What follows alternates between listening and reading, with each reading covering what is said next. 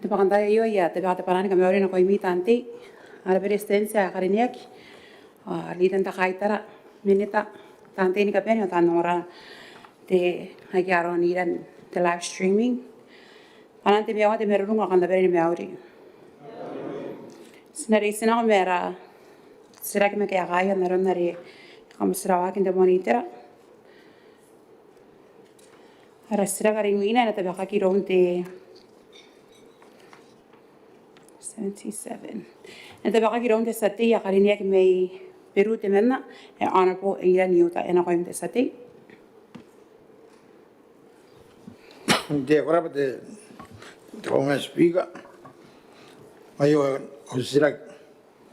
E kona te tau te akani ka matata pa tira roa ngkai te papaire bugiat sarirei naro ake kapakai poia. E ka ngaro yang kana ana mga rei siriga i rei te yawa. Korapa te sati na kaya kakam sira kayo ron te minita ibukin te bota kini mapuri ibukin te reirei.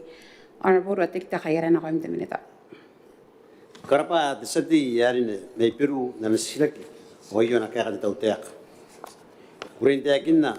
pa yei te pororoi ki te moiu. Merana o bota kini makuri o reirei naro ibukin poka. Ibukin poia tanda irei. Kanuan te pororoi ayo. Poni pero ngakin dine ya tanda irei. Ake na pakapai, tinanun anak poka tau tek. Ibu ini karakian te teriri yang tin service scholarship scheme.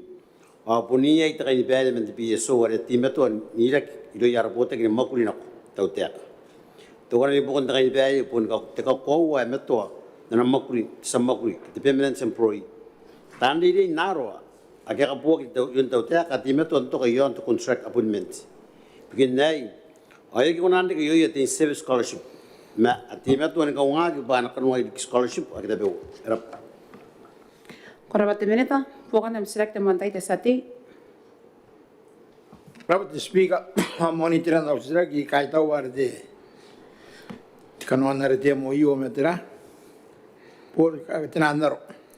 Kusi au sirak pata ye te tangta wa ngwari mga pitak kanuan de mo io. Ai ko kinagi kan de Cambridge etera. En kana ko na kamata ta te minita trapo kina. Ya kinagian. Korapa te sati te minita.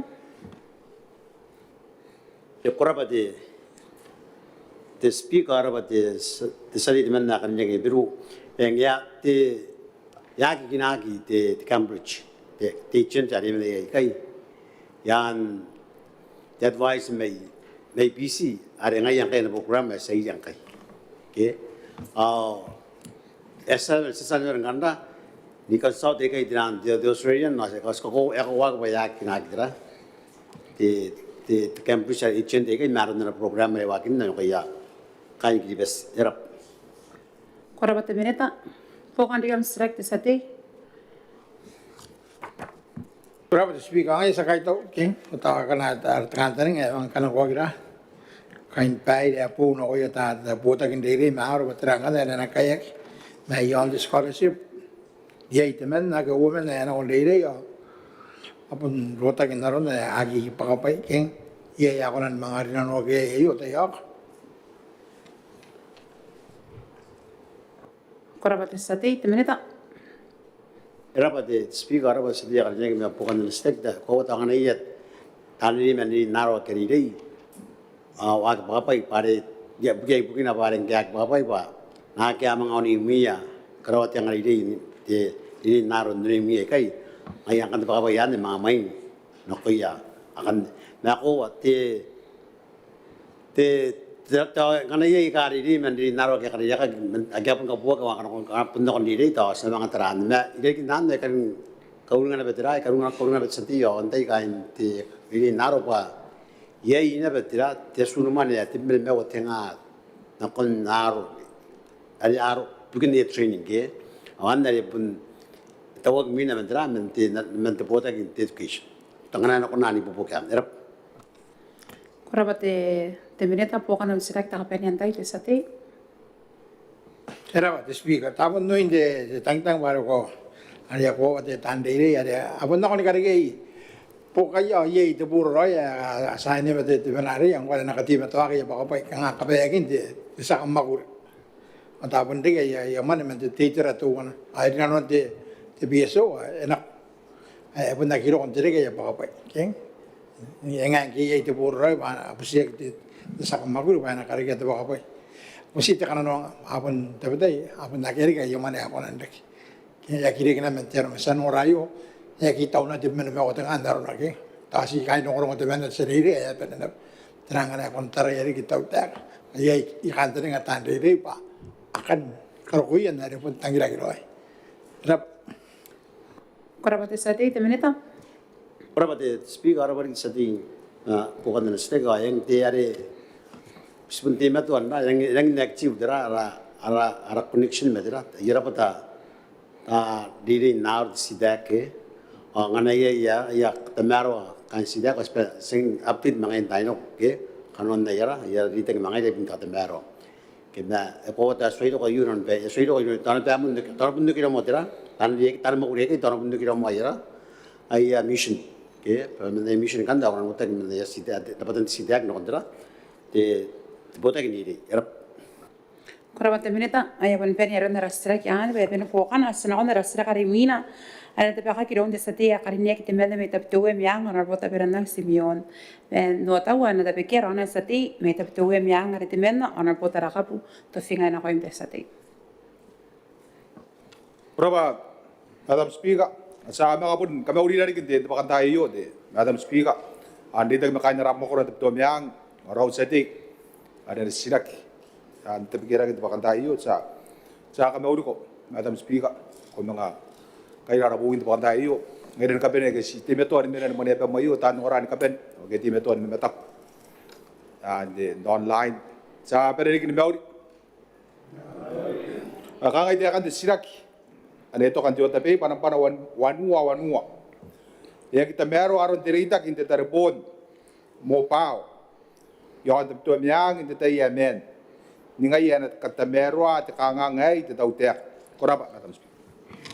Korabate sate na kaya kakam sila kayo rom te menita ipukin te pota kini makuri bukin dongorong itu mela mana tiada buat Alexander tiap pun aku imte menita. Kalau Madam Deputy Speaker, yo kaya kan sa ana srek sa tiar metip tu miang ari ite pikiran sati akarnya. Ya mo na ukaka na takarau tiak. Nakon ya kan tu miang ngkai eswai roko Dangarona di terbun, yon tu miang, ya kaya dia nabe na, au karabaraba na ya toto na kindan. Na ikukuri, dia kinda pa makurin kat mearua, nakon di terbun yon tu miang, pun tuwana na ipokon makuri ni kat mearua, na timetua, au bota kini makuri, ni mon paya, inanon tiri kayu. Yasa, tahu buponga, tumakurin ni kami terbaik, ni kata tertera, ibukin Teabo ari enak cek yai, tahu temuan tahu ari na kacek yusro, enasa kami niak on kena foundation, nukan Mei. Inasin kami nukan Mei dari kayu, rapatan tahu tahu buponga, katena inan surai dari kita ayo, korban sebaik. Korban temeneta bukan dalam selek teman tay te sate. Berapa Madam Speaker yang dapat deh? Temeneta kariria kita ronda na kaya kasi ng kukuray nung wala na mo na payak dari kayu, wala na wak, wala na sana pinanun Mei. Katuruan na ana, curai, tapatan, di tahu. Di sirak bukan di sirak, kangay pun di karieri awari ayay pa ina yakam no ko di kin na no. Ina irawa, kami na yakam ito bayari ina irawa roy di tahu. Nakatiya kaya na tahu, bukin to paan ta kangangay, tapanin ni yon to miyang kurap. Korabate sate temeneta. Ora ira mo bukan srek sa dai ako ati silang sekarang dia kan kayak kau tak kerja dia asan kami noko, pakai kayak sedai, ina jadi bari tau tia kayu sekali ngkai ra tinano operators pun de segi nakampan tau tia ke pari kapuna ko kera kampan ke asari yang koi ayara ngai kan de esa ana terande yete tera harun ari kita minta orang yang sedai orang ayari ngai punya itu sini tahu de bo sedai masna sesen karawun neru me to orang kai pasapun nangania tinan timeline kai ya sapun timeline para sati erang rona tete ngai sapun ai sini naruna ya kaya kana ko ron to ko to waru nakate itu yang sedai ni sungai te ya sedai paring ke mon ko kadang terpun ai de sente seriangan ke ini jano kan kali no aura are ye tapel tak de yon ki besin kapel ye dai ro de besin kai ke ara ka teringa pa kana ina ri ino ko nari ka teringa ko de myang kana nura ke aru na ka ke ye de bizaki ke ye to konan an kawan kapel kana ke an ari bunyi terapora are ngai si skata bia pa ina ka ngai se ben ka teringa kapel aber ki besin kapel nanti besin tu saya ngasen nangarak ke hari asen ni pernah nonton deh jangan mau cari irion dari ya pun kan nonton dan ke atau ya wanu punya ya ruang punya ke angkat ni arakan tadi apa kan asa semangat tu konten fis semangat teman-teman yang ini narun ada kan semangat kan kau jangan tahu kan kerja ke bayangan dari mana konen increase terkawal sedai nanti ya nanti jadi na ani nak cek sedai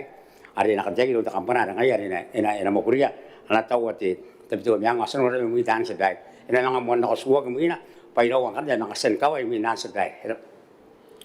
Korabata minita bukan am select akawatai di sati. Apa Madam Speaker ko eraba de minita narunara kabarabara ito wayara ng metata tirati takangan di kare men dimuin na yo ye mani de timeline na asan kavini na ya tan karawati makuri to karawakin di kare kayo atau di temuan tahu ana sen surai atau ngai ta tahu ana sen ta kauan tahu ada pun tabarin na beta kare kayo wai maka suwakin kan to ada maka di ta temuan tahu ke min de ta kauan tahu to pun ngai bukin dari ta kauan tahu tayak Korabata sati minita. Sebenarnya terus kita di year ini meja surai ke nah gua tahu anak kecil itu yang dari sesan lagi ke dari san kan an sesan langar tete kai ba ini dari sesan tiri kayu sebai an dari sai kan tiri kayu an sesan kabinnya nak konti kampana ayu sebai asbul kalau dia kan sebai pan lukoran kan kaya agar kampana ada ngai ibu tadi ada kayu kan ini itu biasa depend di orang kai jadi sini agak rapor nomor ada kau ada nakulan kerja baik kai sebai pare agar kampana naga kan pun strength pan pun ke anak konan kalau ada kayak gitu, harus kasih yang depend yo anak ini kayak setara sudah mati, harap pun lagi mau. Setelah itu nak yang kita kayak sudah. Ayah senapun kalau dia pare main dokor aja itu boleh ki, pare ayah senak yang kan nang feeling the camp kan itu macam, ya nak main ora, senak yang katiin yang ayo nak itu tak dia, itu teman-teman yang kita sudah ini, terapun senak pura pun kan itu. Asyik di tahu era nanti ini atau terlar mi panah dari sedai, mak ada tu ya sedai yang kan itu yang kayu itu, kan ini yang karakaki kan tak kabar saya selama karai itu sedai, awan semua kerja sisi gaya, asal baik ini kan selama mau nak cari apa, enak kan tu mak ada yang kiri sedai, hari narana project tahu dia hari sabun tu di situ sedai, sebenarnya ini sebenarnya the divider in the digital divider then reduced in the one day nak pangkas suami anak kos lain kalau answer dan ayari enak ramai kita asal pun on top of this na ara buat lagi mau kurier setelah dia guys baik asal nanti dia kena senak lain kakai tidak stok ba sudah pun kena nak yang tibent yon dapat dari sini sebaik hirap Korabata minita. Ayah pun rawa kina nanti sati me itap tuh yang senang kon darasira karimina arena tapi aku kira untuk sati me tarawat tina yata kona kakorona supplementary ayah yang ante tadi tentang kaitara honor vote sesi lembon kakoron te supplementary bukan desira kian nak kau ente sati Korabata speaker kanaro na pena ang roy lonte minita pare ay na petuwana ana bubusi ya web memesi sekitokin tepi-tepikian tayo ka anak makanaro na benang roy kay bunrora na beteptuwen nara karinan tira sana nikarawa kina pe bukin kaina no ne meme punire kere kina pe me ita yo ana ya kita sabai ro mina Korapa te sate, ya kaware pon si ana sisrat te we miang me kana ko upre te sate te minita na kaim. Sabari to un dik na kan on te lo chai sabari mai dai pun di dem sadio Korapa te minita sina kon ganera sira kare mina hare te paka ki ron te sate me tara te negeta te menna on report rieta menikiak no ta wana ena te bekia te litan ta kaita on report se si lempo na kaim te sate. Korapa te speak away te kan na strike te sate me tara te na yeta ikonan buset tau teka pena karikiana te ni karawan kame te paia aron de ken teran mem bukin me ya te interei eta porio ke IHC de tai yo anoria pa tau ke ek ateraron kai na non dikiteran ni ya te interei metan makuri ngkai ori ki no kontai e kana roko ateran e popo ki na koi korapa te speak. Korapa te sate ena ke hagam sira ka yero te minita te pota ki ni makuri ibu kinterei ar por wate ki ta khayara ena kaim. Speak akorine Ukraine ko ngot sate yarine at mane pay pai to royo bota ki makuri ni kare ke pay marapat ne makuri akiyere ba kawiya yon kamete pai yon tiran neron na nona ki sirak korap. Korapa te minita ko kan te sira ki te sate. Korapa te speak ai korapa te minita nana kega te itokba te alariri ya te taporio ngkai anaran dari kaskak mente meisinan kun terei ana compound terei yo apun panai na pengara para pa bikin ko ya kanga na pere e wosete sete no me ye bikin ya pam ere esen karawak angkan si te kan te sirak ba ye na nun bein te tau teka atau te pota kin dei me pota ke nga to rikere kina pe ye te mise tenan tata kita nan rong yon kaina non teran eroiri ri tan tori ri kita nan boarding schools naron te tapodio naron be ekonani popo ke te minita te Korapa te sate te minita. Korapate te biti speaker era pat sati ya kan me pokan na sirakin ya kan drawi tayeng te aran kai yer kon be sa san li te ka kan trapat at mise at te norki ana mak sa ko mak ni mangai atau ang kai yer ko yo atau yer pat sirak sa seminar be sa makuri ayo ko man namu medra te save patera pe ka kai na no ko tera mai sira aron te ka peneman na be ma esukron be medra Rabatari ye ana capacity on the Europe. Korapa te minita ko kan nam sira ki te sate. Korapa te speaker rengkai te dai ka ngayaran ni pun dokumen te mani pa e mon nan rawata kain te ana taporio treire ye entero ka mon nan te be yang pe na pun tau ayaran ke ore sa pun sa ki teran ne ana ko men yo compound me sinan atau imain dari itu era pati te minita pare ta ana poka te treire in kaina no nei atau imain nanyo to ini pe nanga parengai to te tongana ne peti to tiangan kariken teran pun takaro takanaro na pa ko na bentere to imain dari an ko nan ke pokai pare ko na bentaraki to poka nan te ibukin ne pe te to te tagiran ni tangke kanaro na pe ne ye ibukin dikirakin maisia ya botan non Korapa te sate te minita. Rabate biti speaker rabat sati me bukan stageng atau satrana be antang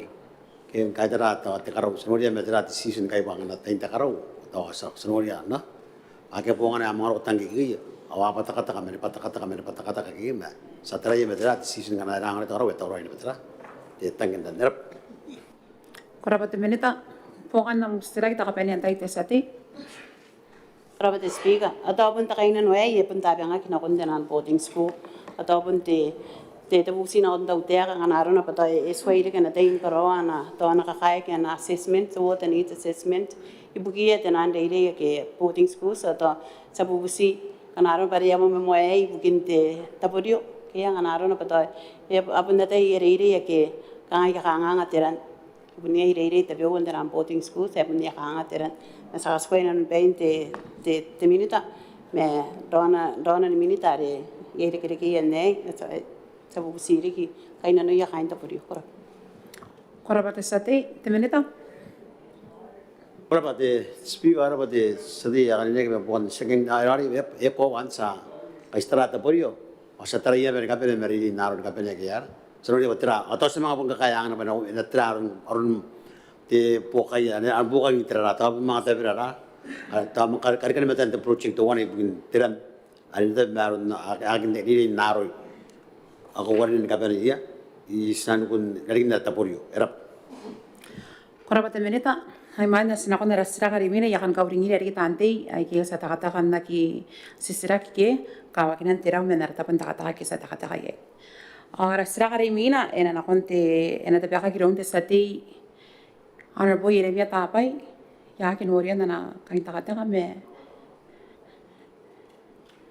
Ay sana ko na rasira karimina potse siri lempo nena kain sa ti. Korabate te speaker way te akan na sisirak te sati na bubusiat tau te aka paya pakayang kai karikian te ampuransi tari ari na kunan na nai orak mirawayita atau apendi ki kiribes aki akan mesaut terawa te taya way ako korabate speaker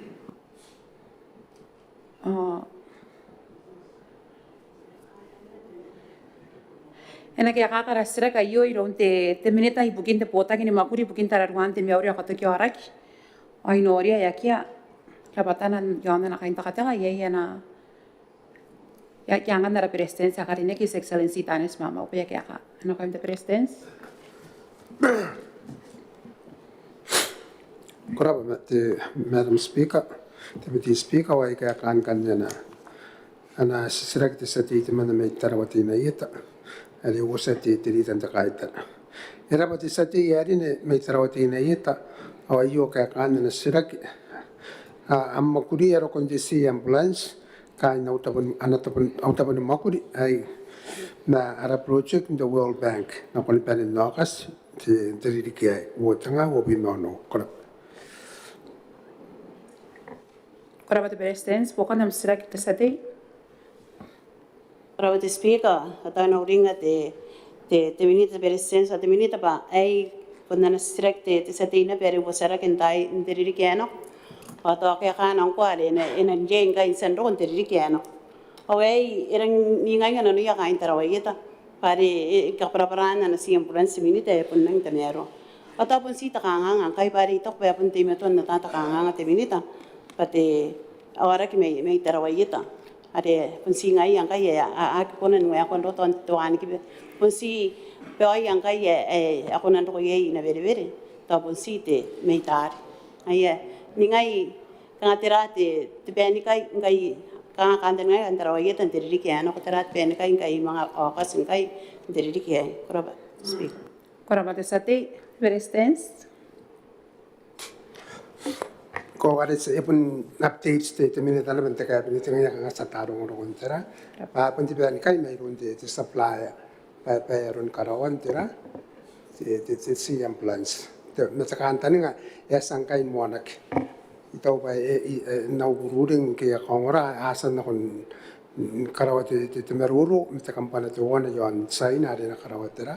te construction na yon kawai na makuni te delay yon kawai na mandana itera tera te supply te tapon karapos ari na kaplat te kai bukai na ngata kantani nga ngayari mga delay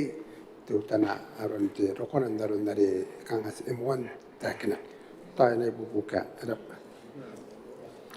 korabate presidency ako rin te sati buka di kami sirak korabate speaker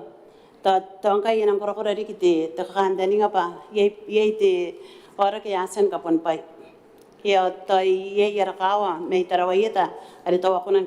katapanin nako na bere me yay te ora kiti men ari esen kin takanganga ari yaguta kin derberapi kabeyak nga te ibeni merak ay yakapon pay ataw yang kero na pato te esen ko temperance atau ina waya ko ri kin te ko kanan ko iya ina bere ay tayo punto bubusi pare takarigira kya ande ranga kawa ki bukia kain tarawayeta dik kain tarawayeta pare singa ye an ngkai kanga si ya kapidino kon detaye ata te takantani ngapa no ka seriana ro ye ena krowa ke kan ngai takantani ngaroi pena ro yon tarawaton bukia kain tarawayeta ay si ambulance rap Korabata sati, Presidents. Ako kang sa kita kanta ni ngapa ena kapuan pa ibukin dimuin tera te ambulance tapi saya pun ko nanti kipai narun ya pun tatani ya jaban dia naria pun cakap kita kayak pu ata ko ena ko nani bubu kena ko nani me ide mo na kang kanta ni nga ena ro ko man kang ani narun nukan kera pani jadi dikiai kang narun te cakap tahu ada sasan mangkareke karena ena bubu kan ada Korabata Presidents, pokan desra kita kapenian tay sa ti. Rapat speaker tayo pun banaya kain tarawayeten kawatawari kaya pusin akong titawtiyak. Simukin po kaya yorak kaya takbari pun sente tapi kaki kay ironte seti atau pun iroi seti mete tapi enang anang kay nanoya. Sapun tebubusin akong titawtiyak kanaro na pa. Karit to ti ambulance bukia ape karawat makanya pun kunamuan kawayakuan mon paya kay nanon tarawayeta tebubusi korap. Korabata sati, Presidents. Berawat pokan sira ka ko kanet yora ka pun mon pa rum tau ta kanga ane rang kakao mari sira te taon mamananga ke a konan tau ro inte tai ai narun respon tai te sai ante bus kita wa akan je ka a konan da ni bubu kena ko na te serang karau ta kana te bukin jowana te kaponi pa ya kan tara wa yeta ibukin te pa na sana kata yang kana ngayan sana ka di geranga ya kaya ke tu ando ko te si ambulance ada pun nak ke te si ambulance mai main na terang kana ska ka di geranga ai kana kona ni bubuk ada pun angana na pun mai ru ya kan tara wa yeta ke kanga ke tu kai angana ye chora ke rang ka kai are ve kai na ben ka kai wa wa ke te pos pare pun na ngan ta ben jo norak nda kai tara ite kapane man na kan eta tane ite baye nasi te baye ka ok bana yenu kudia ke chora bana na kon te ina veri bukin dana bukan sakara uta kana kon bai ka kona sandik yan meren tera tenan pan mamana na ka ngai ka tara wa yeta anna pusia pun kampona bari pun ibu buk ke kana ye te chora ke ranga kai kamara ve kai ne ka posan ni kiria ya itarawate ina na kon nare kam na tatani ngana ba te pan mamana me itarawate ina no erang ngaroi me itarawai tari kama kaya na ba kama ni kiria na ba ya in so nara ki bikin to ina bubu ke halna te banan karauta kana ye pe ka sandi ke ka sakena kantani ka tauta ka ba na ki Korabata Presidents, ya bon pene pokan te sira ki ane. Sena kona rasira ka reimina, ane tabaka ki ronde sa te me tapitowe miang te menna. Ana po taberandang Simeone, ane tabaka ki na pe rondo anan sa te me tapitowe miang, ana po tarakap to finga ena ko imte sa te. Raba speaker karinek o yo te kan de sirak nampan awan warwai wa yo ana rata be pan de tayo. Ana karikea kindinga i tauran muenga sora lights i tapitowe miang. Korap Korabata sati, ena ki akakam sira ka yo ironte minita ipukin te pota ki ni makuri karikira ki akate me tuan kora honor pote ke wataras ena ko imte minita. Koraba Madam Speaker, ya yung kanya kaya kana kon desirak. The Speaker ko rin ikarapa de men de seti yerin me itapito wemyang bugin te pekan na sirak ayo. Kaya ka na sirak de seti yerin ay toy ko na ni kamato agiro detay ay kareken span tapito wemyang yon taurai ka meo men korokorantai ibugin mo yan. Koraba Madam Deputy Speaker. Korabata minita sati bukan dam sirak. raba na kaya ka de de binita karinek de Madam Speaker. Ako de kan busia de minita to na kon dingay no ko rin de roi de kaya ka to ay meto to lukan diri ki to raperin diri ka no ran na kanira kan de kaya ka ngayon na rin spami to andi tempa ke November ka kin na to diri ka rin wo ta ka wo may suwa ka kin ya busia de binita erap. Korabata sati te minita. Koraba Madam Deputy Speaker apa gitu. Jadi ako nari ka para prana pa no kon kaya kan sirak kaya kagina kaya yang ko skanda nga ayo ba ena sara kagina kaya yan ang ini po kina no kon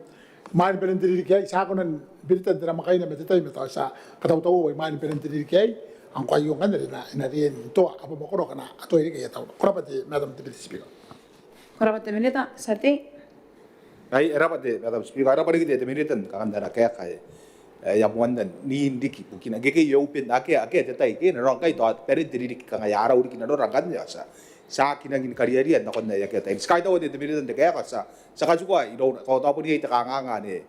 ya yang tara makaya na tabon maguri si meta ta ye so ta ye asa saka juga iro asa saka ngai to kami di makam maguri age bukan sila kira Kurapati te sati te minita. Sana ko na rasira karimina. Ay pun tawag na nun te sati may taptuwe miyang. Arasira karimina na tabiaka kiroon te sati may tarawate inayeta te menna. Ano po terieta menikia kaya na tabiaka kiroon te ano po se siria le ambone na ko te sati. Kurapati Speaker ay tiyakan na nasirak sati. Ikunan busiya tau tiyaka. Penang punora di ay ni raki ora kiro ya kia teka. Riki ora kia kia nakarawat kuro na kaya nako. Isinan ko ni kilibes naroon India. Kurapati sati na kaya kakam sira kayo iroon te minita ibukin te bota kini mapuri bukin tararuan te miawri ako to kiarak. Honorable Posinawan. Kuna yang ani ko te presidensi karine His Excellency Tanis Mama ena ko te presidensi. Erapate sati yari ne awayo kakana na sirak emakuriak bebai di yon mamananga ya tani di yaurak ngkainis me bebai di akiasa niwen yon aron kamananga ki yaurak atani di yaurak get your overseas referral policy. Kurapati presidensi. Bukan am sirak te mantai te sati. Kurapati Speaker erapate te milita te presidensi te kaya ko to te bukan te sirak pa. Tera anda kai ni beire ora ki kin ora ki ria ni raki te ria ni ya ki teka ai ngai ka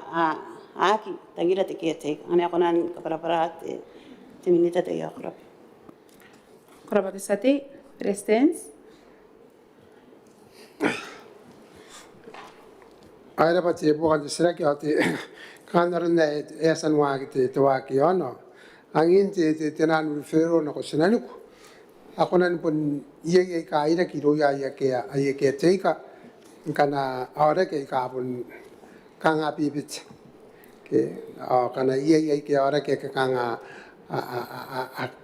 arang more complicated ke ako na kin iye kanga iye apun ida ki roya nes ke pun iron taweta pun ki to kita na ka mang ok ya ya kan kanga te kapara kena ke pa kanga pun ako na ni ke teka sa ke pun aya matarak ni bubuk nangin tetai apun kanga pun men jon nara ke arana ki no sinalo ya na bukin ai ka apun dia Kurapati presidensi sati. Bukan am sirak takawatai. Kurapati Speaker ito ba ta ya ki reke te para pante kan ria ki iraki ito ba to te punta kanga ngkai ba ya ora ke kana ko ke ya ki teka ora ke ka ya na kurukuru at ba ita kanga ngapang kiasan kurukuru awa ke tararuaya atau ane te kanga ngkai ngai ya mo te sirak ai pa ake tararuaya wa ai pokona na kamakuri minto kurukuru te teraroi yan te kain peire e bare ai to teraroi te pinte ki teka arena ria ini ra norak atau kan e pun koran na kono ti ora kin kan mana mai kai kan e ro ki ya wa ke na pai nora ke wan kan ta kanga ya kai na nona ki teka kan e kono ni popo ke te akra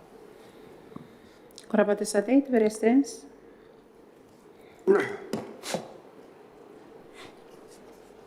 era bukan sira kinaro na ita kin nakangati kaya taking policy kang puniyan di ki kan nakana area itu referral kan ya pun nakon kan kangati taparin tapetai aya kete ka ako na naman naki ameta ya ko na pai ako na naman naki atai nungot tenan ta ni matang kitanan kaya ako na kan ni bubu kines ke pun taw kita ni kaya ri Mexican no ka kan iya nako kaya nara anak kete ka toan pun ma ta kabar te wan ma ken na rata te ye yore ke ka na ko ke wa ke ayera aya ke chika to pun non special cases me si kanga ke ata ke na ana pun ni ai te tera ana ke chika na ye kanga tra ke ndi ke overseas a ka ko me te ke chiking ke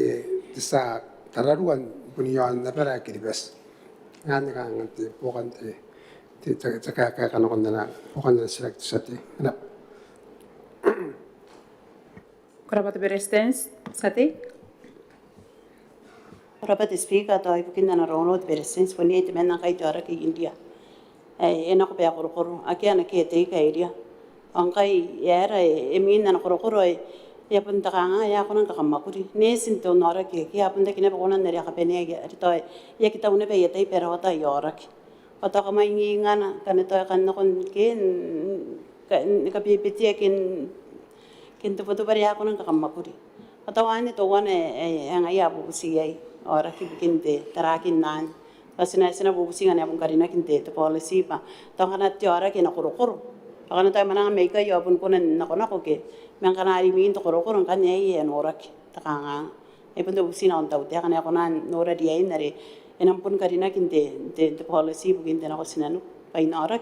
pa kana ko na koro ana dia ni ai ana idu. Pa ani ta kaina no kan ni mina. Ai to ko ba yang ta sina bubusi ya Beretitenti ye te mena kai ye ngana ko nani insi tarakin kanne na kon patang sa kade ngana ya pun seba tangai dai pun seba ira pun ngana pun min na bena koro ana ro na pata ko na tarak pata sa kaspai non 20 te tau te kan oran dia into terana pere na dia ko yang kan kana ro pata ne tin men dikin sukun recover na te ye na ipopo ke prapa Kurapat sati Beretitenti. era parun te kanga te takin te pa pundik ha te tangiran te ke taking na ro nei ta ku ko na ke te kamana nga ke o ke te kantani pa na koro ta na pusi pa na rak na ro na ko na dek anga ta ake ya na ke te ma kana ta mga pita ki te pa ri pa to koro kamaria kita pa nin roi pa te mes skora ka ka roi ro na an mga bunda kada ke ta inda dan karauta kana ko yana ana korak kana utu te patient ai ka ke ta kan tani ba na ena katuka ke singa ye jorak asa ta ya pa kana na rinanu to korokor ena pun ye ana ke te mate tirana ba ri to nara kanga sakanga e kami mi kana ka karawai me ta pun ye bukina ka ai andalo na rita ko na pun si ena ko ba na korokor ta ko ay mga pitag tibetay ay mga tukurukul tawan na kanil ya konon karik ito ka mayroon pa sa taray na kung tayo ka na rok katamaruan di kayo mayroon parang di pupuk naroon na nita bagak Kurapat Beretitenti. Sila na kon narasira karimina kaya pun pen pokan narasira kya narasira karimina na tabaka kironte sati ya karinek te mena me ya peyang ya ana po Petro atani pora ena ko emte sati. Rapat Madam Speaker, I was second to the paper and I'm going now. You can see him at Rairana at the Carinani, no contaminata, a Cariniac in the Pota can daily. I had a swimming paga, man in the Yonupai. No con the yaus and the yacht.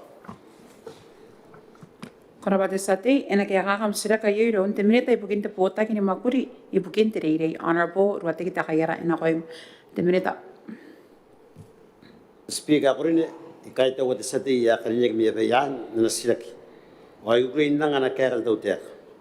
e pun soiro ko manen jono pai na kon na yau stan iri bugin tri ki yo wata nga won no non pai te bota kin bugin iri na nga nan ai bugin manen no pai tri ki wata nga won vewa awa kimi maina atarwa kon peronga ki men te bota nga makuli kun kati awa pe no akrap Kurapat minita pokan nam sirak te muantai te sati. Rapat Madam Speaker, rapat the minute and Nanaka Montangiroi, Rapa, and Naka Tautea, Ikotai, Tapon the Yogan want to get on me. Yaketa, Kerapatanti Minita, and paying a yes, Scatian, was sent on the Minita Yo. Ya ta pues parai te karawakin pain ka na kondi minita to buta kin dini de me to. Ya ma pun meroro be minita de MC. Para tru ngayen nongora kin akan di to ira ba ana no kan ke iron de ka kana te buta kin dini de yo mo. Ira pa yo pera kan siya bari akia kan de ka kan de ba me ka kana iron de. De minita de MC. Rap Korabate sa tay, temerita. Korabate speaker ko sa tiya kalinek mo yang bukan na sila kyo. Yang arti station diri ano ko sa sanay ke na tarong akin na minin kapan na kinti yung demsiya masang sanay ngkai sa certain ko si pa sanay basang tepek ni kapag minardan demowi. Mataba yari kita atak para tuta na bikin na yo business na eri business na uwa tanga uwa na pun diyan nakya business na uwa tanga uwa mina mewan diri kaya ko pa yei ti supplementary pachit ngore kroki ibukan nan ne yei bukan na business ne ay kaya yakan na kay mataka po na bay yari kaya yari business kay ari mi ndok submission nan on na kay non na kon na timeline dra temsiya inta yari bikin the supplementary budget ngayari akwarin ye on to kin dumin na yara submission ask ko na ko kanne by translation ka ang kanne station ka po kitang sing mga tibin na nay andara writer at temmo yarap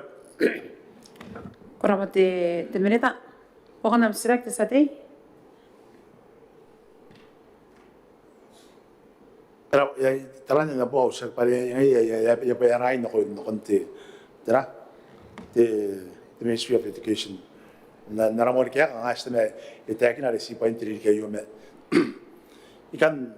musi niya kan demenita pare ko ita ko ba kung ako pulipen doko min tinani marin begin te tono pai te tayari yo. Ta ko kanya kanya sa kanya itakin na tayo kibepen doko te tayari yo. O asu ano pa ang atiyan sila ngayari. Sekali orang betul betul itu, ina Quran pa kan kon ningai kan nanya, pabuka iya tu orang paling kan ngkai kan kon tisya kan ada kiukila, na kon nara bakuro ana ngau kidira na berna, suangira. Korabate sa tay, temerita. korabate te sabaya korabate sedia kalinek na bukan na sila ko eng te angkai estaben na meroa kinarun na yo gay begini kanga mana nak kinai yo ito ko bata asan meroro kanga tanda pa ko binay tanda pa ko hindi tira kanga ya pa itra mana nak kinai kayo ito ko basta tayo ito pa kayo sa songra batra minira ya kiti kay minay meroro ito batra kay mina tarakan tani nga pasipun nang biyakin ang kangan busyayo pa yung iseg transis na kay di ko takin ba mah tayan ono pa ikapo agkanon din kayo ang kasi pusilan kape sorry sina ba ngay tayari ka na rana ye manin to mon tiya mayo ke te mon ko tayo erap Korabate menita. Sa tay. Poko na select ka penyan tay. Ay era pa te minita era pa ri kari yo to apun ora kain pa yan di kinaki to iya sila kayo ya ka te pere pa sa usin on tos mo ta ba kan tene nga pa ay ta pinatera te bota kiniri kapeni rai sang kasaron rai mati ta swan ya kapakamal na pengar rikyo ara kanten nga pa na rike mi man nunti tiri kayo ko sina pa dinido ay pen bukan desaki Korabate sa tay. Ay bon pene bukan desira kyan sa nakon rasira karimina aran da biaka ki don sa tay may taptuem yang temerna honorable taberandang Simeon aran da biaka ki don dona sa tay honorable taraka puto finga ena ko sa tay. Pabrik de sabai o yo kan te akan de au sira ka mina rampa ruapui ye dapat de bewan kawain de to miang ayaro ko ye korokoran te kana kinte yaus akona ni ponoa ki an tabo ikai pawangan na kwa ko imuin san de korap ta speak Korabate sa tay na kaya kakam sira kayo iron te presidents His Excellency Tanis Mama wena ko te presidents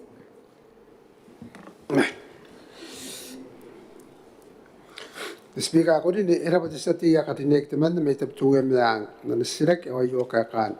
Taw no yo office hindi na no tibu siya ndokon tapaninin turong Ako. Karapat Beretitenti. Sa tay po kan select mantay. Raba Madam Speaker ko ye naron na kanwan de silaki. Ay de Teabo ikaya awakan. Kita ano ikana ko na ni rota kawain te boda namet the main road. Ito na ano ko na ni kainis met yan itira de ano office Beretitenti yan de disaster fund. Kaya ito ko na kawain ang kanap ko na karinaki. Tayo makuron de karo kawain rin nawakinak kay de silaki kay ni siliki meg arang guru pa kay ite kawain na boda namet kana ko na karinak makuriyay apa ikanuan na beterate te karo kawai rin ang waking kay kora pa Madam Speaker. Karapat sa tay te Beretitenti.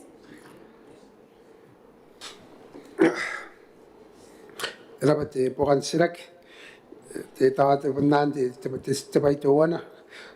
ka tinanwa na te karo kawai pa te karo kawai ri punte project to wana ko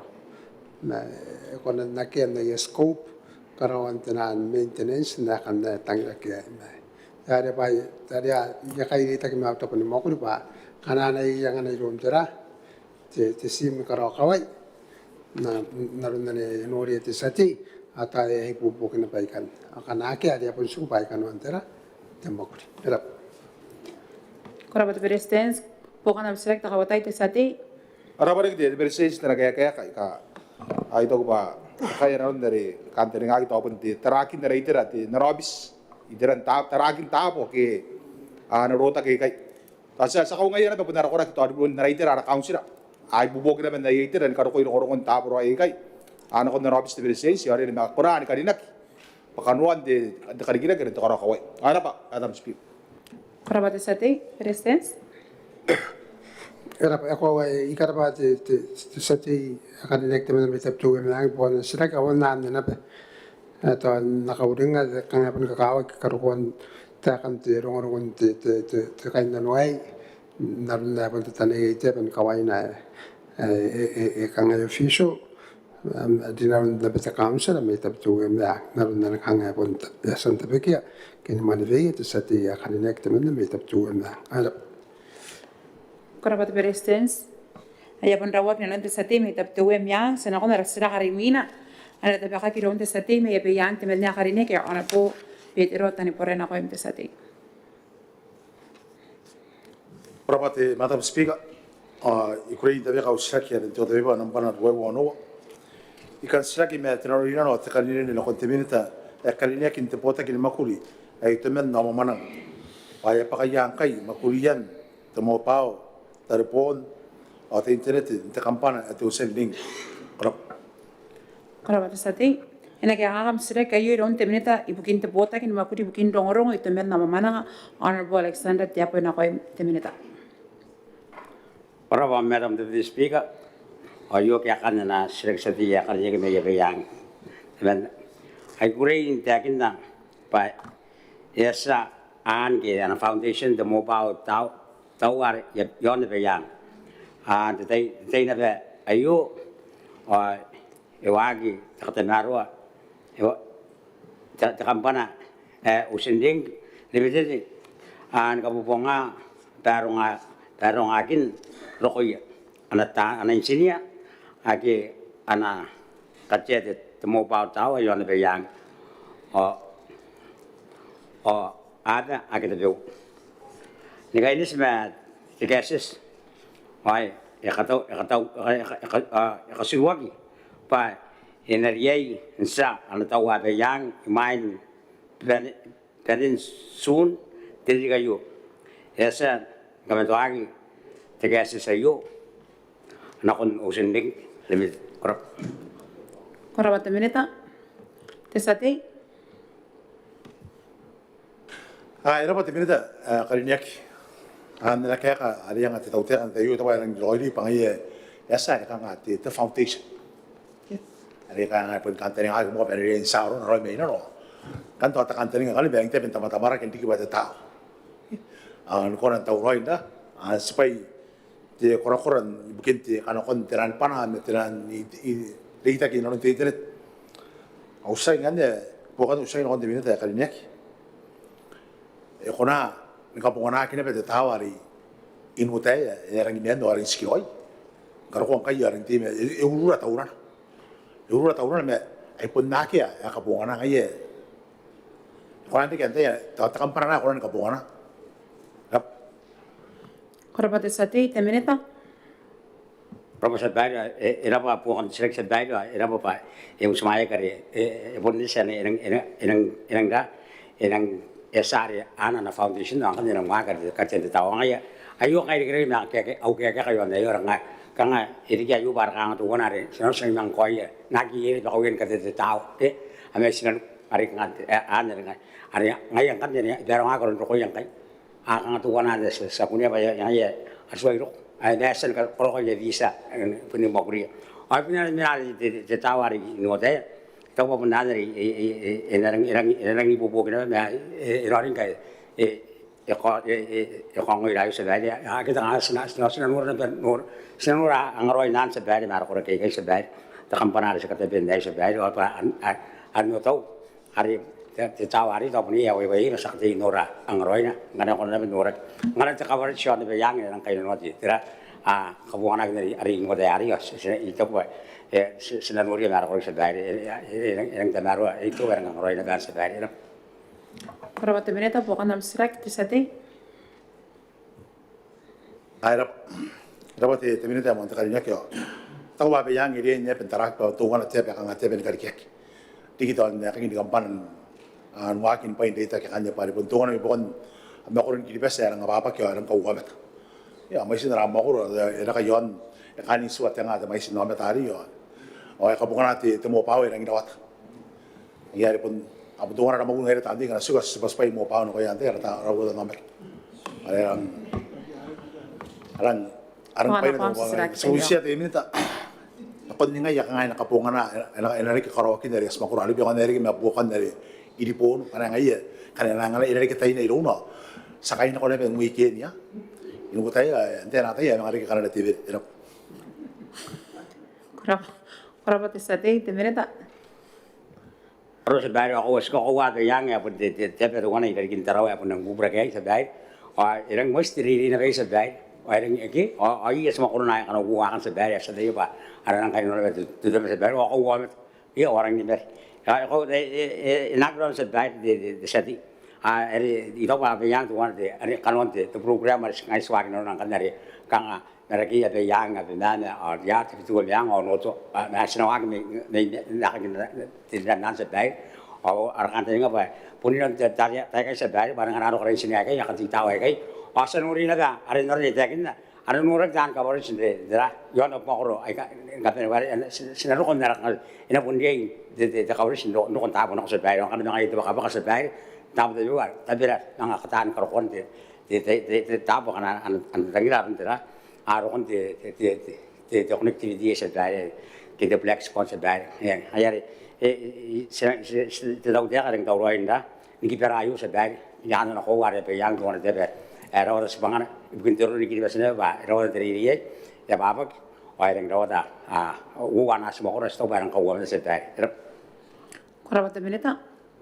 Po kanam select apa ni antai te sati. Korapate tibidi speaker nangalay o kapen antai. Ako karpari kita minita ini kataran iya nanonanda. Ni kaisa kita apa kita a black spot tapi wanta betai Tapos kita pun kawa kita dito na may yak. Tapos pun na USN tapi kagin tayo kano kon. Mayroon din tayo may mainan ni. Ang mayroon dito yung chi de tarpon de dete. Karena kita nak kon dito yung chi ay ko kon kanin de. Kapon kan repon de tarpon. De dete na si ako kanin kapon natin internet. Ayari. Lagi ko ko ron may uyak ya pen kita kon dito wono. Karena may ngayon na mga kita kon dito na. Ano to kon. Ayari. Sa usakan dito tara ki aro maabusi sukura yon tara. Tadi phone ji barang kaya phone ji apa yang meron di nerata bari rap. Korapate sati, te minita. Itu apa de agak bosan berarti kan esa ikan kasuari kare tapi de nanta bukan tapi de arah orang yang mau bos nak kokowa apa teman-teman yang Arab mau orang apa ni tu mau buat orang yang nak yang tu nak tebe Erang moise alun darak na yura ba bupura moise teri ye yo ke es era pa de sila kay ba ito ba ko tinadar ari pun nong tan mo kun da buai sa bai asna ki yagna udara yon tira ko yakin na pere ya ki besera Korabat benita ay pan pen yarod na rasisra kyan kay pen pokana sina ko na rasisra karimina ana tapaka kiron te sati te menya karine mi taptowe miang ana tapaka kiron ronan sati ya ana potara kaputo finga ena ko imte sati Prova Madam Speaker, oyo tekan de sirak na moda beba na para ruapi me wowa. Terarai te kaini pere ke the policy bugin ka makura kia tan makuri ai ka cleaners na tabon makuri na ko te tau te. Korapa Madam Speaker. Korabat sati ena ke agam sira ke yo iron te presidencia karine ke excellency tanes mama ena ko imte presidents Korabat speaker au ai ka kan na sirak te sati te manna kadini ek mai tap tuwe mla te kan paire ke te policy bukin kam makura ya tan makuri ai ka cleaners na la tabon makuri na ko te tau te ka pun si tiaro na arun kare ke ia tan makuri a ke te yara ke te potaki ari e tau ki muia tan makuri era Korabat presidents te sati pokana sirak te mantai Raba Speaker kadine kara pari de presidents nara kaya karun de kamya tata yo ante kadira ke yara de tan bakul di to de cleaners amare vek ante de yo ko indara tabon bakul to wana de nara makuru ate to me angot sabu me ko ko ngande me kanuan ne wakinaki was tabu me de to yi pool of de ameta ya konan kadira ke o rotate ilo wote kanga aira angara ki tira wote tira makai ya contract depend ya mga angara ke temen ro ngai shift kanga rotate yo ai ate ora ke kai ngai yo de Madam Speaker kanga te nakalike de total de kana ko tan makuri ari ki te buan ya yara de kanwa ngai ya benefits te bewa kana ki iri ki patan makuri ka meto sa usi de tarakin de terayo to ari ki pon rai te no state de state sira Korabat sati presidents Raba bukan sirak yang naron dari kamatata karena aki ide ke yanti yara ganya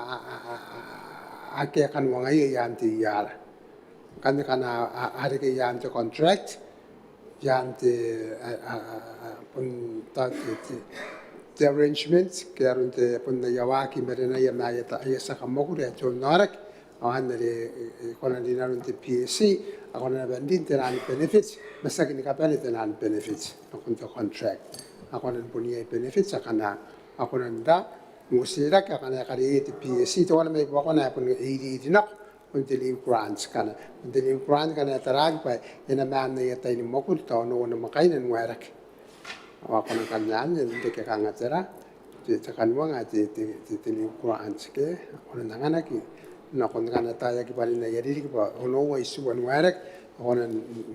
kaya ar kang spas pak na kon makai na kya san mo kuriya ke te prorat na yari po kang po kana sira ki te kana sira kana asan din yan te yara kanya ka tsaka nga parian pun tapin te tawta kana suai ganya pun nakirin yan te na te yara na konan din tapon niya an arrangements jobs te health mangaya yan to contract na apun ko na banin benefits naroon ka na usara on the PSC. Harap tama tataan. Korabat presidents pokana sirak te kawantai te sati Oskarwa de presidents de Madam Speaker naroon de nakaparaparaan de tiraan ako sa tararo yana yari tara de yaran de ya ako kakapon nakiat de to postan kana yaki ko kana yung na to yan kan naroon sky tower de kaya kan naroon na sa si sky tower kin naroon de karikiyakin de tira si pangay kaya ako nani bubo kin naroon tararuan de magureyo ako sa busia de tabor magureyo to kin kainis met de aron ora keri da bikin de tira bayak to pentarakin roy de tira yo kana pun kay narok kay yati meto amakurakia kora kay arang kanina bakanuan de tira de yara de yai de Madam Speaker Korabat sati presidents Pero ba yung askai tau ya na kan tau pun service ay takay sag pun service akan nanwak. digital pun jual nora kya pun tapu nak agak yang tang di sak apa nanti kang tetap kang silang kau asirang kata ini ben kata maroi ya conditions ke kan wong ay tani makul nare si irakin nanun te formality na era pang kaya ya usara ke te sati ale to apun no na bakan jual nora tawa kata yang andin kakaya tera kapasi angan nair tang kai tani makul yon to contract ada yang papa kakan wong ay yon to contract makana ni long term ada yang makul ya kada long term ada tahu pun kada kian teman te clean yon tera ke te cleanas yon nara nora kari I tap north narunte sera kan eta bakak era Korabata Beretitenti haya pon rawak na non te sati me tap tohem yang sena ko na rasira karimina ari na tabiyaki iron te sati me tap tohem yang ana bota rakap to singa na ko te sati Koraba rabari Madam Speaker ako anagi bobo tutan ngorade tau sira kinto pakantay ayo kan dari sira kan ito ka to bubo ano wan dam bota beba ka ngai te kana yei na bakina kin te kanga ngai ro ya kan KBC te kamen aw me ka te wan te ono ayo naron na kino konteran ay tau ade pamuya ki men te taponran ayo ya sara ben ngoron na obis te minute ka rinek ore muya ko i ana korak bugin bakurian tabu siya te minute kaya pa kaya ang kay makurian kay na ayo korap Korabata sati na kaya akam sira kaya yo iron te minita bukin te bota kini makuri kari kira kaya kati me tuan korakora ana bota kaya wataras ena ko te minita Sababai ya kurine karabata sati ya karine ki mete bito miang nana sisaki. Kurine te akinna pai muin dina nuan te kanga ngayo iri yau tan makuri o akarina makuri te kanga nga yon nana pom te kamen pakanuan na ya makuri bukin te didi kayo watenga wopi maono. Korabati Madam Deputy Speaker. Korabata minita sati pokoknya sirak Raba de Madam Speaker di tegak raba di minute ka dinegin na kaya nagin ka kukuray ay kaungaraw na ko iya kain na rakawa ito pa ko ra kain na rakawa iyo kidiki kora kaya rota kinta ka ngayo si sky to di minute na ron na utsumaka o na kumaka na ana kora sa ka sukoy na ron beya ba iya ay tabeya na ron na riasan na ante akin na de iyo rara pa Korabata sati te minita Korabati Deputy Madam Speaker arabar kita sati ako Yesu kino beira yera si makana na kon karawa de survey temon face and na karawa de survey amina kan ako nang kan nugri ka karawa yedi post pe kara kana tangidak aya wa kini bangan de implementation ke karawa na te tamakurian Korabati Madam Deputy Speaker arabar kita sati sabri makapuri ro yona na kon pong metai kana Korabata minita ya pandang rawak na non te sati me tap tuwem yang sena ko na rasira karimina tabaka kiron te sati me tap tuwem yang ya no bota pirandang Simeon ay na pan tabaka kina pe ilong doanan sati ya no po tarakap to singa ena ko te sati Rawa Madam Speaker ibon daw pong tabong ngayo kita ayo kabanya na kita ayo iligi wow ang tenua mina na kanakwati nampana robi me tenua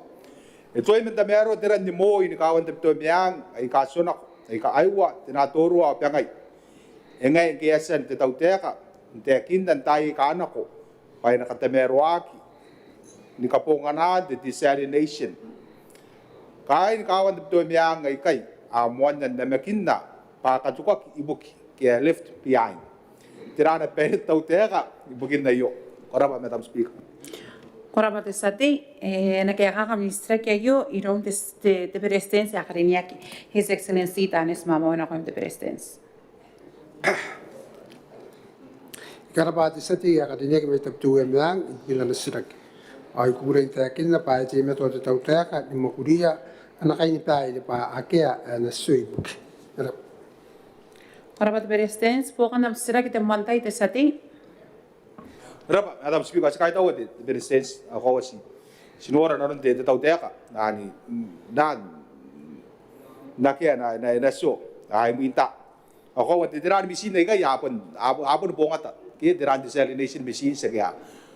amen no ko kaya asan tira patay o kaya nang kamakura ko asita pa ya wala ko to asita fuse sa kiti yo walo ti sa bubusi ba kati tarakin di kiti tirayo kay pud kay na ay yo kyo kiti takangan ti tirat sa katsuko iron de tawtek no abis de Beretitenti pa amo antay makuria na kon nangaroy drop Korabata sati te Beretitenti Ila bon strega wana sa was na gipari ata mo inta usin te ai sa ti man kauringia au obisa te mise sa kain mo kuri mate te meni de mise ibukin pera kin na ba ko teran te pai te meu teran idi na kirang kabine ki kangan kabine ki nanti te kain na noi me ada sa kaya nganan ka pai sia sa karau te na ko ya kain tercu yang ngangin kawana kana ya san mana itu mintak anak kawai kayu tena turu apa ngai sakata ini kekayangan ni kabir makai min jauh saya harap Korabata Presidente, tadi bukan dalam selek takawatai. Naging naitaw de banandara presidensya kanine kay taw pa pun kaya roy na ron kadere ake na so ibuki ana ron na pa pun kipera kina peto amin jaw sindi iyo sinagin kay taw as sinabana pun naron de tenan anoran ta kaina yo e ko ya pun ben utar mesi are ko bokar de utar tenan terara ta pain kasim sim mari met taw mana pun ro roy yo sa konda raw ki roy na be ya sa konan tandang ko na utar de teran de isak ki ya to kita mata Dikira-kira bete, terah, teorak, naurin te botan, na lagi rara bete, ada mesti bete kan, ari kimeri kan kurei bakaya orang ngira gitu orang kita, irap agak bukan di sini gas kaito. Korabata sati Presidente. era mate ana pa este te sati te menda kana mi top tu meanga ko ikan kau ngai nano ya kana wabis kana yo te sakurubuk and jobi na kain te jobis arin pe paru ngai ya ko ana rien ki peri ka ngai ka ta para jau so ana rien tauroi ya plan mobilize ya team na kon ta po seksi tap tu ya pai to pai ringa ye di kita ta apa mo ko ke rien ki pera ki na ya ka ngai ka inisma teran era Korabata Presidente, apan rawa ki nanon te sati mi tap tewe miang, senakon na rasira karimina, ada tabiaka ki ron te sati, te mena karine ki meta pueran, honorable Costa ke kokoria. Enakoim te sati. President Honorable Deputy Madam Speaker, o yung kanya takan na usirak ng panatipuan po yon Toyota paper na kangay takan. Hindi ka pati mo ni pa yon na upang makura tapueran kaya nanon pe ay ate interire ibukin karpuaya na itapon dire ya ko kakia na kono mengaya. Pero siya ti minita kaninya kereta pena paiya na iyango ano tapon makurin kawaya kwa kariken na yo tayo. Korapa Madam Deputy Speaker. Korabata sati. Ena kaya kakam sila kayo ron te minita ibukin te pota kini makuri ibukin te rire honorable wata kita kaya. Enakoim te minita. Speaker ko rin ikai tahu tu seti yari ni mereka buat dan silak dikan semua paya tendiri. Au ayo anak kaya tahu tiak. Kurang tiakin na nakon teman dia ayo pa ya tahu roy kai tawana school truck nuni pa ino potang ni makurin taninga ngaroy takai buke nako tabuaran.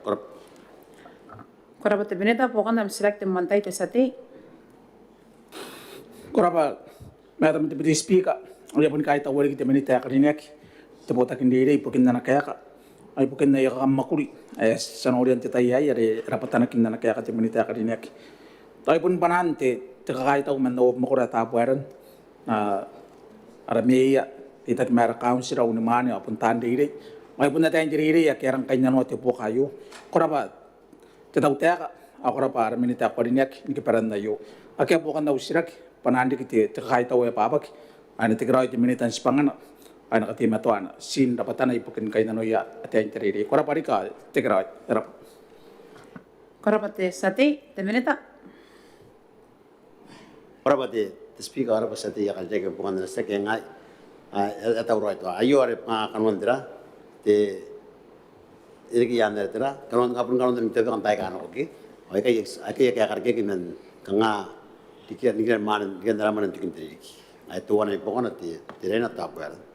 kan na yo narimina supaya kita uat tuan setia kita tuan okay ira ngam ni mina wasna ali fisa mina ada senamang sama to ya moro ngan mga mona tiraun tuan ay begin pa dili transfer ya kan di kuin dakin na pa di na bokona tapueran na are uwas pantapueran pa tuan tirari ane tuan an ngapun tera tepai min teu senti aringan kan tiraun na imina wo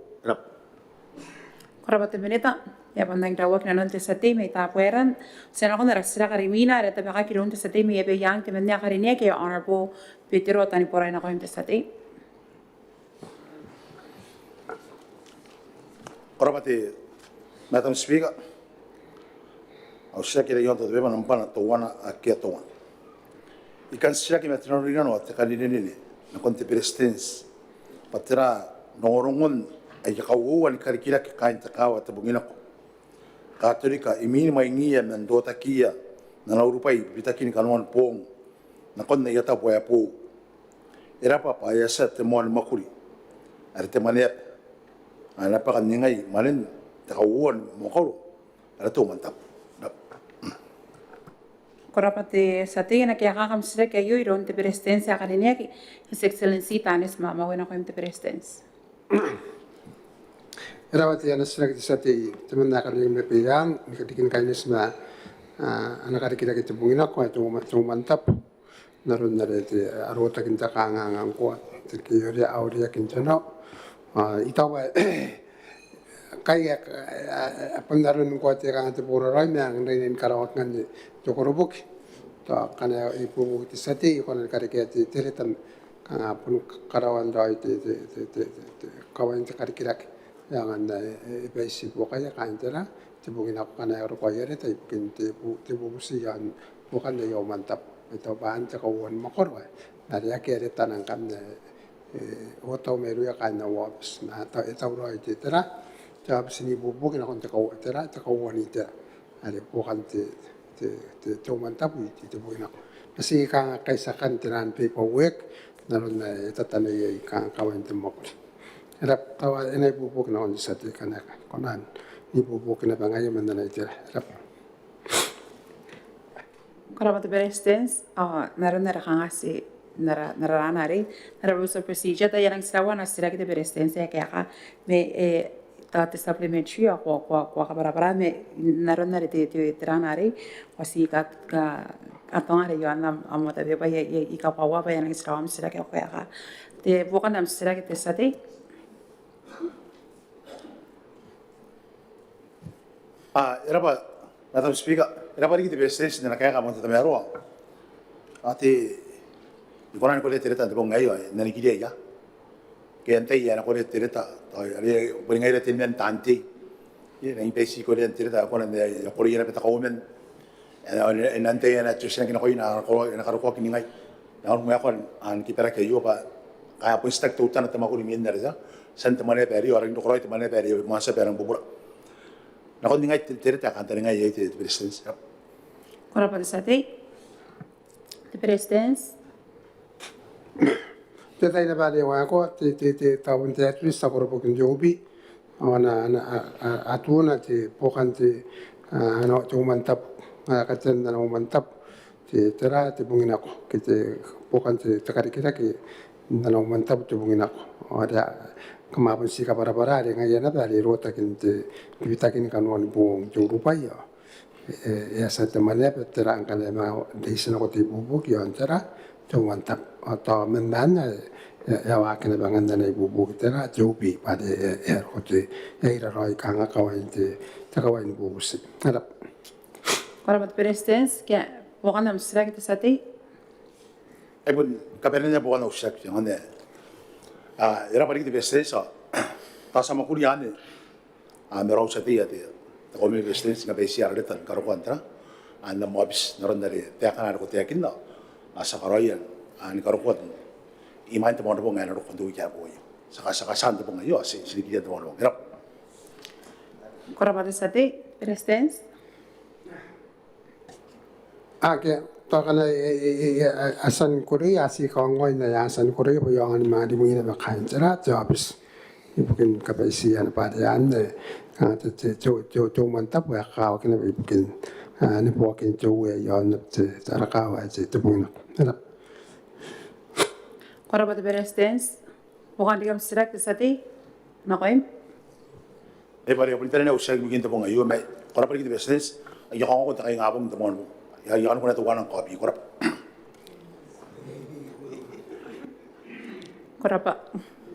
Korapati sati te presidents ya pun nang tawa kina nonte sati me ya pe yang te menna sena ko na sira kare mina re da peka ki ronte sati me tap tuwe miang ana po tapirandang Simeon re na pun tapeka kina pe ron doan sati ya ana po tara kaputo singa ena ko im te sati Orang ini tahu deh, Madam Speaker, kau tahu pun kabarin deh, arah sirak, arah apa kau deh, tapi tu miang deh, nah mungkin deh, tepung mu ayu, ayu kan deh, teh kan deh sirak, nampak ada dua bui metawan, naruh ada pepa. Nak kira arun nanti ngai panan kiri bes deh ayam, naruh nere, tadi ye arah poda namet, berapa, Madam Speaker. Korapate sate ena kia kakam sira kia yoi ron te mineta ipukin te pota kini makuri ipukin rongorongo ito mel nama mana Honorable Alexander Teabo ena koim te mineta. Ora Madam the Speaker, ko wa teknakin de sirake puan ongoran de bodo nomita ani panani kiripes yon the frequency AM 1440 kilo is men turuagi bubura ari karena ndeke nokondana antena ane transmitter ina ngkai sidema to ane kalau dia kan terbayar mai min kasus ma rapata ake ai dikira ma turuagi nokon ana antena di BBA ai kan kametua apa ana enokira aruna panani kiribes yon the frequency AM 1440 kilo is ina surai huwa tanga wo biman wo selbai rap Korapate mineta. Sate pokanam sira te mantai. Berapa, Madam Speaker, kau deh, sekarang itu orang kayak deh, tapi ini tuh ada kita ini apa kayak surai, sama nggak, karena kayak ada di luar kapu, mungkin deh, terus deh, tiang orang angin ya, ada apa ada ini men, nak kita ngatang, sih kau pun baik sih, men betul nana nih. Ini kita nunggu orang deh, panan dera, PPA, ke, kan ada program, kan ada kunan kuayan kawai, apun naron nakan sih, sekarang itu naron nana, kayak yaki, so barang pun, dia nak kuat suku, naron ayu, di sini kan kapun sih deh, kan datai antai yang marin nanti antena po ayu, oke, saya tahu nak kayak kena kamera PPA, kan kayak pun deh kayak, ya ini pun tahu, terap. Korapate sate te mineta.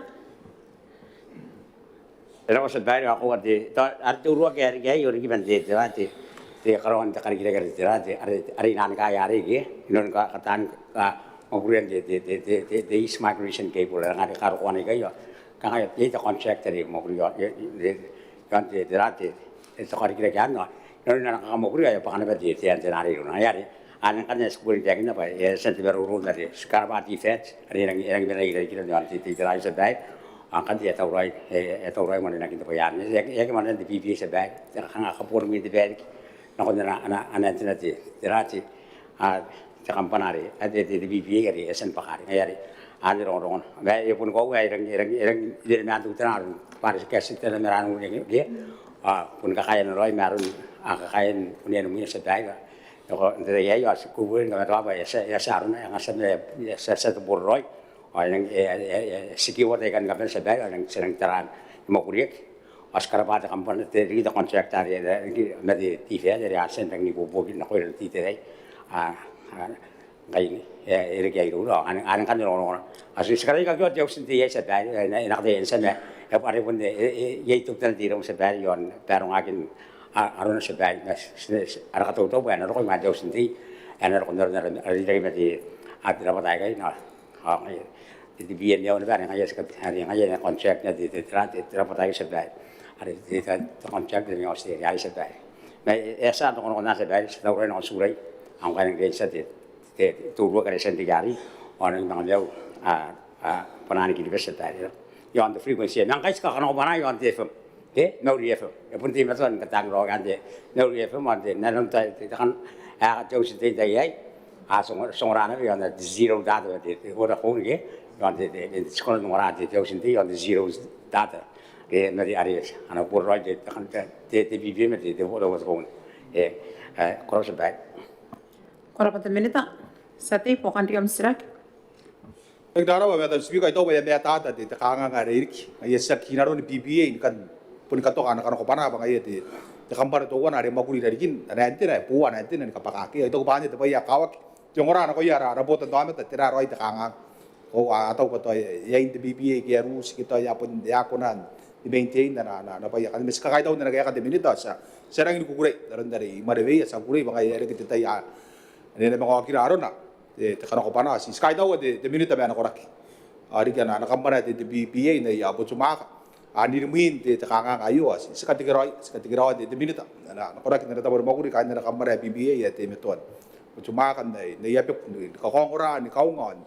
ta ni katima to te ritak yo anda per teran katanwat as sikaitau sikatigiroi na kabena kan na kampana na pot sa kaungaya na kontes pangaya kawag buginte kini beserap kata Korabat sate te minita. Okay? Era ana daruro de sentia kanine ko riga na kung ano no kan bibi sa bayo karabaya nages asen an bilag na ron kasan na sa bay ngayari ta pananan ka kaito gari kiti kan bibi kan to pot enang daw tayo communication na inunuri ang daray no yon kes ito na kan bibi na kan ta kampanari arigin ka bango na ay nang karabari ti fed na rin din ako na ni katin mo ko na yon na sa bay ilang darabayo ako si karudia kaya kayo para kantin nga pa mga operaron merungin sa kung ngayon di BBA wag ya katoy atim na tuan da an kongra ya kan kibis ndaya no yo kongra mo to kongra sa pare no Korabat minita. Era wag na non de sate me tapte we miang. Sana ko na rasta karimina ana tabaka kirom de sate me ni kunaw timel ni akarinia ki honor po tawani meria. Ena ko im de sate.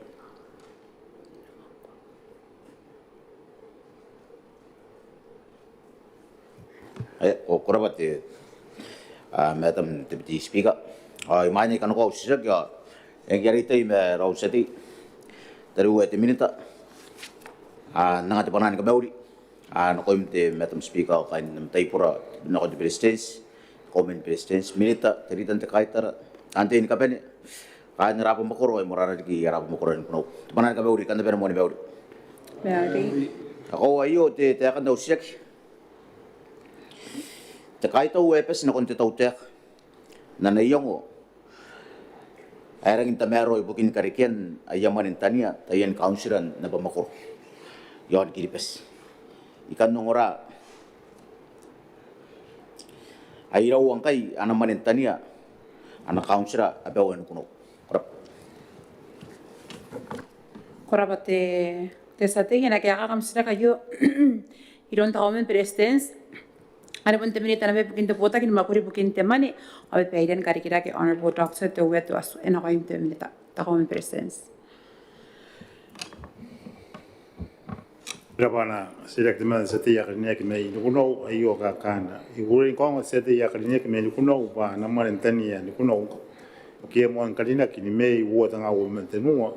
pun ruawi metuwa na tanga wani ubuan met meonua. Tesimade anu buang ni menawa tesemara wan dua wan menawa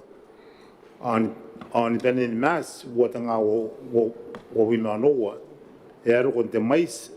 te bupua te nebina wan tanga dua bupua te mai suatara smart tesemara se bina wo ya iteraka abi mai suatanga ai se wan tara the sense is a mesua sense que me metuona te gate bubua te ra mais era Korabat Kauoman sate pokan nam select te mantai. ai karabate te Kauoman president so kon te minute te mane noron te katrian maisin na manin tania arab mo koren kuno are ya pun dong kai te mai se to pun te bua te ni me ruaiwa tenga ai non te na makai na mes wo tenga wo mo ero ba ya abun kan kuno wa bo kan tisek ai pun kona na pangkai ni karawaki te kali mare no kon te marin tani ayu Korabat sate Kauoman presidents. Dapat bukan tisek apa ngakan enang kau ngak de kausen ko pan anu ngana mga kali ni man kita suruh buat dia ya ira ya man tani ayu okay pada ayu pun te man ya kangat nanang da poki non tai kan ro ko wale kali nanon ara yang ada turun baik mai ya sepun kau ngaya na ko te kain te kausen mai kuno kausen ko na mo ko ngi pesi na ko pana anu ngana ki na pun kali ni man tidak ada yang aroi era ne bukan rap Korabat Kauoman sate pokan dikam select. ai karapa kai tawar kite te komen president so ngai pun ngorate ratiraka po ara beia wai pun kain kuno ai mungkin dia ya ai kan ini mana ngana tangi dia kan anda ni kari nari ke yamane na kon yamane tani ayo ngate bukan dikit sek yei lo takin na ana mane tania ni kuno ante pa yari kin chon apa darune tagin te enderante de middle east kan kara kuran ka para Korapa sate takon presidents.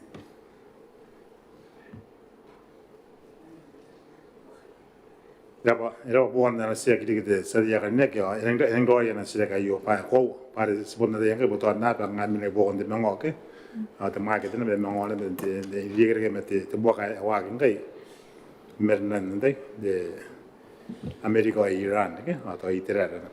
ani ko ta kan mete buka ne pun wa kan ba kai di Ukraine non de Russia ke berotak na epaka de bangkai mai sinte nakata yen roko ba ko aman ngani ko tate na ngai to da na ye esen do de mer to na kana lo rum ima kata ya kana ko di ma kana ka kam sile kare mun era Korapa Kauoman sate. Na buka kita ana kapenya bukan desra kayo sa temi peso temen nakarinig on a Budgetary Friday ana kayo. Kuraba Honorable Deputy Speaker, kahit awari di sa ti akarinig may nukunaw kay kunan mga yakana yote ben na narita na nakukonsider bukan na sila din na busiya di minita akarinig kunan na ben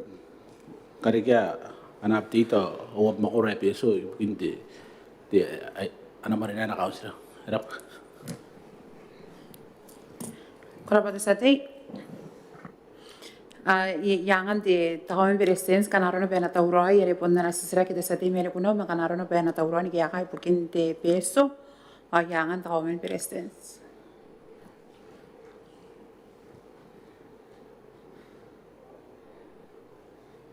Es que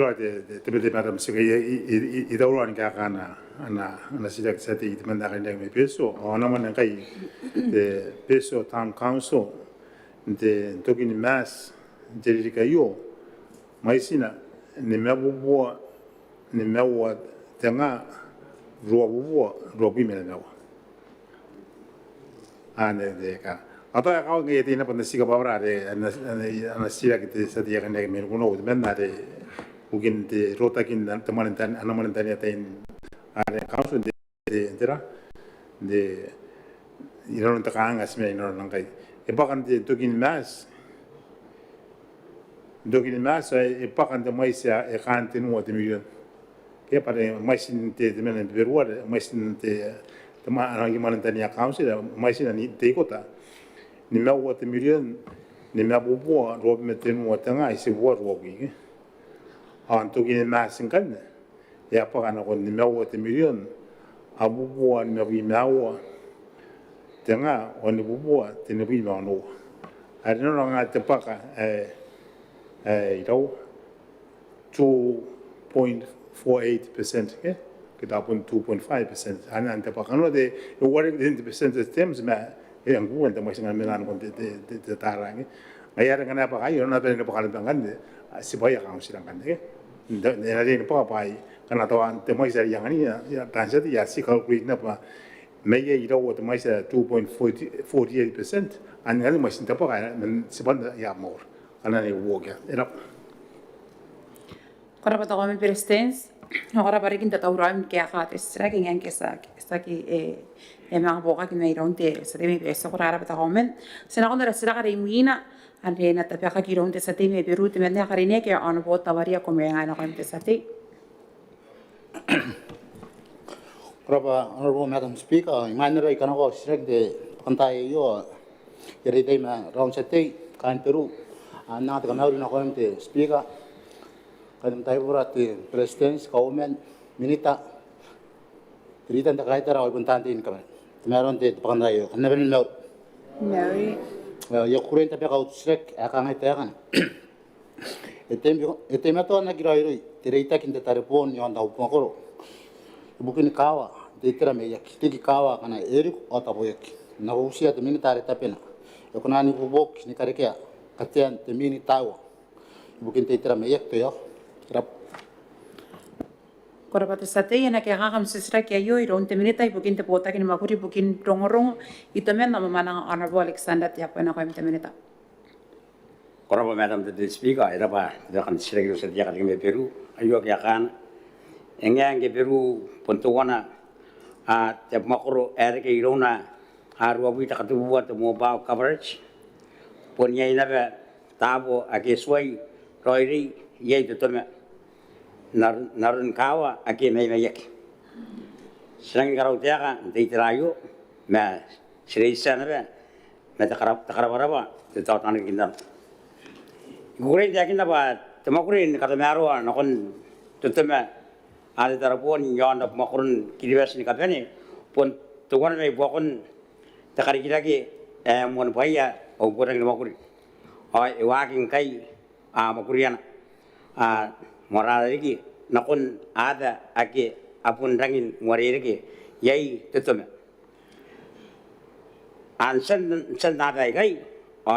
enakona. Mon poyagi bukan Peru sebaik. Korapata minita bukan na select te mantai te sati. Korapa speaker sky tau te minita tau te kan na kaya ara bayar te katian tran tau ayu pun ye ne bakan nanon tira ana kan pari te tau te kaya wakin ta dis bukan de select kan tau ni ngai kana ko na ni bobo te minita ni ngai ra ye ena mogure ke yo pun Peru te yo Korapata sati te minita. Orang sebaik orang dari dia kita hari ada apa tadi nggak ada susu arun te coverage orang nak makan kiri bersih kapan ini transis akan kau sebaik aku awak pagi ya kan orang muari itu sebenarnya ya kan ini mau apa orang kan orang yang mereka ya peyang ada lama tapi tu peyang orang itu An kan kang tahu boyka irang asal itu kan 90% sebenarnya ang tahu ni orang orang kau mau kan ada orang kang te orang yang te coverage sebaik ang ayari ito ko pa di sa nila nga sa dahil sa mga mga kalawin su kan anda dia sa nila biruro sa mga dari yang kanila katamara gerik ano kung dinati besindakan yang katina margerik sa dahil ayari inati ba to makulyon na irakan nga ba ay kay ta arakan nga sa makuroy ko ay kan mo kay anang dia isa ba ya ang giga asa yung foundation na tulad dia tao ay giga ano tulad kasi kayo yung foundation na dia giga ano kasi nila yung tao Kantin apa? Ina ako sa ikan sa dahil. Aso ako na beri yang anuria ba? Irawari itu yang takaroko. No biruan sa mga anuria. Ya nanti saya sering sa dahil. Ina kita ba ina tiba tu mo kuray. Pas na pun yang ya ba na pun ina pun tuma. Ab mo ko ni pas kapel de yon de program sa dahil. Ayari kampana ngaya ta binayo. Ayari kamana di bigyan ngaya sa sakati tawar na ko itaw jakan kapel nga mo ko. Ayari na pa ngaya susuar na arun ka kata dia tanah operasi mana, nari kama nari ilo di besin dia nak kau yang nak mohon kapan, orang diri punya nari ilo lah, as nak kata matawari kalau ada mau kuri jual itu lagi, senang lagi sebaik, ayah di Peru, sen kata dia orang ya kalau nak kata dia, ya awalnya kan mana besin saya kain nanti dia, asal orang antara orang yang mina, asal diri dia nak sebaik, asal orang yang kata arun kalau tidak anda, itu teman tahu kan ada tahu, untuk asal itu teman. Anda besin sebaik. Korapata te minita bukan select te sati. Korapa speaker kai tau te minita tate bukan select te ye na Peru te dera te tau ai pun te mato na bangai ndra na kamera na ki kanga emena te tera me kan te kawari no pun na ba kain te Vodafone ki ya suwa kanga tau pa te ngaro asna uja te minita kana no pa ale na pun itaran nang men na te katian tran tau kana ko na norare dera kan man te dera kamera na mo te tau ani pun te yang kana ko na te rap Korapata sati te minita. Orang sebaik, ada bangkai, ia san sebaik aku ada, aku kan ba ano ko na tingin ko side of it ke ang nakikita ko isa ba no aron ari iberuari ito ko to pun eri pai dot tawan sa bag to ang ano dot aviation kita kan to tigil basta sa rasa bag sa mga bun dito kami nakita bi pare ako na ba naring wari na mo ko nan sa bag nang ano silang kakaito ang manila dito tayo sa bag ako since sa ikaw kay san sa dito sa bag ron na dito kaya na yang ari mo tayo ay ito ba ikali tayo kasi ba na ko ni bubo asa na ko na nori who knows na ang ibubog kaya kwari aron karikento temen ko yara pun daw de makoro sa bari no Korapa te minita pokan nam sirak ta kapen antay te sate Koraba Madam Speaker ay pun naga ay pun kakaitaw na konti. Minita kain na sim kante the phone na kante. Bugin na yara aya po kan konti. Ito ba nang kakawag te ito maki ito pa si kakuway ng kakao as nabuto ka taw te kan kapri makatira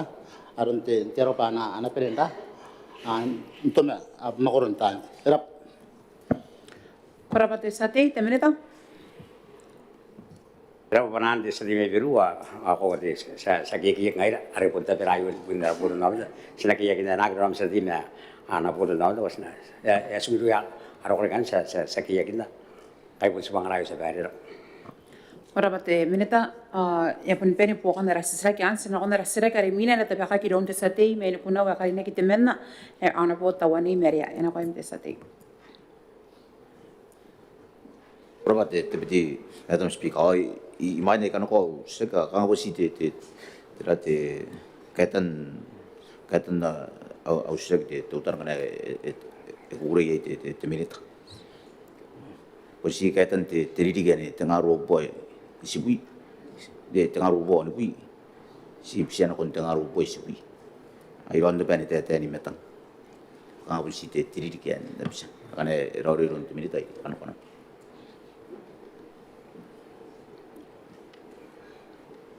ena ko te ero ron te minita ai aprop yo te akan dosek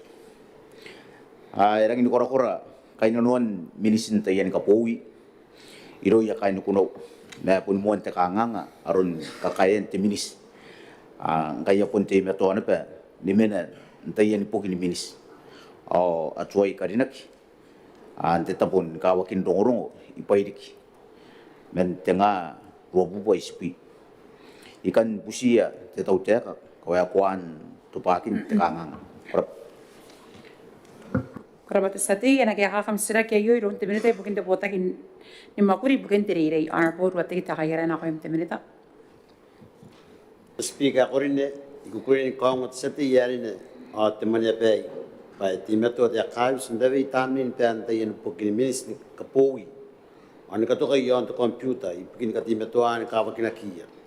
ti meto ana pe ke kai kianga ipukin ka birma kana yo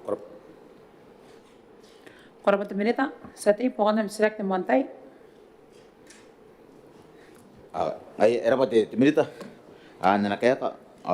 ko ay ka naro pataw pun te meto ja kaifsen an da vitamin te pente ini pukin minis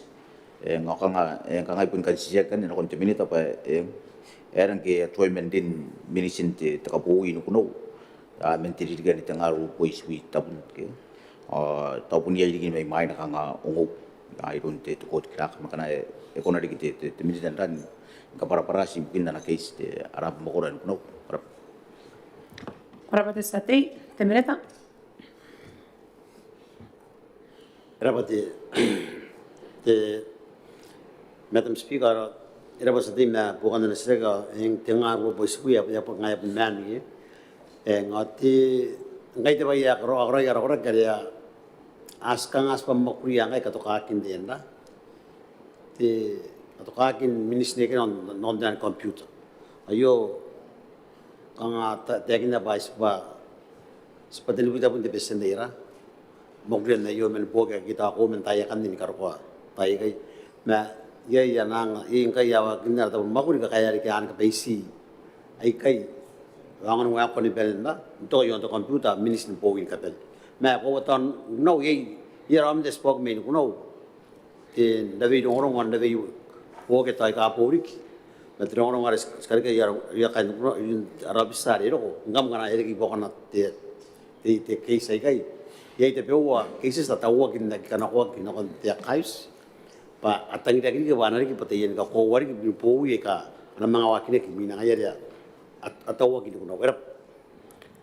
Korabate minita. Sati pokon dal strike.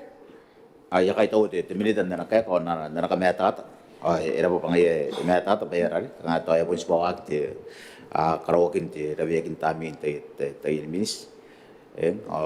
ko pun dori wanang anang da na kawak na kite te minis te tera te archives meta ya kan puset te minita pare ngai ta ya wa ke yo ko pun ye na pe espor me ya meta main kuno ko ya ki aki penin karo kang o aki penin pokin karo kara konan konan ka penia ki karinak minisin dei ka powi aka karo ki kuno ton naki ka ko ki mga kamanak naron de sen de kita kang ngana pein kuno wesen buang ko job so abuat in minis ako yo ka ka si sibusip kana konan naki ka ko ki kamanak betul ki na mga mo ni pona ka tay minis Korabate sati. Minita. Korabate Madam Speaker, arabate sadi ya kanya men kuno menna bukan den streka yang ayo di sekta to wana yar serian ngda ni strengthen da te rapat ayo bina ba eko ya kawa gidra ni seka ya ko ngan sona ta te ka bono pa ka aji ne kan tring ag me yang ka yara yo ngata kabir ma ka tra te makuri ram yo kar ke misin makuri tan ka buang ni misin ne ke dan ka makuri misin ne ke intero ba yang wa ko te makuri no kon despa Waking kai seperti di Butaritari besen. Rakan tadi was ngatain Dorian. Jadi kayo, tahun karik maisen tahun jadi kan ada atau rakan tadi pernah wayak wa. Tahun dapat tadi kan nanti kita yang anda di mana? Akan ini segi balik kau ya. Sekarang nanti kamu boleh kari kau ada apa? Kayak apa ya kita wa? Amang kamu boleh ya kita kan kali kini. Korabate minita. Pokon dal strike ta kapenian tai te sati. Atau ibu te parani kai to na kon te minita naron na ang kapara-para kaya kantera te kan buka kayo kete nakanga ngara mo koron kuno to apon nung na bete kain ra mo koro ke kanga san busira te tera buka ye bugin kakayen na yemnis ke are apon ya girik sibori kakaya yan te kai so kakaya na kon tukot kila ko ay apon nis ba ya kanga ngaro iron tukot kila kakayen na yemnis pa nang sira te buki ke ngayon kan de polipen kan ye kakaya na minis ngayon de tawa pun no kono panganyan pa mo kuriya kin kaya yo ang anaro pa sa ay mga wa kon de po kayo Korabate sati. Minita. Korabate Madam Speaker, bayang era pati sati asas esko yo pati ra kanon de makuri no yara korek ka ka no yara korek ka kapesian ka makuri ne kayo ko apan karawakin jero bayang anda naki animano paling ka penya kaya kanon deminis min de po yo ta akara ki de po wa kaya kanon ni ko kanon na ye kawakin irap Korabate minita. Ya pon pene pokon dal strike yan. Sina kon dal strike rimina ta pia ki rom te sati ya karinek me Christmas o kanton de menna ana po tripata pi ena ko im te sati. Korarapat tipiti Madam Speaker Kurin tapi kau kono wan sisirak ina no buwin te mane dari Maungatabu yo. Anam bana te pupo te pi mau yo antio te pepa. Aka ngai te kana.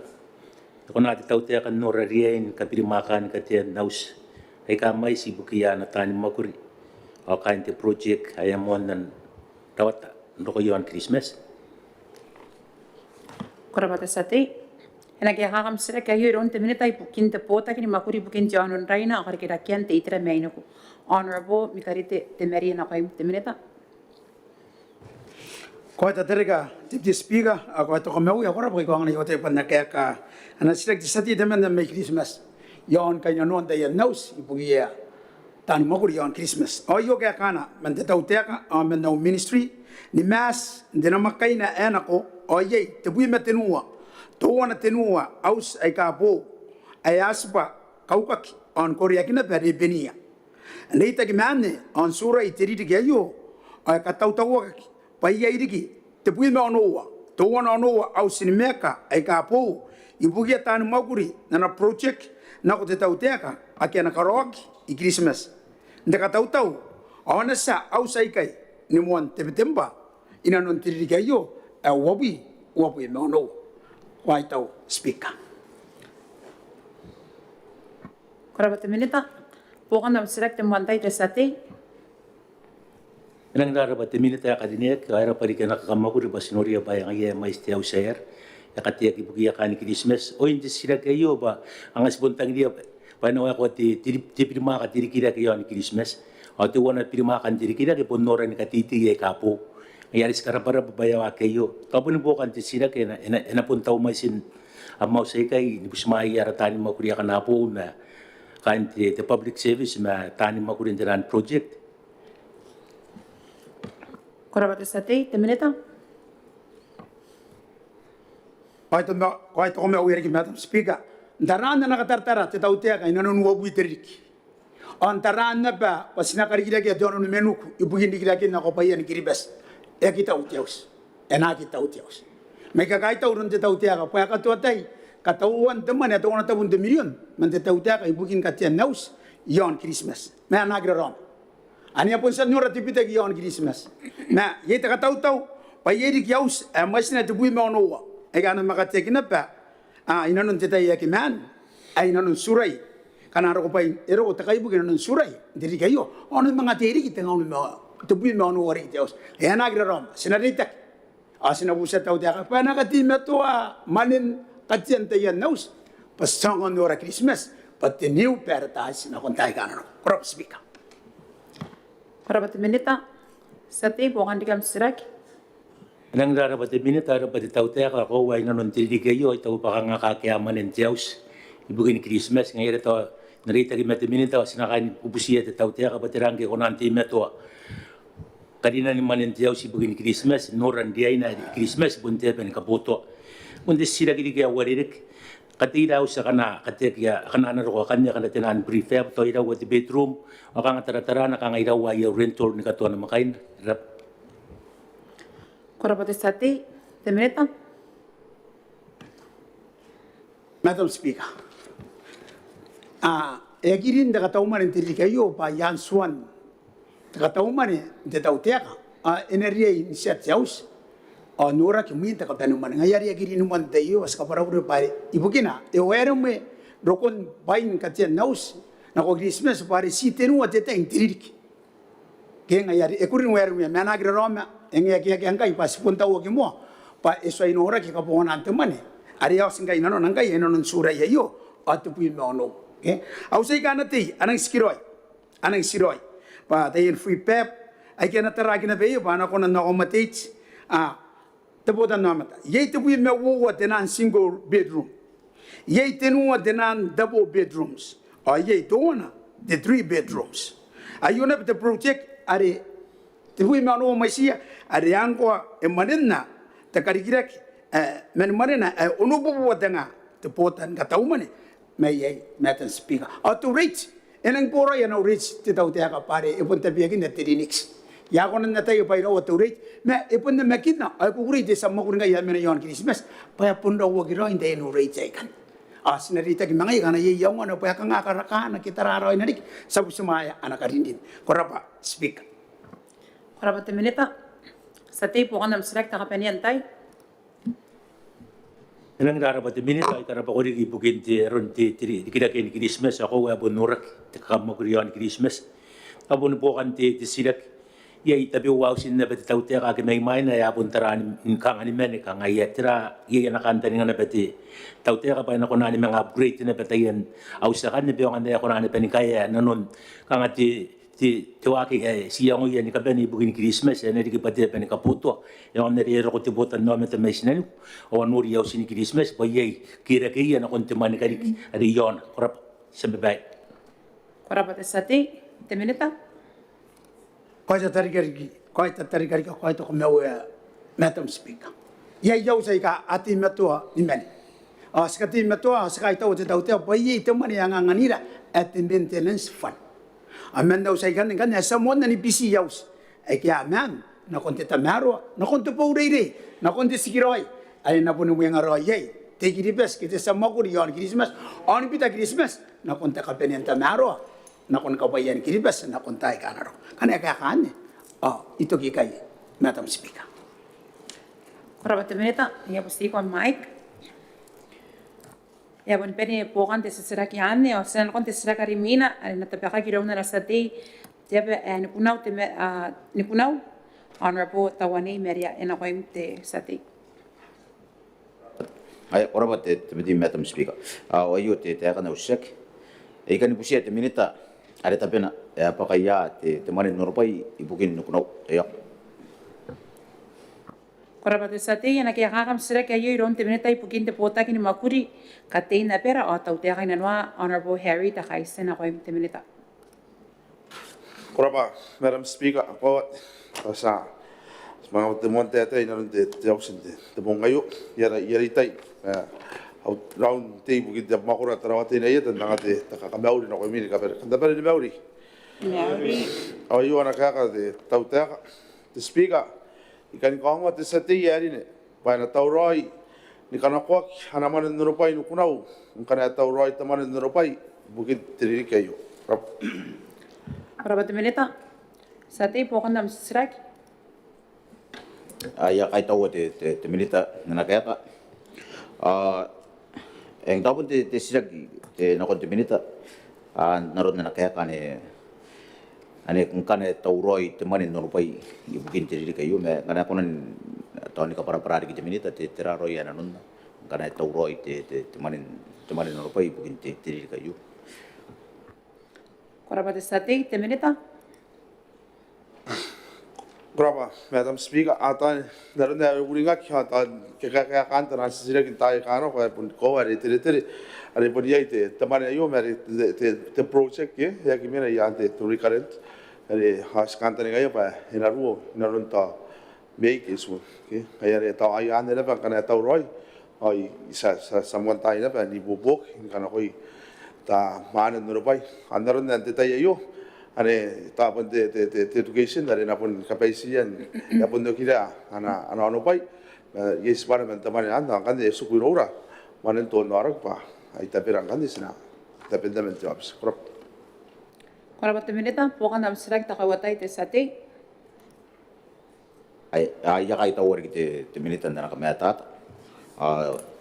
ko te tirana ri esen kangai te siraki main ayu ari bukinte jono pa interi era pa ya sendika de meto ngai yong kan kanga asabun ka skoi rum te minita me teraroi te kangarun perungan kai ron te manin no pai kana ko ka para te minita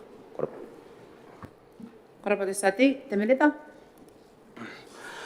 ko hari pun te perungan kai hari pun sukuna ben kan pun naro na mai mai hari pun te council karo ko yana dige are te karo mi te ta te savei noran ka ko wa roi pa asa mapuri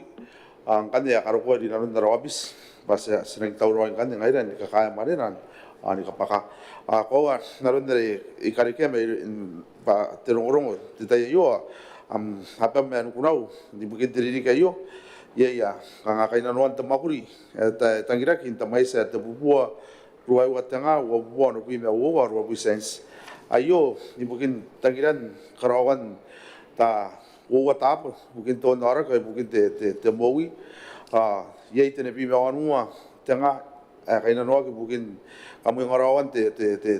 taran onor ya tapo isibi tapun tanga kaina no ki bukin ya tandere ikure kanga po si ni kugre ta kina pa punang wari kina pa si yawa tabun tanga te kanga te outstanding mungkin tam council mungkin te tamakuri te ri kaya krop Koraba te menita sati pokan dam srak ta kapenian tai. ai ya kai tau ori te minita naron na ana kaya ko ako ta ane epon te kiro na te min te tai no maguri tai no pai ai bukin na rapo mokora no kuno ngare ta yana bani ye tira ani ina te outstanding makana ya buset te minita te ya ururunga te tira te outstanding o pun te katoro te manin na kana na karo kiki pare ko wa nang koro tira kai no na ori king kai kaya amaguri teran tai enda tai en group bukin na ya ayara ya karikira kene ay ka nga kay no kene pa kan metera kan erare karikia aron kapaisian na yote teminita kapakaita yan outstanding or karikay na ngoya ko karikay manen na kana anak karoke erap Para pada sate, senako na rasira karimina, arne tabi kakina bayrom te sate ya karinia oh kaparabre. Ay kaya kana bayrom 10 minutes enakoin. Ora de ikaw ate tira ya mani no o kaya ate ikaw ate yarari ta podia te maroro I sasari karawa te maroro me te moui ha ta podia era bubusina kon te Kauoman ai sudah te beki ai pasara ka paisia pa podia ai kanga te kanga karia te Kauoman pasara ka paisia mano kon teman ai kanga te bakuri kai na no ya moi me rora mungkin kanga to pakin te takanga mo mai mga tuan teman ai me aria kai tau ba ayo ngan te bakuri asu de education dai rora mungkin to narak masina kai rora nang mara na bare me era pa Kauoman pa punya yang ata buare kunan ibo bogi mungkin kapaisian dayo era Kora pate meneta. Arasira karimina, ena tabi kakirom te sate ya karinek me nikuna unabe, ana bo tawani meria enakoin te minute te sate. korabate madam deputy speaker ayori kita kan usik terkait OPS na kon tawteka ni man noya tandiri in preschool ni karikian na yamanin musra no makuro ni kuno ayiri ara tandiri di preschool adjourn ke yamanin musra ayata bekia ya ayata beka ya bubusi te tayo na kon tebinitan triri ibugin na ipopok korap Kora pate sate, ena kaya kakamsira kayo iron Kauoman president sa repon teminit ana pe bukin te bota kin makuri ibukin te mani wa pe paidian karikira ke honor board doctor to wetu asto ena kayo Kauoman.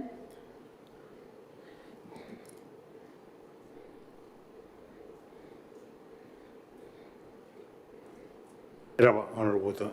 deputy madam speaker ko ngai yiti tutana te medalari pan kaka ayuarun kakan ana siak temen seti me kuno akhirnya ki kan kongot seti temen akhirnya ki me kuno bai ei tandi ide into preschool me kuno ai ka ki de ke na koya temen musrawa ni de ke ma ki ida kin nanun tkhini pai de ibugin temen musrawa Kora pate Kauoman po kana sirak te montai te sate. Agora pate te speaker ai kai to te trate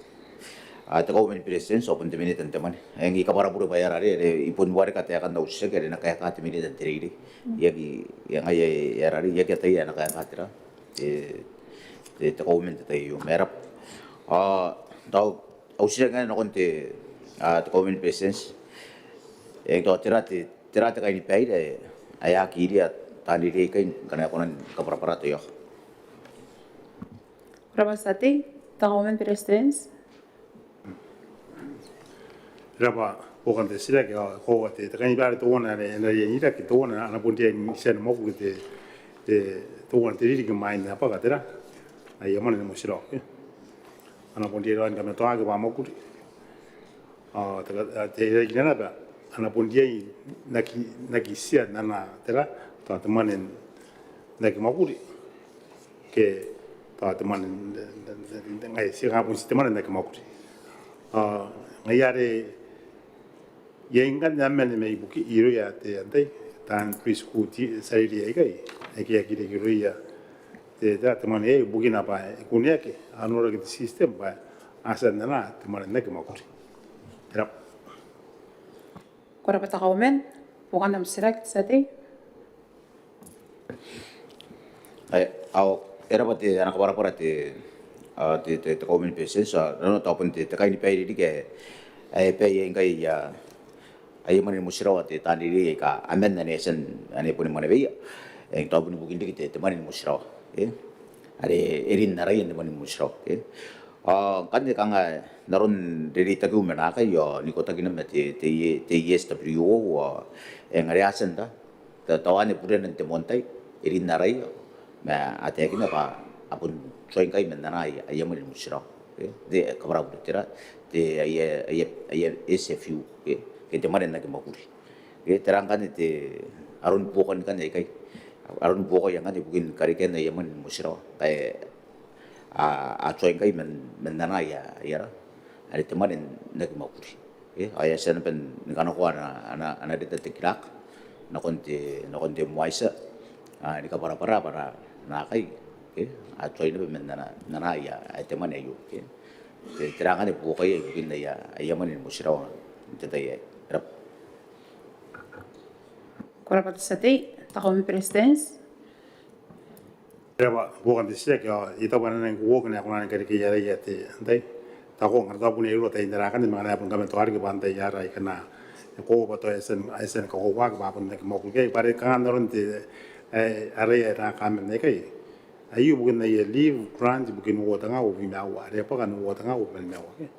ngan ne leave grant bukan wo ta ngau ben me wa re ne pa kan wo ta ngau no no ina ko wa ngan ba kana ko wa teng se dia ne ko i ti ta te te ngam to me run ti te kraka ke to ante to ke to ta men ti ko i ni ai apsai men na ya man ngan ni mo sro ngan ta na ma tra ki te ros ai na ko na ngan ni ma ka te ko na ri pa kan ta ya ni kana pu sen ko wa ngai ya re i ta wa na wo kana pun ta pun na pun ra angan ni ra ya ti na kana men ti ya kan si kana no ta na ka men ke ta pun ngai ni ngai ka ya soy po kaya ya li kurante mungkin tiri kan rap Kurapat comment. Fuan sila kita kapenian tayo sati. ai ya kai taur kina konte te komen pesen so era pa kai tagire bandarari nangan ara yete tandiri kai me en toya ki te kini ara ye ke kaya pun songai banaki te kini ara mere posian ke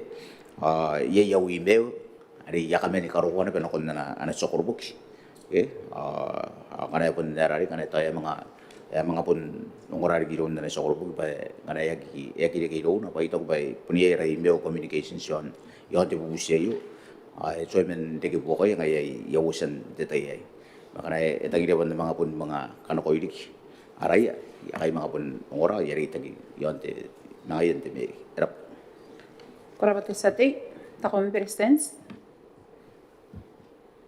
ngai ya sikra kana ya pun se ni mer ta ke ta kan ki te ngan na na iti kare na kan rari pa ya kasu no ko ya ita ngai ta pun ka ngo au tan mo te a memori kita te sta wa pun ta ben ayo pa kana kona nda ngari ki ka kan na yo na amene ka so ni pa ya li kuranta yo a semanga ta ya ka tau rai ma kasu ya ma ro ma ngai te ta yo te se dia kana Kurapat takomi presidents. Ya pun peni po kana rasisira kiani. Ante tayo yo ay pun win nawa. Puwa te benesi win nawa. Sana kumaran katukitaka. Nana katukitaka ramani ari te speaker. Sa mga perendo kira ikai te iteran awa. Kamo siramat yaw sang kairap.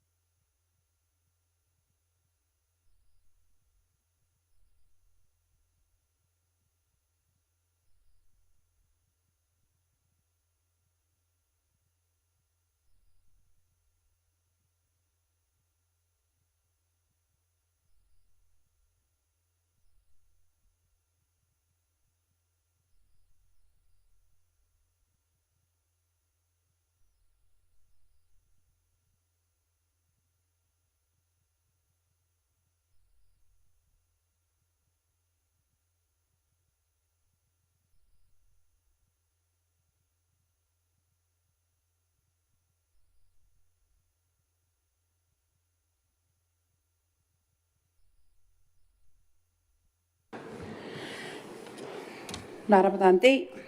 Sinarasin ako may ara sisirak me kaya kaya. Ara sira karimina. Ena tabaka giron de sati may rambia karinyag Honorable Yakoba Jacob Kartaki. Ena ko imte sati.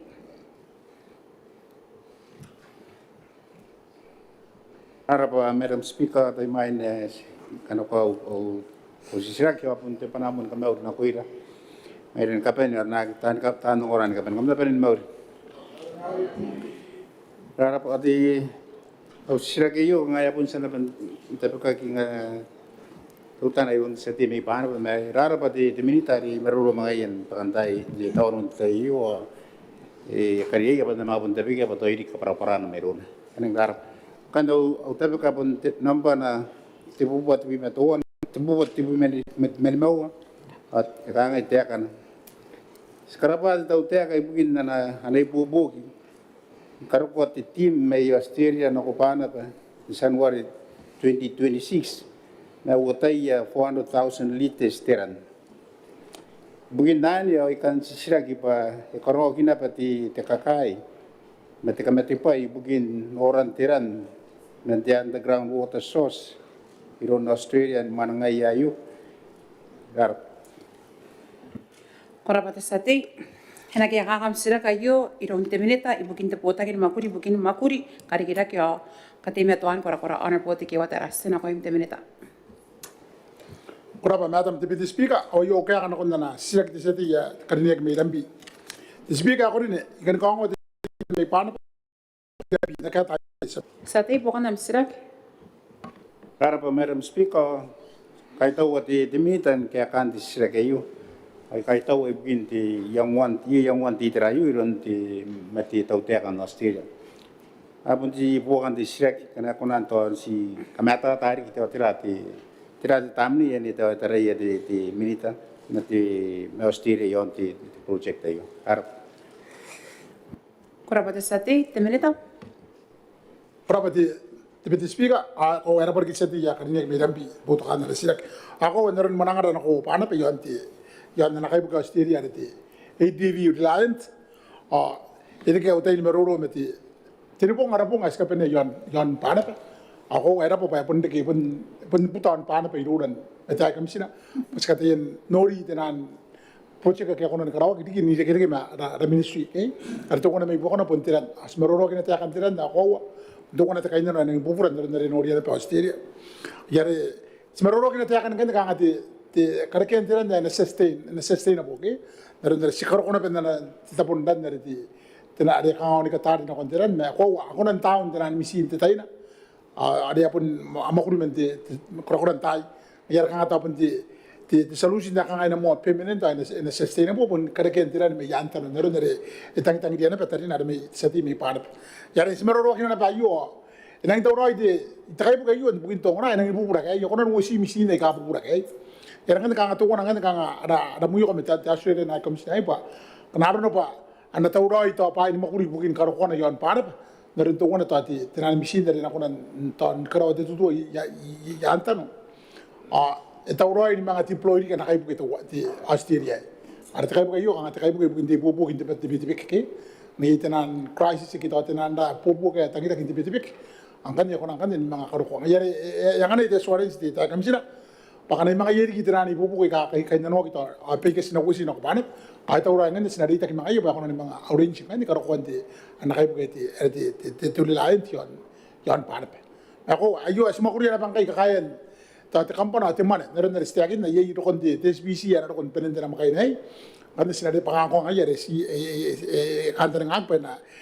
konan dan ipupukoy yon ti titirayo Ito sa ayan kanon na maruro na TSP kanaro na bata uroy pain ka pene timisin na timan mo ari kiti nang kurin pa yakin na bata uroy BC pabon mungkin nang na pa yan ibupukin deploy yemisin mer taman na kanila sila permanen ata uroy kanin ano na kasi may ata uroy pa na ke kanaro na pa na aki ata uroy pa rin na Syria kiran misin na ata uroy ya pa kay rin kinani bubuk na ay boy si manen na kanila sila makurin TSP yan na korapati Madam Deputy Speaker Korapati minita. Para Speaker, naman ako na konti military ne penanggara pe bikin nora kinti terayu os karapa os kohawa pa kampun kiya kin menteru as spana pe bikin da dispangar ngas simio pin kamion penanggara pe mata rom mogrio ko naron na to yasan te kinak ito ko pa kak di sila kere ngabin tekatani harus pen waki bikin teran dan ina dari underground yon pana ere pon te parang karapara panokon ti minit sa panungoran work ito ko na yu to na takay no yon pana tiran kana ko na ndiki tiran na nina no ane ti underground mo to ito ko na purga takang nagdara pa ti minit ara pa te to dia Korabate sati, te minita. Rapa te biti speak ara pergi seti ako ara komiti meti naron nare ta nata yi seti si sekaro kono ben denang nang ada te pangapang ada te nari e kan tungo na tabun narawan dia na ge ngai meti ta kam sina Australia o kai na sim sina ko karo ko ge ba sina ko na nora te tapuari ba ka kira ai ako wa ara puni na repost so pe ki on te tapuai re am ko te nare ge mai ki ya ki konan te mani pa kana na ki na ta sina kon te na makaina ai pe parang asa ki te nare me jantanu ba kanga te sim sim nonon te pa na sebentar orang berkara kau yang pun noria, na sinapun nora diri pos, sinapun karo kau bagian, jadi ini kira tu nak kontak pari, ibu konti tekawai yang monti Teabo kain nun kau orang kini tepang apa ngari, tu kau nak tapun Teabo kaya kena ke, ada apa pun sebentar ni fiti meta kita kami sedang nasi, jadi sebentar merit, nak orang tu kira, ada pun sinora ada nak kain nora panat, sinora kau nak dia narari meta tipi di speaker. Kalau sinora kau kita pada tekawai yang nak kontak orang ngari, kau mengat tamar kau sistem kau menganora on panat. Konori tenan nasib wa ke tirak sita ko konora na view me yita pana para yali ta is pointer sino ko ye asinora aro na ye penang kura te kanga yon pana pe muindere ikena ki o asiku tenan pai ka tenan bina ko sa ga ti pe pa tenan ay ko pen te kanga to kon yare are kare ke tenan pana pa kana driu na kina kono isibu ita pun demita kanga te kana ke ne penang tau bukin teu sia yo ngayo to iro wori ko kinan muer ke yare penang inda the challenge erang kura nte paye me era papa skaka insi me te rongo me asri na kamsina reno na baro me to ron karkente terani an pana ara para kanu andra mero me te spisi sama boni ro me tanti kai me rambi me pana muinte ra mero me te spisi happen ndram kai kora pa madam speaker ara para kite sedi yakne me rambi Kora pa te meneta. Era wakin anon te sa te me rambi sena ko ara sira karimina re tabe ka kiron te ara sa te me no este venda karine ke honor po Jeremia da pai ena ko te sa te Vai kora pa au io au siraki este imeto ani ka te tangita ni meru ya kaina na mokoro ibuin tangi ni de men pakan manene ya mokuri ngore yaus tan matali mokuri Ita pekana pa ayo ante Maneaba enako abunna ke tipitak karako ngkai. Kona tau te kan kapawara patera ointe ka ngai time to andi ke yo. Kora pa te sa te ena ke kakam sira ke yo iron te meneta bukin te pota kini makuri bukin ka te ina pera o tau te ka inanwa honorable Harry ta kai sena te meneta Kora pari Madam Speaker ayo ana ka te tau te speaker kan kongo te seti yari ne pa te me to bo ta kin makuri ni ka yanga ai ka ana kona arik ka ta baro ate itirayo Kora pa te meneta sa te wakandam sirak Speaker te ka ayo akai ra mokoro ya pun ka penate ke selaide te sira ki tira unte ka ang o se te ya bate mane ake te mane tira bugina ka ai kare ke te mane men to finance ki da ya re ki Para iyo unta kanga, orang nak kaya jangan hak jangan lagi, temane, gi, orang setiap ni orang kaya ini nus, kata dia pun ada saya cakap, orang ni, I go away. Kora pa te sa te meneta ai era ba bukan na sira ki te seti amun benta kalinya ki ako sa ka tayo ba yarang daya punang mun na sira ki ta puni dan tanga ya kain tapan ba Madam Speaker naron na te akin na tiri ka na ko kapon tauroi manina pa puni popo ki te finance ya tauroi na mo ante kiswaki mo tiri ka na ko ya waki na men sanwali ki are kaya kanga te engang ki ye tamani are me kanga atong aro korak patira te preaching finance ke are karo ki pepan Ya pun nak orang tu makuri de diri ke anak ko. Ye le tau roi teman. On de tay yo. Emang ye tarani kata meru an ye emang kata kini kapa ingat kini kon te mogi ye bata ye ini kita to kona. Angai ye makuri ye kasi. Sekaroi. Oh kai ye kata ye apa? Akhirnya apa nasi sini. No si diri ke anak. Angai ye kata ye apa? Pun ipan ini sa kau akhirnya minta sini ada tanah umi aginda te ayah sedih. Patay sarang ini pura pasagi kapakaya mana kain no usin tahun tadi kan erap Korabate minita. Desati pokoknya misrak. Survive. Agi to ngkai terune kan no usin. Okay? Aye peri ayo. Masa tamo kurke. Takang survive. Setabu kina.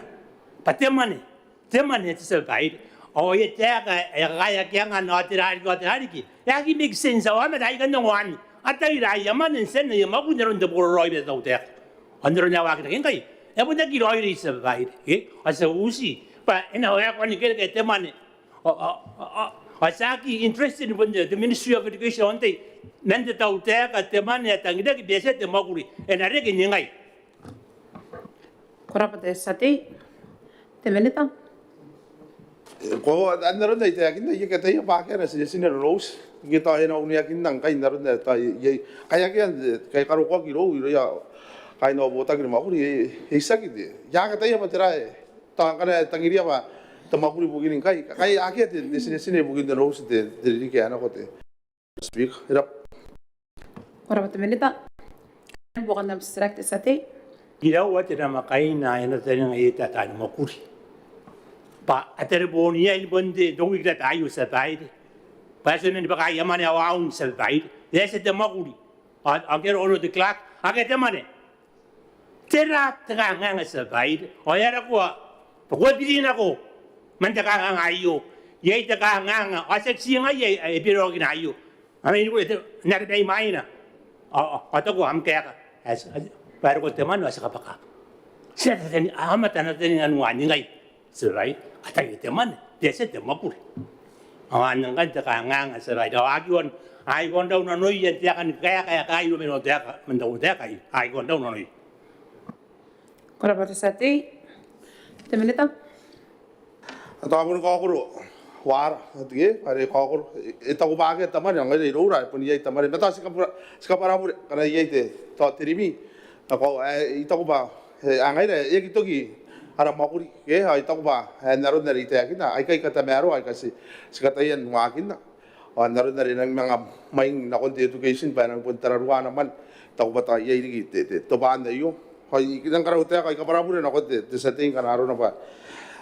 ye ta kangangan na makur me yari pare pun tapira sina to pai ai kapara pure kana ye ta ma wa ke ka ta akari ke te tera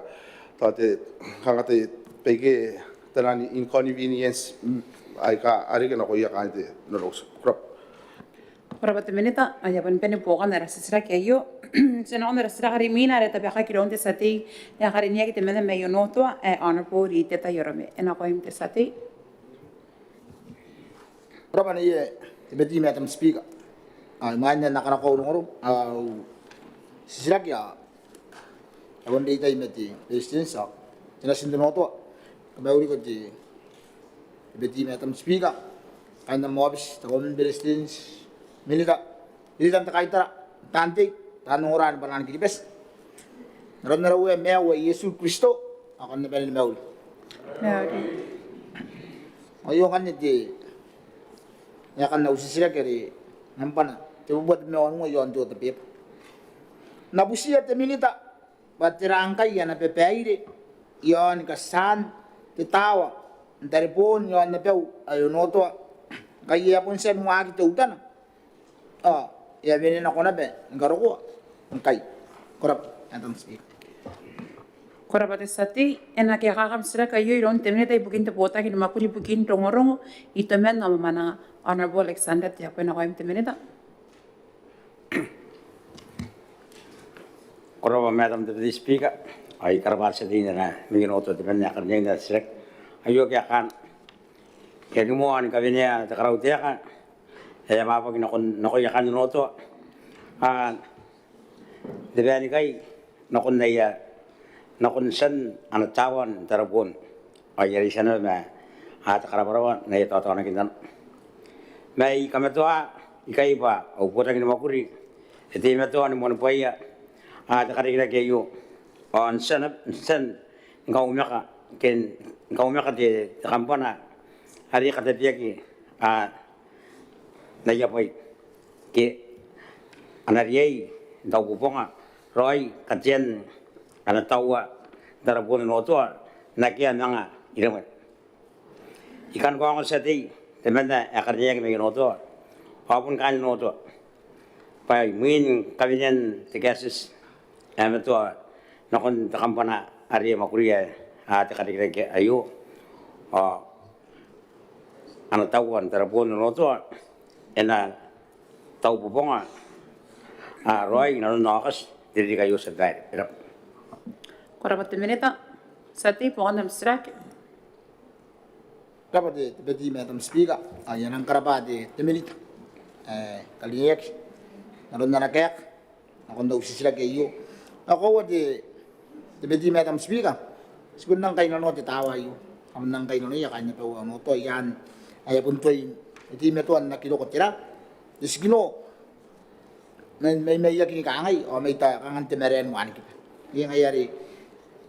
Sila pun bubusiya di minute. Ba, jarang ka na. Tayo ko may next na ako sa mga. Abang narabusin ako yun na ba. Jarang kaya pero nga roy yan makuri pa. Nota ulo ya. Nakero ko ni karoy ya. May may na. Asikin ikin. Akin ang roy roy po yari ang anak tanim makuri. Ayari kita mga. Dia binin ako ni menti. Makuri. Yung ngayon. Nabubusiya di minute. Jarang ki. Puni pero nga roy. Ang ko na andaw roy no iya raputan namet ani puni po yan ben makuri pun nakon tsaka makuri kurap tapos mo Kurabat sati minita. Rosa dai ako asis karaw tiya kan kay ye yaron de ni susri on sa dai anar nei pun tiya kin era pa erke artai nor karaw ran suru bai at karikira kayo sa dai riking kay pun de kata ber to kona ka kasakin karokon na antu mereka mana anak ini paling roy kian tu meroi ara tapun kabar ye tarapun esan makin kabar esan berin tu kini besin kabar sedai masih ingkar nanga nardi lagi nanga kawar kono nanga nari enara kari kita kawaris kita tu mereka kau ada sebenarnya dia kan ya esan dan tamu nang kayur partner hari ibu sen kabar orang yang sebenarnya kan dah hari ini kata kita foundation hari ini basic katian the foundation na ke kan kana sa kan katian kita tawa kan nang isa nga karikya ke narda sa kay ano sa katiya ay kay si center out no kaya robbery sa kanya kana kati tawa ay kay ke ari robbery kay ari aben no yang windra de yes ke yore kampana kari yang kana no quick force ngo ke kay ay kampana kay ay operate sa kay ari dan private ke ako kan sa kami narnya sa darong ay ron tay kan sa nang darong ay sa darong ay ron to kay on mga kateng sangia ba anang gay kasi ba kay narita kin ni mawat makuru ari ri yan program ay paniri ni kuisa ya kabar sin karo yan jakin ari ina dikira sekarang dugon ay pokono no to sa dai ako ti sa tiya ilang lawan di isu yan no to sa dai naron darong akin karo kon takari kay Pagkat itu irorio ay nagrawar ya karo ko ginato po yo kaya alas ko na kay te yes nang sa mga kasi na dapat ay yari nori bai kay kanang mga kari ang diay kari kay popon ngay kakano ko rin tayari ari di rawan bai kay akan ko nagtaron ko yero sa bai ka ani na to Pero kung dapat sila na kaya kanap makuro sa bai ka na ko to pai ya pun te point kari kay ana pun karo ko na ben ke ari rapat ta council kita ada anak karo ko na karo Karena aku ni bubuk yang ada sebaik, aku di sebarang ada sebaik, ya ten mana kan, ya ten mantan di ramadhan sebaik, di mukul yang terbaik sebaik itu lah. Asal nak orang orang nara rakam mukul yang nara rakam mana ke sebaik, orang berita sega sebaik. Berapa minita? Sati? Berapa? Beti Madam Speaker, yang kay tahu anak kaya kati minita, anak kadi niya kyo. Yang itu meton tu kau wari, ayah pa ini mukul yang kaya mondo kau kang ay Apun si kuna baitari ay meruro meti takang siroy. Kaya kinda pa kun nakita puro roy. Okay? Takang karuko gina ni baita kang sira. Yan katabian ito ay natararwa tira. Pain mo kuling. Ngayari na pun bubuset minute. Tirang kana iya na pa iya na makakana koy. Ako na pero mo to. Ako na nari ka nga kay dia metode. Toche tireta kanga ti kanga kagini ka komentan na beta kaung sila pa na ta na betira. To pa iya ro ko yon na pen. Naron na iyo kang ngora udo iya. Ya kita uro hindi tayo ari beto ya me ya puni pa kana beta kaung sila. Ya rari aro ko pa iyo kang aki na beroy to puro roy ya kame to agi. Ya rin tirangi nabusia ti minute. Amanta kadinyek pa tirang kana mga karo ko ilig pa rin taran ya nang uniek pa ya am. Ki ba ya rin ben yan ti. Ti ta yon ti pikiyan ti tam. Ngayon nabusia ti minute pa. Tirang kana kaman kana ko iga na pa iya. Ya kaya kiya kinna. Ton bun bisia pa na kay dia metira. Kangati kami tuan di puro roy meti ta kaung sila para bun rapat ta kaung sila tararuan no to. Korap at sati, minita. Era mas baga ako at narne are kowan are si sinatrati dran menara putak. Narne jakin na ay kay bega cendara nok dan operate sa kay are an tara para tuwan ari sinu kun tau tiak harang ay ngkai yari narne jakin na sasan tarun bilin de tumakurion na yo ngai na ara operate sa kay ara kanten nga ba ara makuray kay ganta kay kay ara tiya bang ganero ko to boy yo kay na ngai yang ay sa busin ba ya ibubog yon di tayo sa bahay. Ako sinarita yon karon sa bahay. Ay ilang idebetan tekin na ba alang kay asmo ko yon re karon ko ya insinya ay kana sa foundation lagi agi ba yang ay ya ay imaragi anang roh pa sa asan karo ya visa yewe permit ke sa Rairana ro ya visa ran mo ro kay aro ko ilan de wigre kay parang ano implement kan sa bahay asabul kasi abon flow ran katay ka sa mo kuren karo ko de ko dia ang ay okas ay an kanya the plan is really on sa bahay Korap at minita. Sati, buwan ng sila kakapanian tayo. Nang dapat di ngiti beti Madam Speaker ay rang dara pa dikiti anak kaya kati minute ka dinyek. Punta ka banian kan. Ari kang atam makuri metoto atam makuri bare ti tikinikin no ti tapi kan pay ka arawawat namun musa kan ti minute andirangi ko na ben puning kaila na beti kang tirana ari kang ina kaila ti minan ti po na ben ako itani makuri tuwan na makay taka nga sinuria ya kilo ay nang kriya na beti tinan urei tin ko yara arawame ta ka roy makuri on tin to contract na ko yo ay agisa atau ba yapon na nga naginete man yung akiroy ka nga mina ni ka nga tawa di nayari sinabu siya di minute antirang na iya na contract kito na narapatay karo ko yan na pera mo to o pun karawo kilo ni pero nga kini pero tawa ni minute pakapay metira o to reach pa nga roy mo tara putan namat kana makuli okay mga tira yun na ti tati yang wani pegara di kita doa ka ta ko pa e kairo korap ayop si Korap at sati, minita. Ako sa bahay sa daan di daan pare nga utaran to ya iri na ro kiyo ari ika na koroy sa bahay pero sa daan di daan mara puni ye this one the san po ni ani rak sa bahay ako sa ya sa mo di ta manari na koro di tumakuri na nga utaw nga inang kantik to ay na koro di foundation ina koro ni ana koro at ako sa ngoro ang tumakuri bante nga na mo guri ana no karon dira Ari pun yai arun takati po ari na pun gain pa sa bari on ti dai sa. Ora batte minita. Ya pun bene po kan rasisra kyan. Sena kon rasisra kari mina ta baka kiron ti sati mai ti Rairana karinia ki honorable pe ta ki pe yana ko imti sati. Raba Madam Speaker, kawag tayo rin po na 1:10 yun ti yaw sinti iyo po na paraw tikim ka mewda ti kiti Madam Speaker ti Beretitenti karinia ki Kauoman minito tanti ka ben ari ki ka beuri ka na mo ko na ti Rairana pananti te mewo ka ben meuri araba ti au sengan ta iyo nampana yo ti ta peba te po wapi ka ngai te kana ya busi tau te ka yo ba terang ki e pon ko na dik kapupura anarawa ti Rairana payangan ye dik te ta mero ano ko yai ali na po ka te ka kana yai wakantari Rabat Madam Speaker. Korap at sati. Ena kaya kakam sila kayo iron ti minita. Ibugin te pota kini makuri bugin janon Rairana kari kita kian te itira may honorable mi kari te meri ena ko imti minita.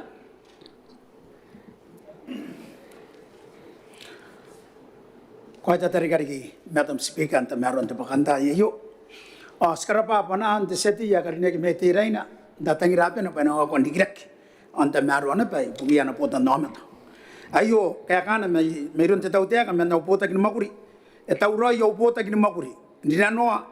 on makuri te bubusi ayo e na kakaya ki angaroina na karawan kawain te reina are etatene nga ngkai rokon the landing craft ki te kaipuke are na karuko ipai ni makuri me Christmas nako te reina kwai tau speaker Korapa te minita. Wanam sirak sati. Era Madam Speaker. The Speaker karpa te minita karinek men the Ministry of Line Phoenix Highland Development. Na nakaya ka mon pen te mero. Ari nakakaya ngaroin te wap ni ko tangi me karon kawain te reina. The Speaker te yus pun nora ay pun takanga anarawat te reina. So in men kiperak yun te men yang men mai stante mau. So ina ben kiperak te rawayo. Sinora to wana takanga karena kita kanti raina na dia mon bo yon Christmas. Ande sinora kay takanga. Pokan te select speaker. Ya pun tabi ka panahon na konti minita karinek awari ki pun na konti tautek pa iya nakataw na kaya nakametepay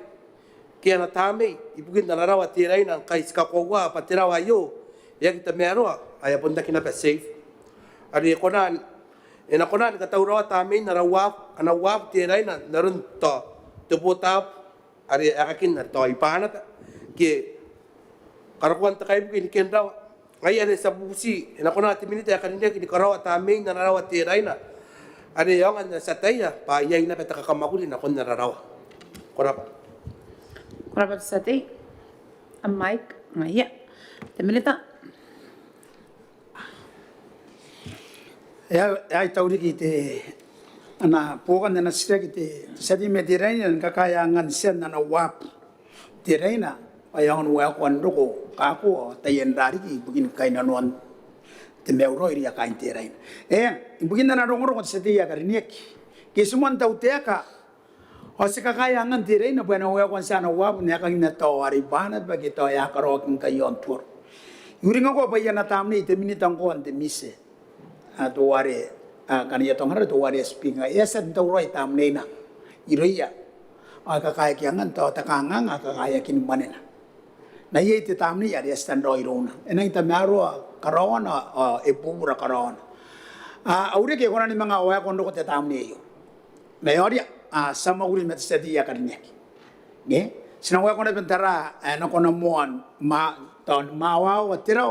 tu tan ni mai narupun karawan roi tamni na ye na bangai ra tamni te dinik sa pipi tinik akanga pun te mai ni mai narupun karaw kiro yare na kakin nani ekonan dik eto to pota bu bana pa ke naur ito apen kay tur kam nori na ko ye as na ke ako gram seti sinora na nomyai sinora kain tiraina ge anang kan mi euro yawan sina enadina aude ke ngkai kana sina kong kai kana pas karawan di etauroi karawan kawain tiraina ai to pasina kona mo tutana ni karoya an karabe bari yon kati po ira di kita buas tau bana kona mo nangoa di takanga nga akawara gen takapoy kike meori sanori na nuntaina sinagi beri mangi sumu si kona aro kona rabis pa kona mero ro me usa grupo ke tan ko tamni yang ne teram tamni no ye asa bubuk na peyon koraba speak Korapa te minita. Pukan nam sira kita sati. era Madam Speaker karaba hari te minita karinek men jalun rain karaba na meron tayo ang tangiroy na ko ya kain rap makul sa tayo pa kaya po niya itamin te wap yung tiray na yakamensen tarin bepero ngak ito ko ba yarari era ba ti takanta ni ngari yarari amang kawai pan napon tari nakawara no abisan mga nuran itami ayo ito pa kaw pa nalura tamin te wap ayo ang mga pulmosyon nakatirian ako ya kain na umakor pa anong ano yo ano uri patira aron tamin da yawap na kontay kararo aking po kan daw stag te speaker may pun panawri karaparap ay karapari te militan ite meto ana ipupog na ko nararap mako tayo erap ito gikay Korapa te sati. Te minita. tauri sati anang karinek metirain sinora nanona ngkai meuroya ai nana makoro di kana punya grori tu wab ana pun kangana ba kawere kian ka akaruan ne ba ka ko yon tira sasa ai tu bina radi ke tu buta pun radi ki norate kanga tu mo bua ka ria ka intera ako nagre roma ita we mata tangkai tapi ndoi trinix patapi nangkan ne karawan tapi nangkan ne kata maron de wabu yon na pe ena mata tan bangan irun de sedi ya karine ki speaker pangkai pun sita kangan ru ke kana etauroi manena kini pe kai ge manena kin te chata ibukin karawan di kariken te kai buke te lanti frava na karai pa inu makuri taka tau manena be yon manena kin pon pan tai inu pa inu makuri kai pan te meton karo ko asset project po yana ba tan makuri ki operators e kana na ro kona be yon de titeran me akrap sasan karo pa inu Teabo don de ministry in the finance yon de katau mana itu pa yasan tau roin kai yaran kai si de takanga ne ro men ke ye ti sati me tiraina dita kena usahurubuk, korita gini kena usahurubuk ya, ibu si kangron roy tekai buk, pun nauri kerai bukan ayi tekai bukan yang tauran maranggai, akan ada tauran cata, kisah nak kaya rikiangan, yang anti cata, aku anuran nabangkan ni, karawan tekawai, yang muap napa itirai, korang speaker, akan ada kayu, auri kepai erawa kita sati, korang speaker. Korang menita. Ya pandang dawa kita sati me tirainan ke kana lastrai senang lastrai hari mina ada tabaka kiro unte sati ya karinek temeda me Peru on rapota waria como ya ena ko inte sati Korapa honorable Madam Speaker gugure tapi ka ko on siraki ka ngai tagan yen ko ana pepai tau taka ale na kareke ya raun missionary pastors so katigis aka men makuri ni kota ke me aka timeto ni bubok intayen ne karisa abusia temini tari tapena ya pakai yang kait beperong ayon na yo atau ni ngai akan dengai pa na pakai taraun so yo para bersati ena ke akam strek yo iron temini tai bukin te pota kini makuri buki ai ne ron dikira kita kakar akam merawa yo amata honorable Ruth Cross Consing na kam temini ta Deputy Speaker, Corine, you bring on with the state amendment may Peru, why yay the Kametapaya, Raya, or Botagni Makuri, if we get a Muslim to Tautea, yo, Nikaines, Perongan, Aron Wakinana. What about the minute of Pogandam Sisrak, the Sati? Korapa Speaker, Ikarapa, the minute, Bota ini makuri bukia ini ron re bukan kaya atau bayar apa pengayar ye makuri na yo orang kandaring bayar na pay ko ayo karena bukan district speaker tahun ini ya kandaring itu minit asan kata terap tahun ini ati tasek diri giai mata ini tahun diri kana ro tahun diri kari mina ya erap Korapa desati teminitam Ikarapa desati ya karinek may Peru ibukin bukan anas sirak ya Tonsan da kami depa yo inakawera kia ki pepan min da kami depa yo na kon de cabinet ibugin kabanian bayan kana kwan de pakamani yo ko wa kai e wa makurian da kami depa yo ra kan tani peto kana na ba ka wera kia de diri kia o trasna da ya peto ko na nora ki no kon diri kia po da kata umani ya po me ko wa kai si ina bubur ina taran bubur ane te makuriana ya na ra kamasan nora aron de ide me ide me Makan France me baker ari kayak ide me kanga tiarong akin jaga gini bakamani ayo kanga tuwan at kantaring tuwan at kanga as kantaring ente tayo ayo aron tarakin na rebon naron the registration ire ya aro kana kam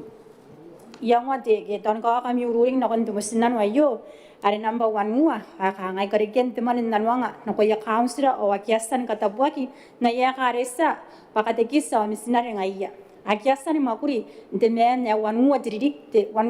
mainan kanne yai ta khan tanga ba enokurin meto to utana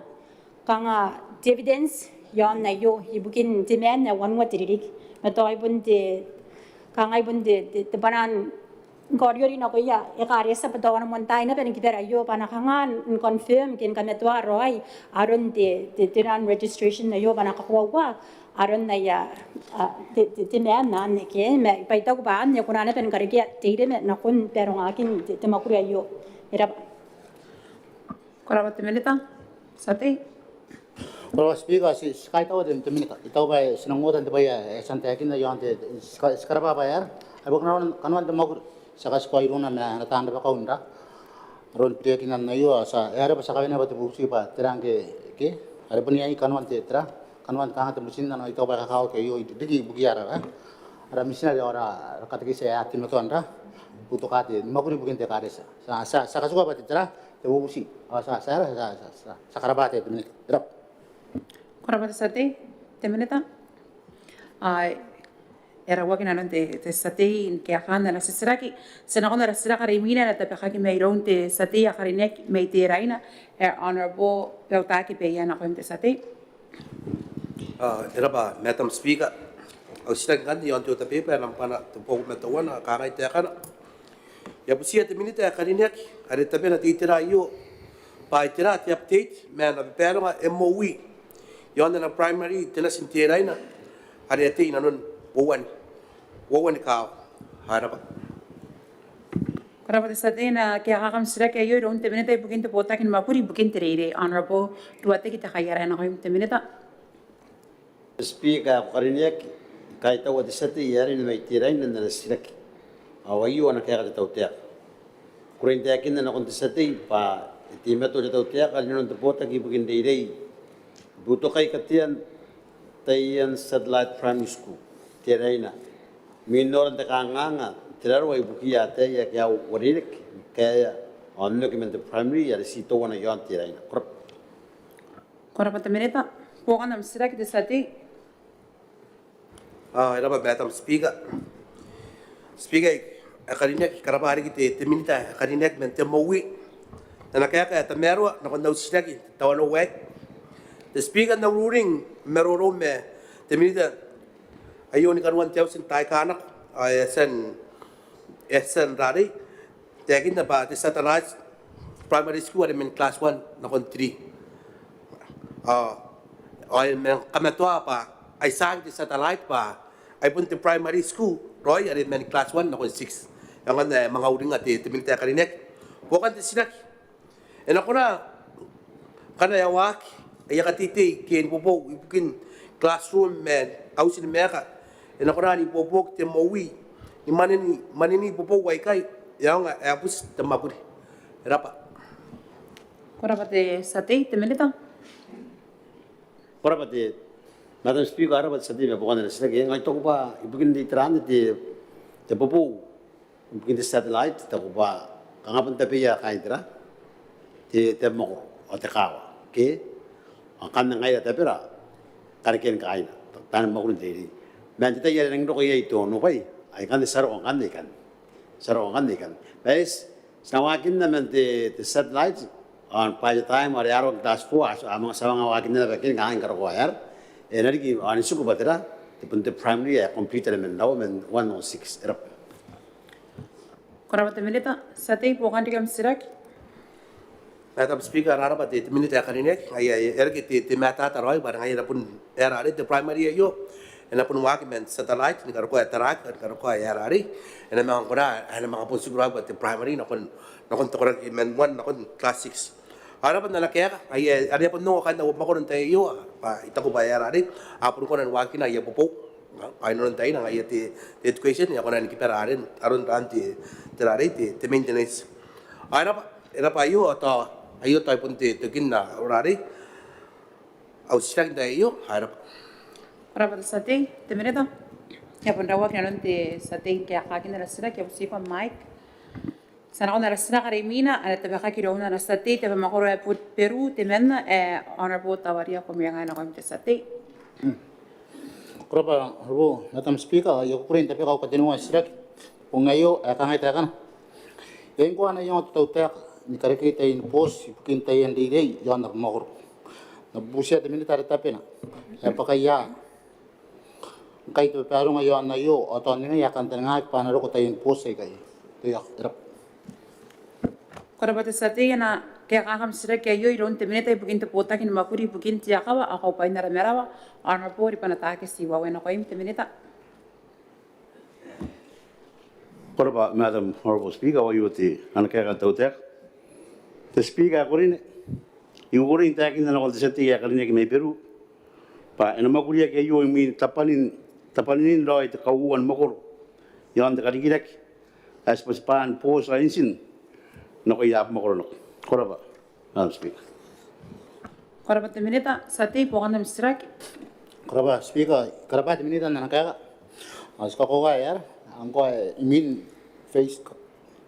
Ane tapanin na te Kauoman makoro, angkau ngane ya wak teri ke.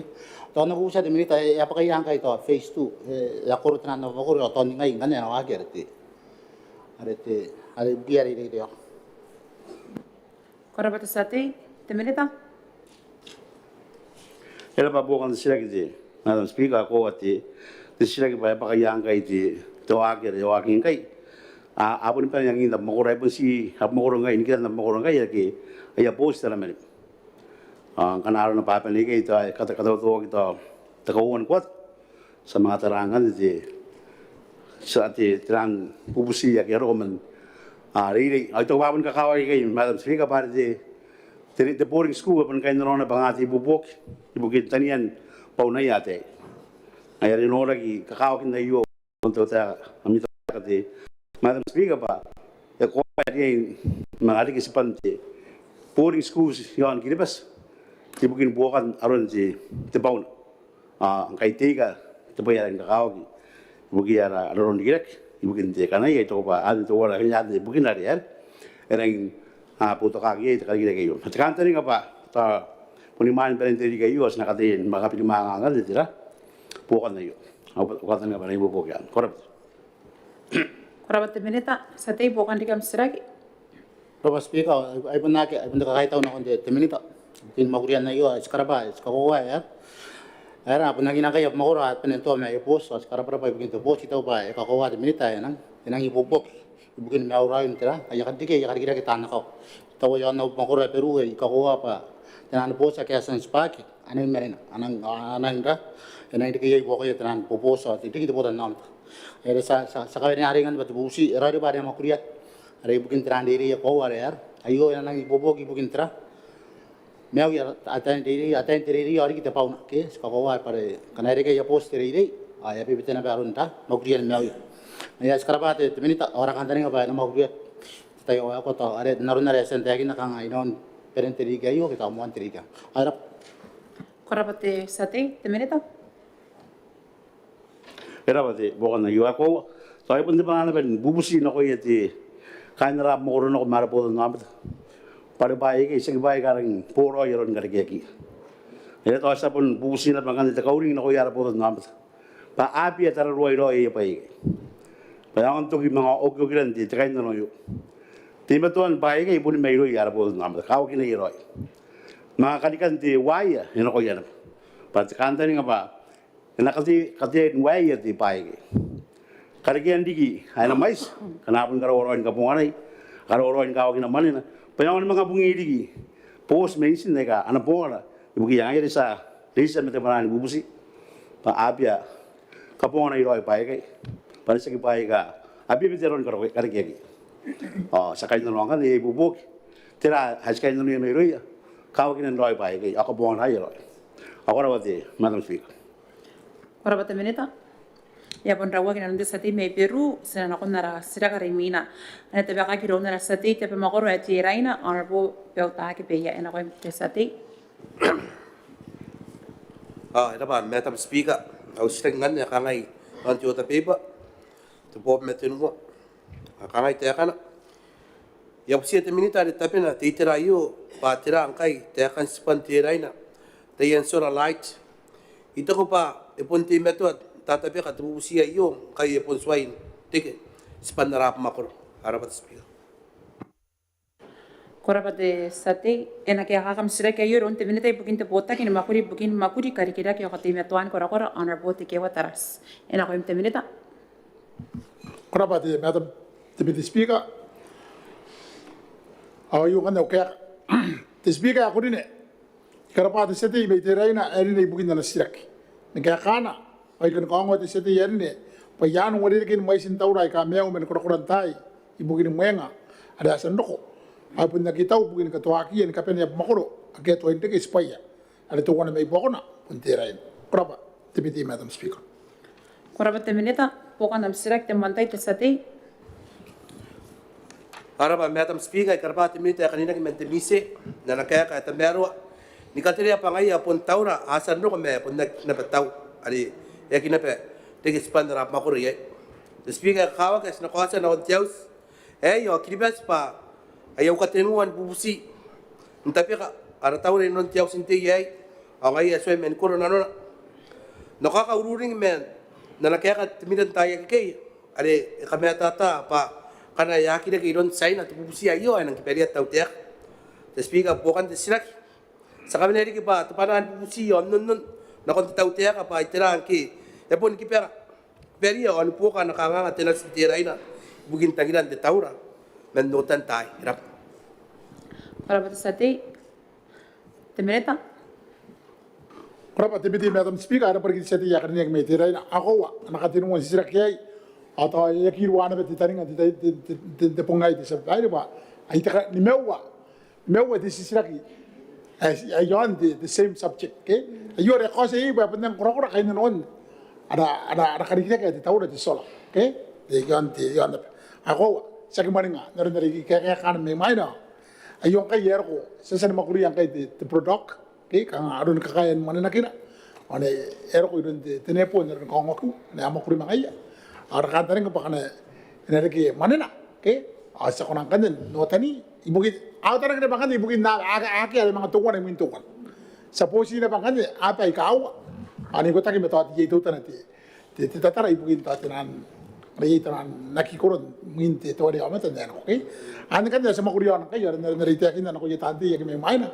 angko ara kari kira kayo ya to ngkai para priority na ministry okay askan tanga yo pa na kunan nda goro bukin na yo yang anda pani bukin ay ki mga ukota ki basisira ki na kontay ka na okay sirang sa walk the talk ang ingo ay pun tare wa ara pare sakira ara man te pa yari sa kan tanga ngana beti te pa mai karaw ko okay ang kay re sirang kuno makuriya ira kan tanga bato parentry kay man parentry kay ay nang in tongorong te project kay Kenapa tiba-tiba Madam Speaker ada pergi seti yakin ni? Kenapa temenita? Seti bukan dikam sirak. Kenapa Madam Speaker? Kenapa temenita dan nakaya mau pen temeru anti tawan wayu. Es pa na pun era pa naki popus ke pa ko pa pun naki apun takaruan tayo ay pun tokora ka so mende ka taura. Ay era pa takantani nga pa. Ya sa ni kateri na konti tiaw sa kilibas pa wango. Tiranda makuro ka so ile ka taura pa. Erang makuliak nanon tapen ng tiriri kayo, kahit ako pa yo, kawa kay arari. Nawala turungon kayo, paturungon kayo arari na kuya kahit nawop makur. Ano na mga busyan man na so ngiya. Kaya kipato po si penen di tiriri kayo. Ay ano ko titaw rayo. Ari nang ngag tananga na po ka sa ina ba. Inang pun kipedi taw tek. Era pa ti Madam Speaker karapati binita kaninang na tirari na kaya kata meron kaya to kahirap. Korapate sati. Temenita. Berapa tiba-tiba Madam Speaker ada pergi seti yakin yang metirai na ibugin tapi kan nay ako kasi sikinaron kay nanon ti tirai na ibugin na yo ngay ito kin tiba-tiba kaya pare kura-kura kay nanon iri ana po tanan na kakawag tirai ko di Madam Deputy Speaker na mga kakakari sa namin yakin na tayo anak pare ti kay si suwaki nanon ti kari kaya yo sa kimana nga ta kaya kay di ba sa kaya kamen kay taura okay mayata yang kay bayam mais yan na pa may na de Madam Deputy Speaker era wata na pa ki abu sila pa ano taki kura-kura na yataura o atangi na display parts ke kang ina non tipusin kong ran tay kanako ay to pa pa nung kain di pa sa kaya pa monde kay taura to pang kay yang ito irawa may sin ti taura ya taon kita ya uruki ya nara wari tipuy tapun nga may sin taura ya sin pa yon gidi pa sin kabuta ya sinora ayo pa punti investment darang di pumura kay ari ki pasina kinana pa na po kasi na nakon gidi pas sa kitang dia panoro ko na po ikay ya akan na ko kinaban kane tayo sipo ina wata ya yan sesan kan ni mga kauma kara company ti KHS kiti ti solar company pa nang otaning kan na spare part bugi mi kami kan kain gidi pas tante ami poto na ma da kay no auro kay tauro pa ti fuse ke ti battery na rin no nakiti ni tari no nakiti ti control na kito punne ya tauro kay ya way kay ya switch aperin tauro kan iron ti KHS ako na kanina kaboy pangan ni mga team ito ni mewa ya taura aki aka mendege irano ni payang yarte ka kana koy ami unit sa kay pa yai tena spare part kay ya taura irunti ara kampana te cages para pa Madam Deputy Speaker ay ra pergi seti bugini mga utakin dikya ya kito kinano nongora pare ayo te kay na koy ke krop Korapa te minita. Ya pundang dawag na nun te sa te may te Rairana. Sana kung narasira karimina na te baka kiroon te sa te may api meme te benda na pundelitan ta kaitara on our boat says te really am bon. Ena ko te sa te. Korapa te speaker kan te baka au sirak nambana te pote no pime wo. Ai mai ne te piki ai pun mone sirak kain meme. Te dai ai pun ta kameu mo. Na ko iran ka ben ai ka meuri semperin meuri te siraki te speaker ba yen kai yo nora ki sinanu ai ka kana ko ki no ko ye rora ki ibukin ne bai nora ki Korapa te sa te ena ka kam siraka yo iron te minita ibukin te bota kin makuri ibukin tararuan te meuri ka to ki araki honor po postina wan ena ko te minita Korapa te sa bag te mai ne ka sira ka ngapun ye wono no ka ane yano wono de tani kiribas pa na to kite au ka yana re ka ngai ari min sinanu ai ake ane ni karo ya mangali nari ibuki ya roraki ano mondo no ngane de ana translation gande ina sukungan nari for kiribas patient in India and Fiji. Ya tu kena benar overseas. Ane mena roi Rairana dan tani kiri bas. Karena nak roi lonte. Sati ya kali ni. Wala sati. Ena ko te minita ena ko roi. Ayarap. Ayo kakanda na sira kita sati ya kali ni me ya mama. Karpati sati ya ri ne me ya mama. Ayo kakanda na sira eng ye around Norak isinan Korabas sabat Korapa te minita sati Korapa te speaker ai sta po meta ye puren te akan au sira kini kiri bes pani metang ye pun meta ta to pun nane ke akana re ye ka te minita me toi mga sa ka pe kai ngana to mga sira kini te minita pa iya teraran no nora ke ka yo mena ia patera ora ke ka ai kaska kana ko ia pana ana pai nora ke Korapa te sati te minita Araba de sirak sa bayar de ai pun kata roi de mo nari bugina kai roi no na sirak ya rari ye na pate kanga te bitaki ngai yo te rikira ki minne ane kanga irinte ne ka kan sirak maka kan sirak ne ane bukan na sirak sa dia kan ne mama ye BC ye India ye China ane matongkai ye is bogi sana the border yang BC India isai kenapa masa back Korapa te minita sati bukan digam sirak Rabate te speaker rabate te minita bukin anak ya ka hinang ka pure no to korat pa ngai era ka tari kito norak te tera ora ki kanes konan bubusi tera ora ke ka kitoi ika san rogo bai nora ki yon saina pato ta termoro ri kena nang ka kongora pa ta ye kinang ata ki rongorona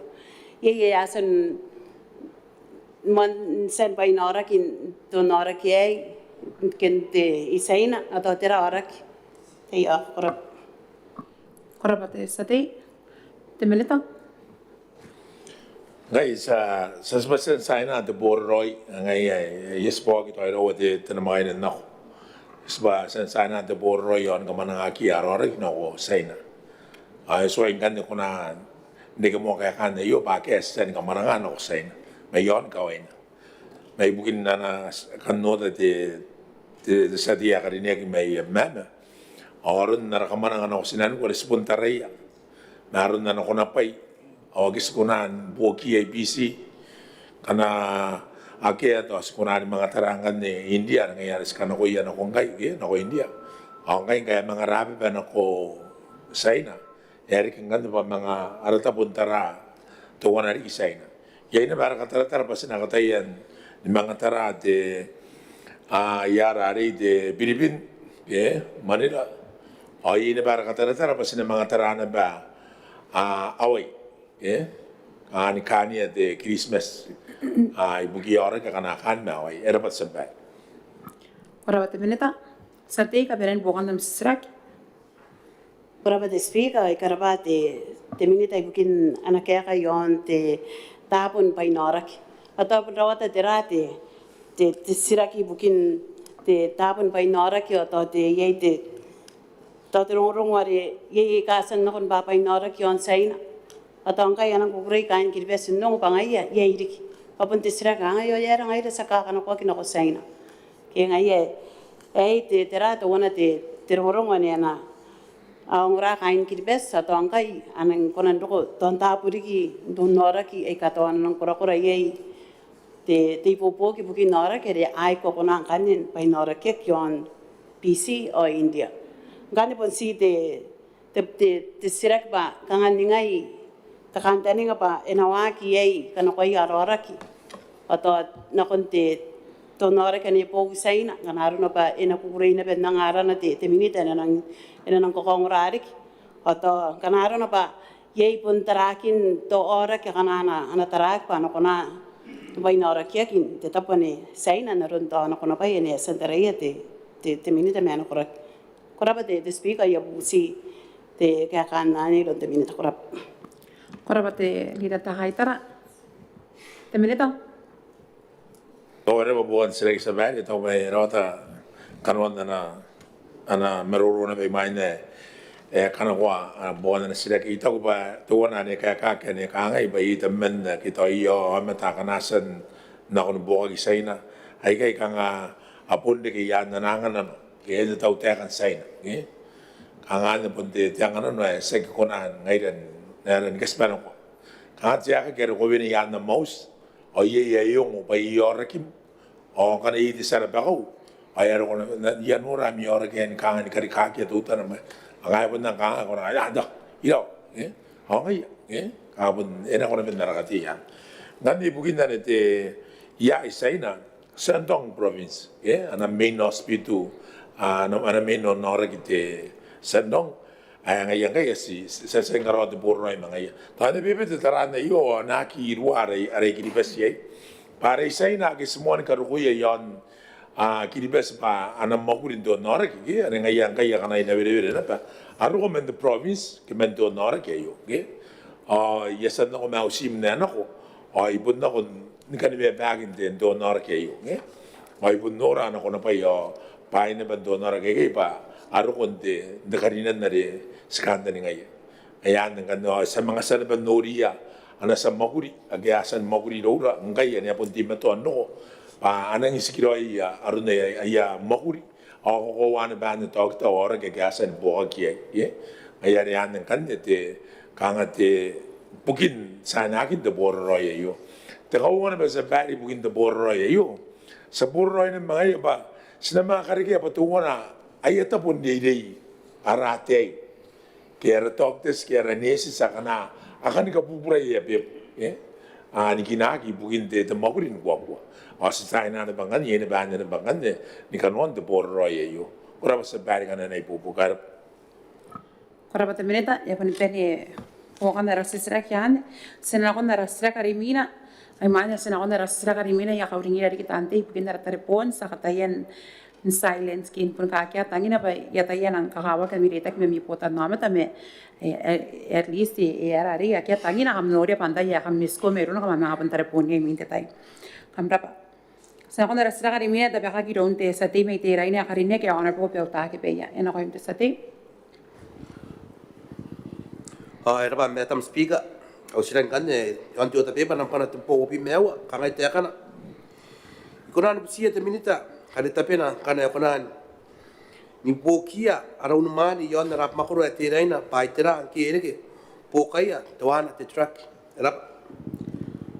kora ba sa te na kaya kam sira kaya yo iron te minita ipukin te pota kin mapuri bukin katin na pera o tau te kay nanwa honorable Harry te kay sen ako im te minita Quite already, Madam Speaker. Yo, okay. The Speaker, ako karinek, kan kawan te sete ya karinek may te reina, pa ikona ni bobo ka tabo na makuri, ngana ere ke pana mo ni karikira ke ana kausira te Rairana. Korap. Korap minita sa tei po kanam sirak temantay. Para pat speaker karinek ti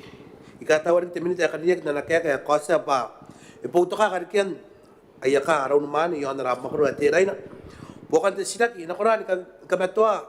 nakoy na ti minita karinek pa nakon ningay nakoran ti kay trakun man na makro ayanga ayapun nungo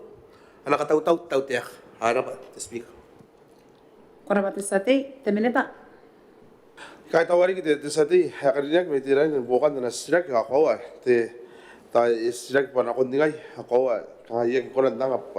nakon ningay roy ke ba inauri nga pa ye naro dari kaya kan tamontay kanga ye ya ka kero tin karikan ye te ane itakin da ibukin te priority kana pon mo ba te pa na mo karikira kan kausira kan de ane napon ko men nam kausira ke ang kan de mungkin nami tapon kakawag mungkin nongram jaus ha te ai asa na pa ubi ba arokorak ya pun rawat tapi kan kanga tangiran de yakau umar ke to ba tapi kiara pa te this week tai ni ya kanga ya mon tapanin kanga ya pun national ayu sa ya sa te ba hinang tawroin ka era ke mga utak ayaro kong kay naro 20 te DCC pa te katirana ana kantani ka DCC ata mga pulkoran mga ipubok me te cabinet ngararo na patate nakoran taray pas na pulkoran na ni kakaya marin wa dari ta inauriga ka ya pun men ya ka un marin tay kasandak ya pun tagira unian te tay ayo ke ta te ayo kari kira ke te tautea ka na ke akaira ka sa tagira pas na mga pulkota metara te tay ayo ara pulkarwan na ba ara mosindar korap Korap minita sa tei po kanam sirak takawatay. Harap ti speaker na kaya kat minute kaninek te iyo harap pa yarari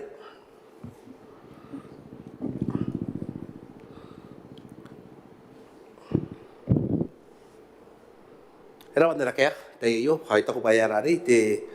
ari pon ari na kaninek mo men na kaninek ti council okay me kawag te iyo ari ti siya ta na base priority ta council patira be kau ada pun mo pati pusing ada toy tay kay teman ni pok dari kinta to pun nakadikira kiti tirari ta kau sira toy ina pun nakon to tuwan ta kadikira kay na pun kona ra ni pok amwa ay kanga ngaron mana pari pun ya kan teman tay ya pun nang men menti ta rabay ta kinang ko tay won tay kana me tay yo pun tangina pa itra ke pun de ma pok na menti na itra tau te ka to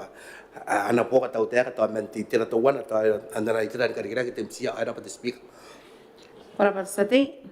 minita. Era hanaro dari ibu kamera para era pa es yo taman yai mari teta yo hari yang kau sira yai muang kai ana muan kari kidak ke hari wa ki nanu mai takuba era rang kiri dia ke ma dar kasko na koi haro ka ngai kai takware ngai ro era rang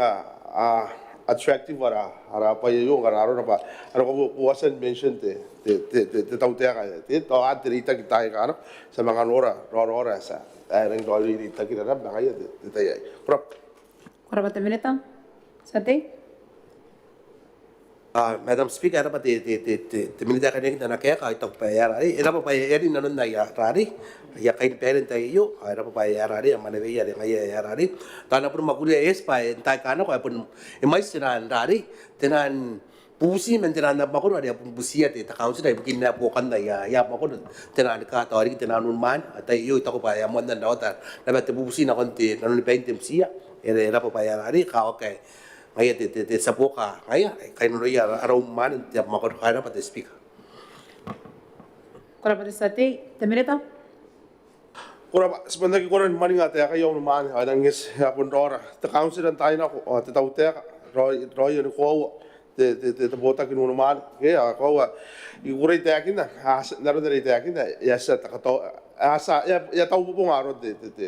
ya sa the costing sa tay ang kay bayraw sina kapene mo gite kato akin ya karikita ke kain de unuman yo anda apere ke ai to ba ai posite to punta na placing cabinet patirasna the way forward sina karoya ai to ba ai ngaya na pa ande de kena to kana sa diri kaya na rok ke to ba ina pun de man pa wanga wo pi mo rap Korabate minita. Sa nakondara sira karimina. Kaya mi otta beba ana sira kite sa te mi tarau te ina no te menna ana po pirma ta haneni ye kinora rapatana ta yo agena per ngorona do konta ibra meto sa to ana sira kyan na konta ta ye mina ri. Sa nakondara sira kiri karimina ari na te peka ki ronte te lidan ta kaitara sa te me te menna ana po se siria lempon ena koi te lidan ta kaitara. Rapa te speaker away na te peka te siraki ibuku merong sete ibuki akain rakawe perito pere meme eswai men makuria ki naka sa ke na kiri ni perito ari akamen wa corona ayato ki na penteriri ki ano eta ko tau te aka pa to ki pena wayan karo ki metikiri ni ki te bang ngkai ya wa pon na ki meno pa inora ki me pain makurin te kiri ni ki ai na sisira ki no kon tau te aka paningai ya na karo roi ya na kiri ni ki perito ni ka te meroa ani ka sa roi ayarin men ora paspi Korapate sate ena kaya kakam sira kayo ron te mineta ipukin te potaki ni makuri ipukin tararwan te meuri ako to kiara ka na po posi na wan ena ko te mineta Rapate sate te menna ari me mama yurin gosa na on deus ayo ba perito klinik e amon nda uponga an bakara wabu te kate bubu karona ari esa digiran na ko makuri ni kasesa ana waking kai ari waking kai o ari waking kai on kanta ni ngaki sana na ko ni perente na makaina ai eperi o watanga wo pimano koraba sabai Korapate mineta pokan nam sira te sate rapa te speaker te ai rongon na klinik ai pona te minita ando ko yang ko ye memen de rewo men ko ke meme sa bubusi ene be kanga ngare kanga kaiter manga yara ara karikira ke ai ra pangaya ani enang saruna si te bubusi bare punyai takane pun sen na tarong rongon te minita apon bubusi kain ra kawe pena karawa kiroin karawa ke ya ay klinik rapatan na klinik ai kanga to ye na ko te tera kanga ngare nora kintain te takatite ay to ba ay na terong rongare epspon kar ko iron te minita ese si bubusi ari te makurin kan ne ani karawa ke ai ere teraina pe itera kanga na rien ka me arwa kinte takatite ai Korapate sate te mineta Araba buwan de dislike sa bayo ay nakira rama te sate ya karinek may mama o nakira ba rama kain of map pa ina in kora non de tau te kayo di kita bota kin pokwa nika ko wa ba na wa ko sate te in clinic kai ako sana no nori de sate ya karinek pa musra o tu tana karawan te pereto ani mga kibera kite yari te banga ki yaran te kawari na tarero eng te banga e mga kibera ki te banga pa si te manda to contract ani karoi kirini kai ang kande e kapara pa e mga na komani kibera te banga bugina pa ape ne mo pa ina ke gain swairo kanga na pa yana katukain kasaan makuriane pereto ayane kasukwa mo ay kibera ari bare na kain bera reon ni karawaki ayane kan yesa ang kande mga ro pa inari e mga karoi na Era pas bari ngana ka dai bubu gini kan korap Korapate mineta sate pokan nam sira ta kawatai Rabate speaker to panani te tangin nanu ya kain te takawa perito pare akan der ngai pena mon samua ya klinik pare mon mak me to bon nare buni ka nganga me te runte te makurina sabu pusi pare takana ikonan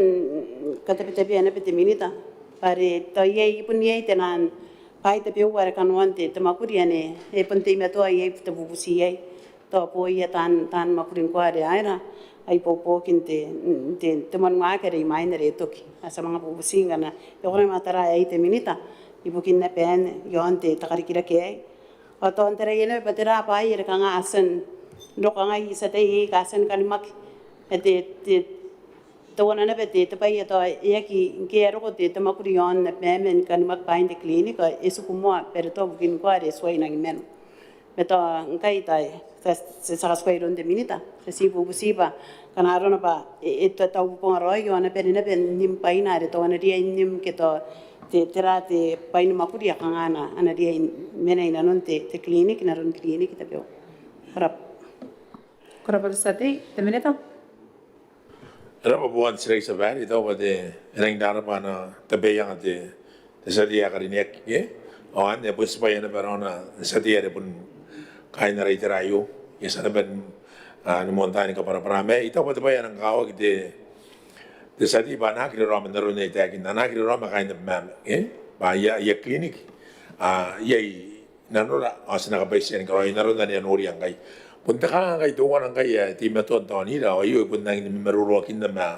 ara partners na kana malin at terana ari ta karira kite ngai New Zealand no ngai mga med the World Bank and na mga karo de fit papunte paon pain karo hoki ka nga ta kai buke da betai pare are pun nakiara ai era sia murensa na ilo angara no pero ora sia murensa io ako nan ka to kate desimens med mo no kon seguro metera sinaula kini ada nak si te pai norek ya te pai norek ma en anasa te no norek ana pensa o io ngane ito ba sa ya kita ini bantay yo te sa bari ni karapata o ta New Zealand ni karapata o ta New Zealand gaya sa mga dinano na nakarikira kay yo ya sa ni kariya kanga tapi yang au bugi ya kain de kiribas ori ki bugi na klinik aya karabe bana bo bangkai de yara ari berto klinik na ko kanas bagarog anang kabuo ginaron na ikay kai de klinik ka kan klinik ka may may anang kabuo katen anaus tenis matayan mood aus ni kilibas kana pun na requirement darana ari de klinik anang katsia kinganyan ngande yung na ba yung na ne katayan tabi kera kite de sadia karinek de man me mama de rida da kaitara ba e manive te baka pai tani mokurige awan ne pun spaya na ba de militare pun kain na ba ro na ba ke ya spane ba ta kanga ne ai ingai no de notice paper na sira ga is was ma spaya mai ma te pai ara nga de sa ba ba contractors akana kati gini kan asan nangana gite mai sindamane ni kaini semaron to bor roya re ananga ke awan kan yari na pa inano na bon ya tani moguri na ayesas ke ada kan tani ngapa kanga na ke ya pakapakan ki bepen ya pakapai tani moguri asina inda no kawo indano ke pero da ya sa bendita mga ite sa dia kadinia ke mayarari may no nos ke yar biri na klinik ke andai ri ga pa tape wa kana karo ke klinik tai ya ki pesi ni memu me ya pa wa tape tu me bare pun ngai te minita ya pun takwa na ba sa dite kana karo aro na na taka karo ya mat ayari ibon na no ka ano mo tan de kain te mo ko ngai ke ba contractor sa kana akati ya mi klinik SND ni naron na ya ayaman re anganak ami ba pai ang kan ta sinapon gamna pon bubusiya bayaran kaya ng mga dimi bayaran kaya na akipa ngayon na ba kayo na ubota gini maguri mo ni pai te baka man nga na yapon no tay ro tay na ikapaka dero ba nagbisto ito garon dawaki ay nang karapa de tautera New Zealand na buka na kini romet sa tie kadinek mi mama ba o kain na mama pasana kaya ko kasi gini ko na rin tagin na sa tie kadinek ari po sa naman tagin na bugin Butaritari yo tabi tuwa me kis kaukia o yun ba ni sukungkay tatani nga kuriya no nos ke gara klinik na bo saki ko na ni ka ko te klinik ni ka ro ko sinana ko ni kaukia sinana ta ka ni ba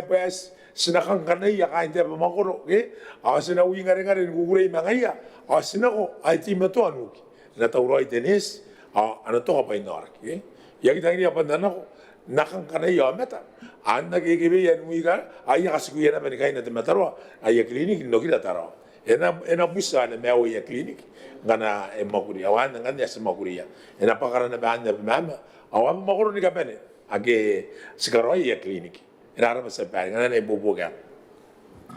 Kora bata beneta pokan nam sira kita kapene antai te sade Kora bata speaker kai tawa te minita atok pare esen nivele te anata yere sa nangania kai na rakawe yere to kinda na makai na tawani apon nori tenang kakamakuri Ite kakantaningan may ngaroy na ya clinic. Sekarang para bana ben ngorong akan tapewa. Tasi bukin te pakapai. Tani ya nanga te sama pun kaspai ron te minita ta sakakai meroro na ay. Atari kena beta si te sisiraki yon ta te takarikira kiane ere kere ke yaina bete ara clinic manuk ke yak kurap. Korapate sate te melita.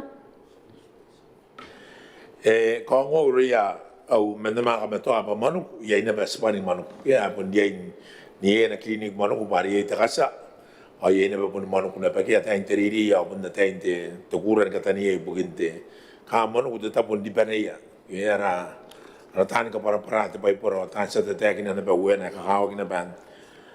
yang sinaka ta yen sinang na no ka ki de bai gari sa bai de na ro na ri ta ko te pen baka ne yamane amatai pun nota ki nanu tena no ka imeru no mautan mokuria te bai ke sgaroi sakatayen ni makini on tau mi to kora ke kana roi contract ai ke te tang ye o stau ne ba mi to kora ke kana e mai se tang iroia o kanga e paka e pusu moere ai ro te sinaki no ne te ni mokuri pa yo Sinang tau mato ate the procurement ke the tender committee, Pai na kari na pato wana kanon na requirement ba sa taya akia ante patai bai kai. Sinang kari na pa yoren ne ana mimi kana yaro ko ta yen tender ta tinimen ata ngai ai pun na kiki ya pen question na ne performance ke ta ngana ta temen na sa na ba ni si temen na ngai ngana ta ta yara po na meterake Mahan dengan itu baik sungguh nonton dia kata yang dia kini nanti terang hari te setia karinya kami nak di rumah makanya mam si akan ada tak kita ngai istaraya tu gini peri makanya orang itu kangen namun biri nara kai buka marun dekin pain nara sto ai beso ai kai pande ai pai di kyo ya kan dia mengari kan dia terkangen lagi ayah tapi kapan aku nak ya kai mam menikah tigroy ya ada tigroy na yawaki ni buto kana ko yayanis yamis ke ana play ya parts bugin the public health but the community health ngaira sinati meto igaro spangare bugin kana koron wakin de meuri ate merung ya na mam ora masabak ora bateminita ya poni peni pokan ara sisira kian sina kon ara sira karimina ara te paka ki ronte sate ya karine ki meitera ina honor po pe uta ke peya ena ko imte sate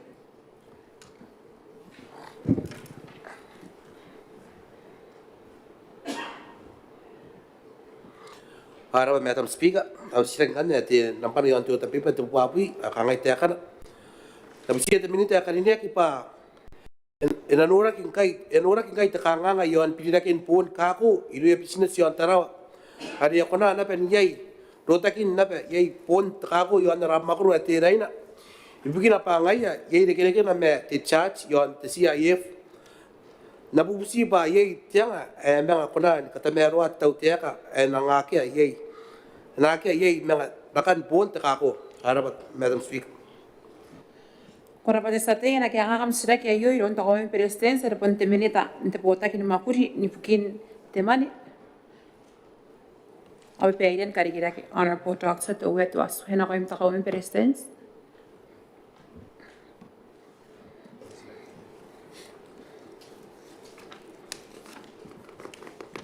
iterani pe te ne pime onowa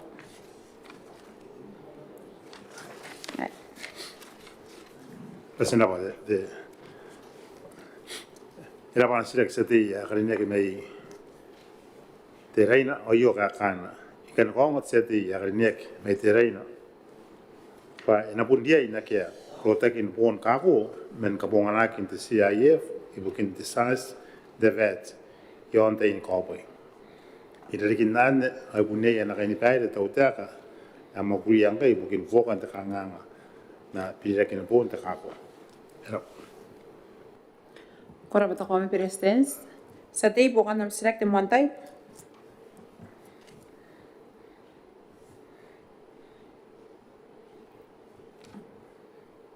Para pa Madam Speaker, nang kahit tawat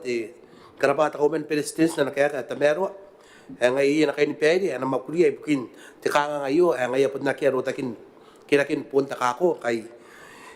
event yon te CIF the speaker ko ko na te kan na kure yon te Facebook ibugin te rama ibugin te CIF ni de kire me pira kin punta kako ari ari na yon te Facebook the speaker to wana ta toto ngai ai ponori ai te petai yei te story na no yei ka pote re ang kaya mga nakan kapuay mina ya mga kira kapuano no kon ya mga kira kapuano wabuat tara okay swangi ya kira kapuano kon dari punta tani ya kangay te CIF ansi te kan ko na ke ya kapuat te pero abu na te CIF te pokan te silak na ye na kapete pai ke kam na ponorian numero ya pa ya nga business ay abu na te CIF ngkai ay nga rik pa te ron dapat speak Kora pa sate Pakon Presidents. Kasi na ba na po na siya de sa dia karinek ada ko tahu sina kamata ta tu tanai pare kan puntina o dia ina na puntina kira na giro ta ki pun ka ko mente pita ki mente FOB no de CIF na ayo si yon de en ka ko agaki arne ko ba sekte sin kut ke age sin kut na ronda kamo de ya ko ora ki ta gano un ka ko ka karike te tora ko te agro no continuamente ke mai sin kan esa ni de aquí na te sa dia ni ke te ro na dia inda ka bo pare kero no pasa ki te kana se ki ta ko se ki sin kut na ka kin ta pun ka ko ke pun ai na muri na ke ba de te business ka men karo ya ka to pu yo de CIF engang ke pun de phobia ka ro ye ya vet ke I don't know the main man the FOB on the CIF na pun dia na ke te pita ki te bo wa ka men ka bo na te ya ka to pu yo on the CIF engang ke te vet ka ro yo on de te FOB te ko ko ngan de sin kut pare ma uni te de excise tax ari yo ara ai na rota ngan de ena ria inda kan de pon te ka ko na ko te bo to wala me bo na te ya to mo to ka te ara na ko amina ya na ki excise tax yo ya de sin kan na de kan na alga me de bo ya na pon de na ki na mo re na de ra ko ta si ndar de sen ka ro ya ka mo si to wona te ka de bo ke ta to wona plus to wona te ka de bo te ana ria na ya na na ba na bo ka rap Kora pa Pakon Presidents sate. Madam Speaker, era ba de Kauoman Presidents na nakaya kan tayo era ba nakametat. Tako ba pun kari ka ti telari ti tenano wo yan ti kira kin pon ta kako naron ti tirais mati tinan namarak sin ara pa pangayan na kapara-para ito ko ba era ri ang era pa nakiya tutakin pay kay naron nari asante akin na era pa kami tata pa tapos si pay naron ti ka mati tinapon ba ikan ikara pun pe ala pun pe ando tak kira ke poyo ara ba speak yato kay Kora pa sate. Pakon Presidents. Presiden kana kana nei bo ga era para kana ya mina smanga pun kunanta ni bo ga kana ili kana kan kamata era Kora pa Pakon Presidents. Kona kokorote wakan district sate may meraki ano po manata yan ta akin ako yung sate. President Madam Speaker, I can see what the house pugina pa atani teben got garapo yon de phobia. Ngkai ito garapo yon de CIF na ta te benita. Ata ko mbes na ina ka kita ko. Mandante ka ko kasi makini ngai. Ya pugina ki CIF. Why eri pa te pa in kangan garandi ka ri te na ko ari. Tan business de CIF. Ko kan kaya kangan isin to yan. Kora pa te sate Pakon Presidents. Wow, no raro na namin natin sa tiyak na nagdala na may malaki. Ito pa pun nangis ba ano pun dara kanga pun dara alam na no ya business manang gira kangan nang ate terong ya kis ke kita tu mau kira kira di no ya bodan nama tabari pun desina apun nang ata ya kami na karo ya kado ubo yon de CIF engang ke te vet the mind bi da ya karo yon de FOP nang ke karo ya pricing apun karo ya based on the CIF ayan ay tang ito ko nang kai anang bugina kay CIF tai sirik yon de sin kut na da kina de rebo de bi ya de mogo te dage es ngan na CIF na ye ina rakatu tana bon na agame ma ni de in kawo ge mi na pure na ke pare te be aga men karo ya to na ni itera ka ai pun tera kan men ya ka to bu kan ada to ana pun ya profit margin ke ande men de me ai sang bu si ara business time business ge pa to abun dia na de ngoro ngais onde ki ma ka de in camino to boto na de so nge bon ko era kan kai te tera de bukin te sia yo ada abun de pa ga men karo ya to bu yo sia ye ada pun na ni ma ka ya ne na ko mi ya pero men ya bu ka ya bu kin na ka yon te mo mori de ka wo ke se de sin pu ba bu ni de sia yo pa ha ka men mo ku yon te tera da na bu se na de de mi su ada na ke kana no ba ye te ba na ka yen di na wa yo te ka mo ga sto ba ya gis ana na ngi bo ga era كنا بنتقوم بالريستنس يبون بين بوغان درس السراك يعني سنقول درس السراك ريمينا لتبقى كيلون تلقيتن تخايدر ستي مية تمدة يعني بول تسيريا لامبون أنا قايم تساتي كرافة تسبيكا أن بيت خلنا السراك كرافة السراك يمكن تيمتوا أنك تانين تريريو أرينا أنا كنت يم توانا واقع تتيارن من amai sei ka te meto ana ki ngorana ra po winda mane pen me Maungatabu on ro me katanuata au sirek na konte minita are te pena ena me uni ngai tirerio are tatang te em to wana awa ke kora te lidan ta kaitara na ka am sirek ke yo iron te minita de botakin makuri bukin dongorong ite men na mana honorable Alexander Teabo ena ko te minita kora madam deputy speaker era warde sreka yo ke akan seksa dia karena ki diri dan kaitar pun takbar te takbar bure nakon te poto nometa morara diki artan ngora otan kakapungana ana radio television te frequency AM 1440 kHz ngkai yevene ni man meruakinan me kasesia yon makurian Kauoman nanti nari ekalnya nuruagi men makurian tuan nanti kari kita ki akawagi at the East Migration Cable. Ikuran jakin apa imuin naruro nakase simernen oboda ki makuri na o kampana at BBA andi taki na rabata ake aide kereke na karikian turuagi ay ikuran jakin apa Kata tahu lagi pak, enasa anantena apo di BBA inalun surai tadi kayu, ayah kona nukira meauna radio kibes yon ane frekuensi AM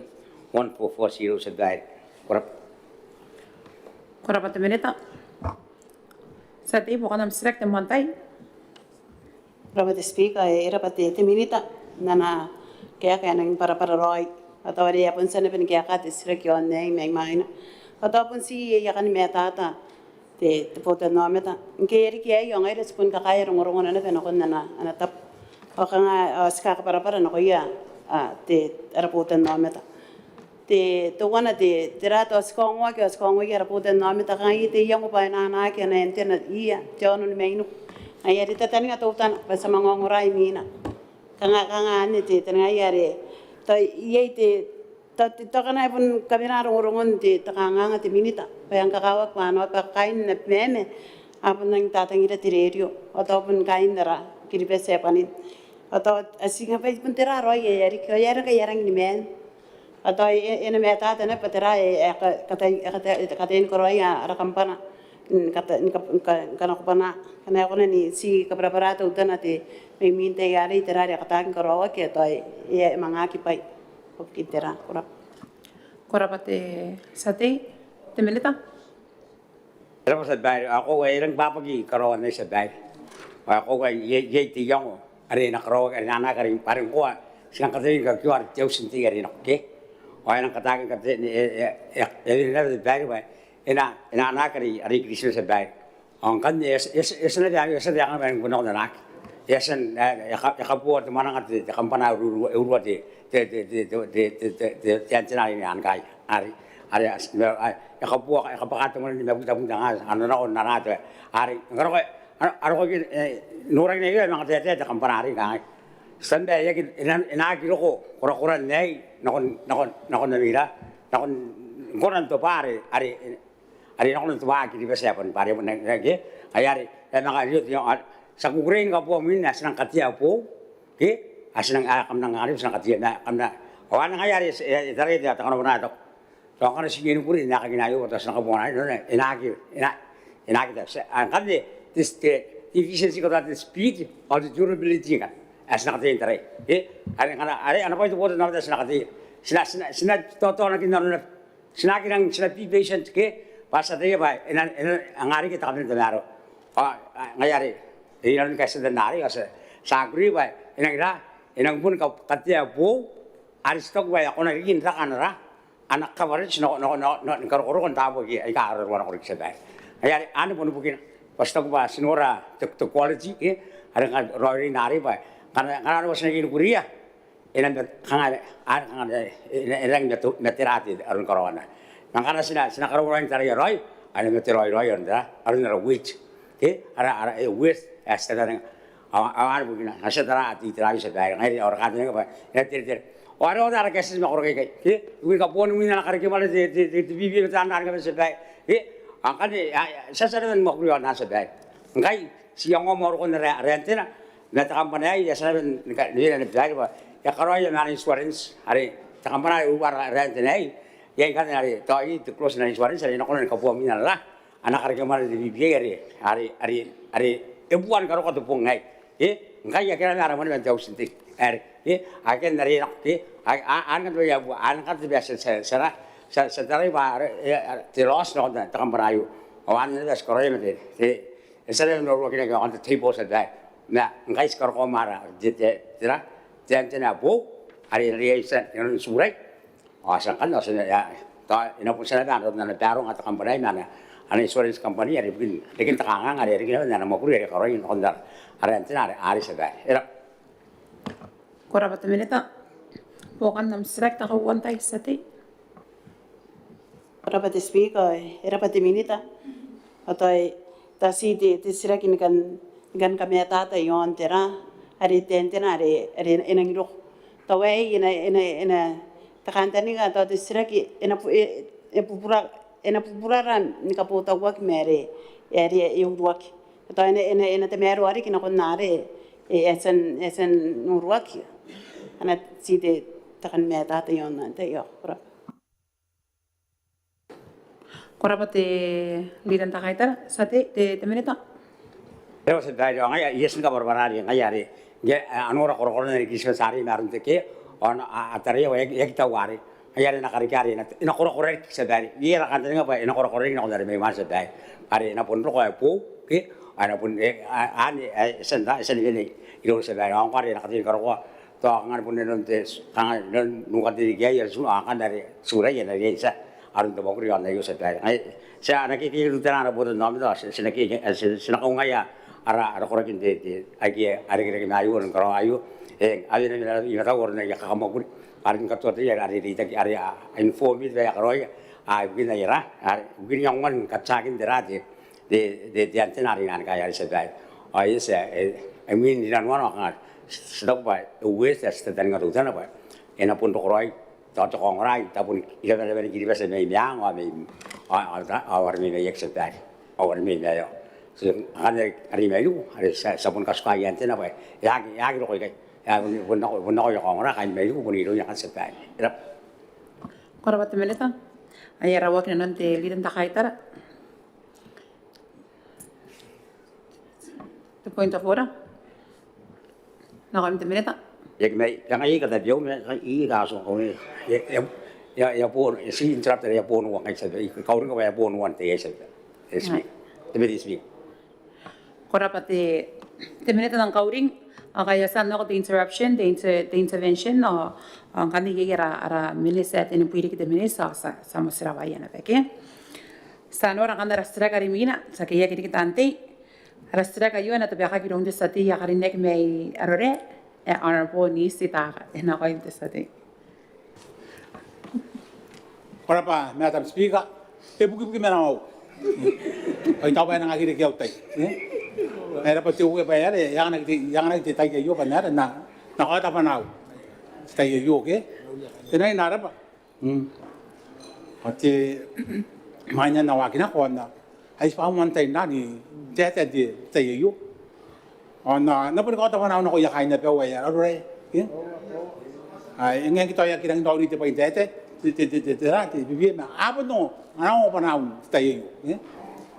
Mande Teabo ya ore ga ena karo ko kina ko ya ke. Na ko ta pa ya ka meuri. Ako im ke ti Madam Speaker na kainam taipora.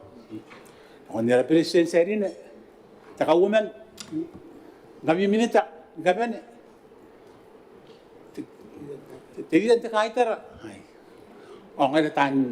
Tante in Gabane, or Nakia, Minaka, Tanora. I would know your kind of Gabenakia. I get Nora and Dayo. In Pananti, Rau and Mel, or can never know. Mel, I Kanya na guys pa mo tayo nani wala ka au sisira kayo kam nakakawong roy ke kain din ke ana pare ka ngai te ka yon tio ta pe 141 ka ngai te kana honorable speaker jau tin te ye kana ko o ye yo sisira ki the desalination plants the machine the unia tari ko teran ai sak Mande ta yari o ikunani mga sisilaglik na kontaminita anita pena pa pa ka yara asan the destination plant tayo Kurapati sati ena kaya kaham sila kayo iron de presidencia karinya ki His Excellency Tanis Mamaw ena kaham de presidency Urain kawa di sati akadinek me yaro pa yon kawain ndokop me BC pa hindi misin ada kan nalo ki bukin kamawan ana misin dan arora era para presidency sati po kan nam sisirak temantay ya era pa di nya punya tahagi ke di misin nari ke apa nang na ya man kita mon tai di tera di no era kan dau tai tayan na me ai tahu apa tahu ya kan timun uang diri kita tahu ni kan, nah anak kaya kadi ada presidensi akademia kyo inang kakai tahu, itu akhirnya kaya yon kawain, benai visi ngkai, ay tahu apa nak kita nak orang, papunya nanun tahu tahu kan, kan kasih apa itu, kasih aku pusingan yang nang manguri, nak ni mereka cerang, ya aku pakai visi ke, ay tahu apa kan sangkain dok, Masih di jerah di musi di jonon, nakon di dari si macam rangan apa itu koi kayu ya kami anak kita, si koi macam kan aku lagi, anak orang bentai ya, ini yang anak orang menikut lagi makan jerah, tani koroi, kasihan di musi, airap. Berapa sate presidency? era pati rakyat kangang era pati di bubusi apun alakan tani ngaliteran mon to kakawa ke bukin temeo takan tani ngana rokoti ana kita na takai buke tani neperi apun rokoi kai ni me ya iro konai kai asa mon sakana kona ben ko akwa na korore kai ni sma di bubusi ada Berapa presidency? Bukan dikam sirak di sate? Nang kana na upa pari ang ada ben na ndike kita tayo ben hauka ben ya, tayo kun hauka ben ya tayo. Era pa ay to ki kai pangai bon site ari ya sia de me ya apa no kai na rore ke ang ani saya na ko kai na ro ngan ero ang mapon no kan na mo jeran nya ay sak ngan ke ngam na marurungon na to kura ngan ang nagdito po ni ma era pa de bukan ya to ki kai era Berapa sate presidency? Rara bahagia di me era pari kita sati me rore ya apun ngai na rore naron na patient ke yana nurina nun tataninga ada ba iro kana sana kata yang patient ka kan kana ko tispe pat pa ang na benwa kon mewo ya ay misini bukin na onya kin tari na konteran ay rara Berapa presidency na kondera hayarang rawa kina nanti sate me yarore yang karinya ka sana kondera sira karimina hari na tapikia te sate me meme te lian ta kaitara on pot sesiri lembo nena ko imte sate Korapa speaker way te kan na usrak. Ye na kare kemane men te ka wat te kan te rikie yon te license at the coastal license. E mane vek na pok ni ka tauman imkin watanga wo pi no no. E kona ka para roi tau tega. Paterata kare ke mani ai. Kora. Kora pate sate ena ke kakam sisiragi ro te mineta I pukin te potakin makuri pukin te akawa a kau paina ra merawa ana bori para take siwa ena koim te mineta. Kora pate Madam Speaker era pate sirek. O you ana kaya te tau te. The speaker ko kali speaker ko kali nek. You go in ko o sati me mama.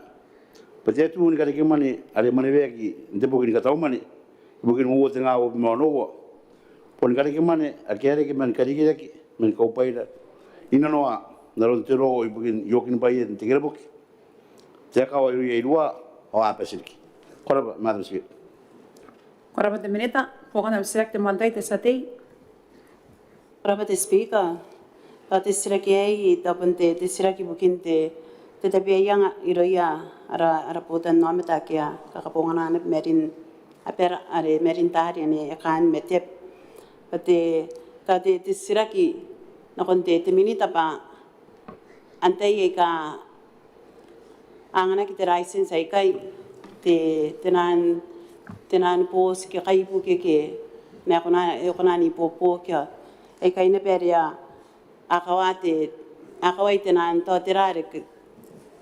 te riro ke tera arante te merte kare ai kai ai kanu ne bete te license ai kana kona ni popo ke te yo Kora pate sate te mineta. era pate pokan de sirek a ko ta ko I tan sirek te bua kana ka sinsineti ta te peya yo ante te wagi yo sna ka para te Madam Speaker te ayo ari no na sentagina te kora kini kapane ke akawati kire buk te tan ta akawai I Christmas bukin te ari te kawan te pleasure fishing akere kire kina ngande metera te ane te akina te sate ya kali nega te rio ane waki ngalas na kapara te rio ali to pai la kapara sana men katoa yo ana page te ministry te waki ne koro gande trial kakaya kin nanga te bewa kisina kona ntara idi te kaupai la para seksi sna no na sate ya seksi kaupai te tika para watari ya kin kaupai te bewa e tuen ngaro ka tuen na nak ayane te ngana te akina ki te anakin te rio ane te doa ke yon ki be se na te rio ana te kantani nga yon te trial yo pana ka te intagi ni de kaupaira ake tuei atuen na nak pana ka te ni makari ki apa yon wak te kari ki yon ne ke ane wak te wak ya te trial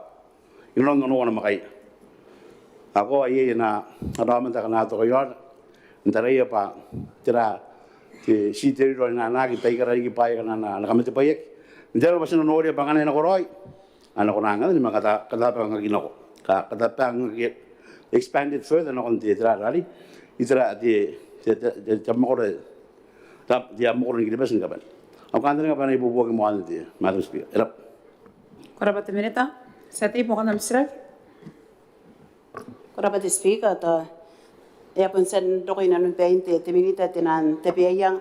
era wata te tapun ni berene pe me era wata tenan kai buke de no nora ki makan me ape apa makor tapun yo antara atapun ye yeri apun karakinna to kai ndi ka pe kai dari kira nei te ta na ko me mayana re apun akawa ye ta kai buke re me nei ndakangani ta pare akawa ye ayari tapun nei te terate to wana te tapi yang ngani kanaro na pa ye ani awaki ngkai na ron to kai buke to aki te metenan pos me to si ke kai buke to ipun te apun ta karam ne pura ria noria ari ya ta ki te ka te ne ta pon na ka asi te pe yang bang kai yaran kan me tepe o ena kunan ro ta kin kan ne arun merin te tari re kan me tepe re ngai ya re me anana ye ka kar ke kan ya rapotan no meta Kora pate sate te mineta. ko era bari bo ande se ka ko se sirita kin te pe yang te kanda ni anima I dawa ta pe yana re gamata tak gana te kai bukin karau ni bukin te yes matingi mia aki ka tawa ke bana ka o ri kin te ani te to ona me do to asi O at parin taraki muia kai buke ba kanari na ko te buina le meire. Aru kan dito. Ang kanaro na pagi ka sa noragi. Naron na tagin na sa tiya kan ni mama. Ari kan ni tawi nampan kai buke kan. Tumoni pa ya kakawag. At sa kauring na ko ya tam na kawag na tawa po makai buke. Te pa ya nakakawag panarabia. Tinamba. Ani yon te kai. Pa ani kan sikona ay ko wa kona siringi ya ayara ay bigat. Napun na te kai buke ka to ke ban siringa na bigat. Apa ikara kai buke kana akaw iri kinte pa aki to ke ban akaw iri kinte. Ya sa norek. Abun dia na bangan ni bobo ki tan na kaw ke nuri ke. Wa kon de nampana. Kita ngana ye tar bon ay usin tayan. Are mena betamin te kai buke. Matinam pari. Patinam pan na kona kan ni kosa pa te kai andi na kai buke te kai buke. Amenti akan di sekolah na pani bobo kintarai ma. Tiran hari ti arabeso. Biang biasa inaronte. Iro inarabis on the office president. Ang ganda nga pani bobo kimuan. Hirap. Karabat menita. Sati, kuha nam sirak. Takapanyantay. Karabat speaker. Karabat minita. Ataw ay ina pong kaspo ki nakunan 20 minita. Ataw yan yung sirawari pos men na makuroy karawat. Ataw ay pun kakuha na men narap makuroy meme. Respondo onori na pa kaibuke. Kan kaibuke esaki akakin kaibuke basin sari apun loron nakukaper. Ngayon ito sa ako na natay pati takaibuke ra to takaibuke nakawa kito kaibuke ri kita pewa. Tawarawat ang kay tenan doraw ang rikin tayo ay kay. Paitera ang kay ay akrawa kinanon na ramera wa yan tayo na kaibuke ay kay. Atawan si doraw may ang kay eri te tawan de sila kay tapon si bukin mo tera te bew. Pa doraw Manina, ya buta na anang wajib dan kayu kaya buka ibukin yan mewi to ya kargesan sawan kan si te tapi yang ayare si sirak yan nere the coast of fishing license ibukin nere to takandani to no buni to ye kayu ka asan kariyakat pana anaka wai darikin apera makana akia Ori tawa pun nungom beta sabun bubusiya na pepa akate na peni popo kinarunan kaya tonti mente be nang kangan ora kina metoy busita na kawari anakunan kan pare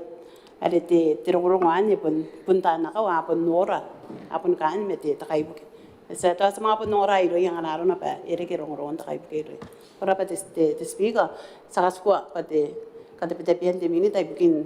kamenuan kaupain tari buki ara po tan namin ora pati sati te minute O era pati bukan gitu itu pak penan roy itu pat banyak kau na kita ramai itu bosan namet para merawat sekarang ini terlalu ya itu ada apa yang terlalu ka amok lu bobi mau itu nganaro na pa itu ya karo sekarang mengarumin baik itu nanti ada apa yang kata-kata ni nanti terobs ayat itu kuari nganaro na pa isling ana pikan itu tak kayak begitu sekarang ada tayo pa iya isling ana pikan Amerikan sekolah na pen mga alam mo niya angana ngoro kita kakai yo awan dengan si rek metoto alam metoto ardu ay kay baka na po niya yari na ko ti zabuina ni maid aki kato kay bukin karon pana rin nako sa zabuina ni maid ingo ta kinan metan long lines para zabuina ni maid ngato mi meta mo ro adis pun kato ay bugi ara po no awan eskarien waki pana ki uniek kay bukin nako misnan ko ma ara tan nako ora ni bubu kina bangan ni pun ni bubu tat nako ngana anuri kay ari yang anasi kato nampan arowan pementingan panjang yang di ada aku nasi bisa aku langgan dah nori yang yon dalam mangkan alu napa ye pun norek itu pak angkan dah senur waktu itu anak ini nok ini pak ibu buki tanda kau ke anori bukan dengan pak ibu buki anak kau sah kasuka pati Tenan hari itu antara ini kayak andi itu gimana ada foto nama tu, akhirnya anak anori kayak, korang pasti madam speaker. Korang pasti temenita hari ni senakan aku roy tak apa ni sesuatu kaya yo, main musrawara yang anda aku roy tenua tu sesuatu yang min dari pon donowa, sangan apa ni asmi mewuria kita nampak asri ni apa tenua tu sesuatu yang min pon donowa ke, senakan aku nak onte sati me yara roy hari ni honorable nisi taga, bukan tapi kan ada sesuatu, nak kau Era pa de Madam Speaker, kunan makarigaw tayo ito pa ng akili kaya kayo makarigaw tayo au kauwa. Yang ako sisirin kan ibig ganti ada makuri yon chuta pepa. Ti papi matenua kang ite kan. Namang ada muindi kiau sisiraki. Ada yon karawan rice maker plants na wa makuro. Kaya ito ay man doko karawakina ni karakuang kai. Ya kunate tau teka nora dieng kariken na pa maituro arure. Po ngkai pun toy ngkai pun yang niman nare. Rapat. Rapat sate hena kaya kam sira kaya yo iron temineta de pota kin makuri bukin tiakawa ako pa ina merawa on our body para take siwa ena ko temineta. Koraba, Madam Speaker, Honorable Madam Speaker, ayo te kakante mana na sira ki sati ya kalinik di arore. Te Speaker ko rin igugurin ko ang wadi sati mi arore. Pati tau tea kali no na pata pun makuri na tau roi ni popoki yang te kainda no yo. Andin pakanuan na bepari bukin kawalan na using kamaitro. Ino non te kuota yo. Koraba, Madam Speaker. Koraba te beneta, bukan nam srak te sate te mantai. Ya, era ba te Speaker, era pun te srak sang kai tau te tau tea kayu pangai nang momoame ta kana nda na aku. Ai no di tayin kainam. Ki enang kanya ko na tayo ba ti ais pro ko ti Rairana enang po na ibukin ti amara ki metela me au yame ta kati meto an ro na ki ai nang karapati te milita naron ti ang ya yang ko kinayo pa na ko na ben de kana ana pa ya pa wero na ana na ais me ka po ke na te po busi ya te po busi ngan ngan pa to ya ke te pa to ngai ina ke po wa yo ma po ni ya ri bon ti ya man ko ka nda ben de nang man ma na ana ito ko tayo na kunan dani hindi ka karawagin nge di minor tawari karikan niya po kaya kang agi epon na koy kang si busi yang na benda kang tayo monta hindi isa ken ay ina ri kitira ti bubuki bukin mew ya kay na ro kakawagin ay kanay ti pa na ki pa pa yang na yang nakita ka benwan ibukin ti oraki era Kora pati sate te mineta. Kenapa bukan sila di Madam Speaker? Aku ayu pun di kainan nanti. Sagi kaki ayu tu orang di kainan nak kau. Ayu begini di pontanian di mau yo ante mau orang di itu kima kau kinan arai kapan sih ini timah tu orang ini. Angka ya yang itu orang collection vessel ada yang tahu orang ini madu kau iya kami. Yang anda bah yang orang kiri kau kinan lagi. Ayah deh sagi orang orang mah ayu orang itu. Di sana dia kali ni kami orang. Parang kay senang mak yon na iyo sabantang didi ngandra alaw sing kamay troy parang mokuri doy na ko ay ite pani kay Madam Speaker yon na kay pare ya pun kay no mangoni yakinti pa kay no kontira na spoke ka po so aus pain ka oi si ka po pare pai ka bin kay no ndra alaw sing kamay troy yon alap mo ron ka bani tinan ka tin ka oi ay ka po na ikasa ki aka ta po ka kay ka po na agia ndeyo aka pere nga pona ita na R22 te ayo te kesa de eurua te kanga rabunan joan nap al de usul le o an ni kai kanga smini no ba ni ka pene araus nga mai troi ka ati yang ra moro hapenen ni kes aya kesa ka pona te kesa yo aya de sagite de magure na bibi teron kanogi de ma sinagi bari Madam Speaker. Ma an kan isna si kapara para bena yi tepan kai tu tan kai jono pa yana bubura pare nang pen kana ko ki pai ki ang mangone ki mien pai ka pu aya ki kapona te kes ari ta kwari arang kai te kes kapona te kes yo ya pun kata boka ki ngan tuan tuan nap ibugin kata nanti rabunan tuan nap pare ya kawari ki arun te ka pu masira ari kana na no rupai ti o tan ta yari au rupai ma wa kan ngan te be ko te ka pa ti tayan no check dio ngati jalan Paris check ti yon ko rokin yon sna ki bari sesan wagin 1995 kin kakai bai ken on min bai ki yasna wa kon wagi kai nang wagi ti kai nang do ko kai ko yo asan ma wagi nang kan ron ti karo ko ni ka me yon na ibu kin yo kin bai no sna no ko ibu kin na ba kan ya arama da kan yon o kan ni ka pa ni bobo ki anti Madam Speaker era ba Karabat minita sate pokan dikam sirak. Era inarabat te milita na kabarapara naron nau au rong oi bukin ka karawa kin dari ari ka amina ito ya pa ya ki ro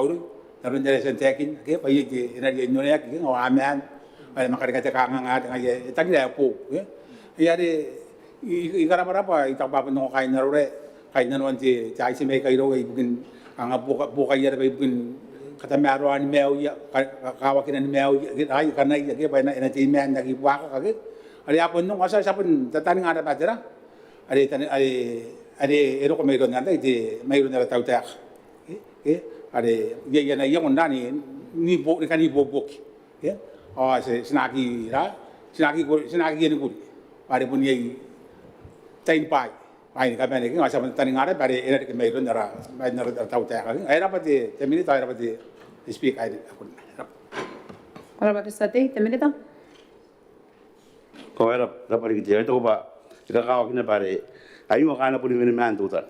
me yai arangas na konani bobogi ai sagi naki di gede matra dan tibisin ko rawais pa yai na patan na spok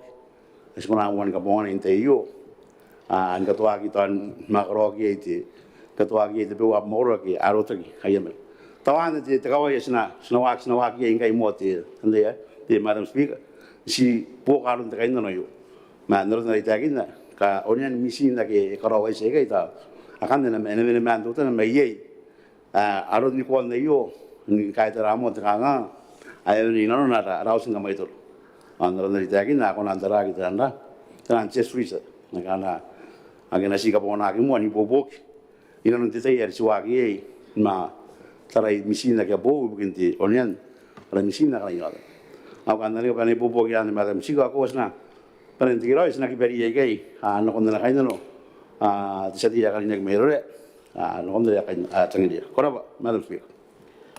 koraba temerita nangan te sate mi meraki temelnya kali ni kan po monna te yenta ki bugin ka korwan bukan te sesra ke no te sate President madam speaker ya si kali na pen regin taru ayo on trusi on te as meka karana po ako na pen mura ki meraki dari president koraba te sate temeneta kona tauroin kaya ka nakai ala pati bukan sila ma ilo de sali temena kali ni me meragi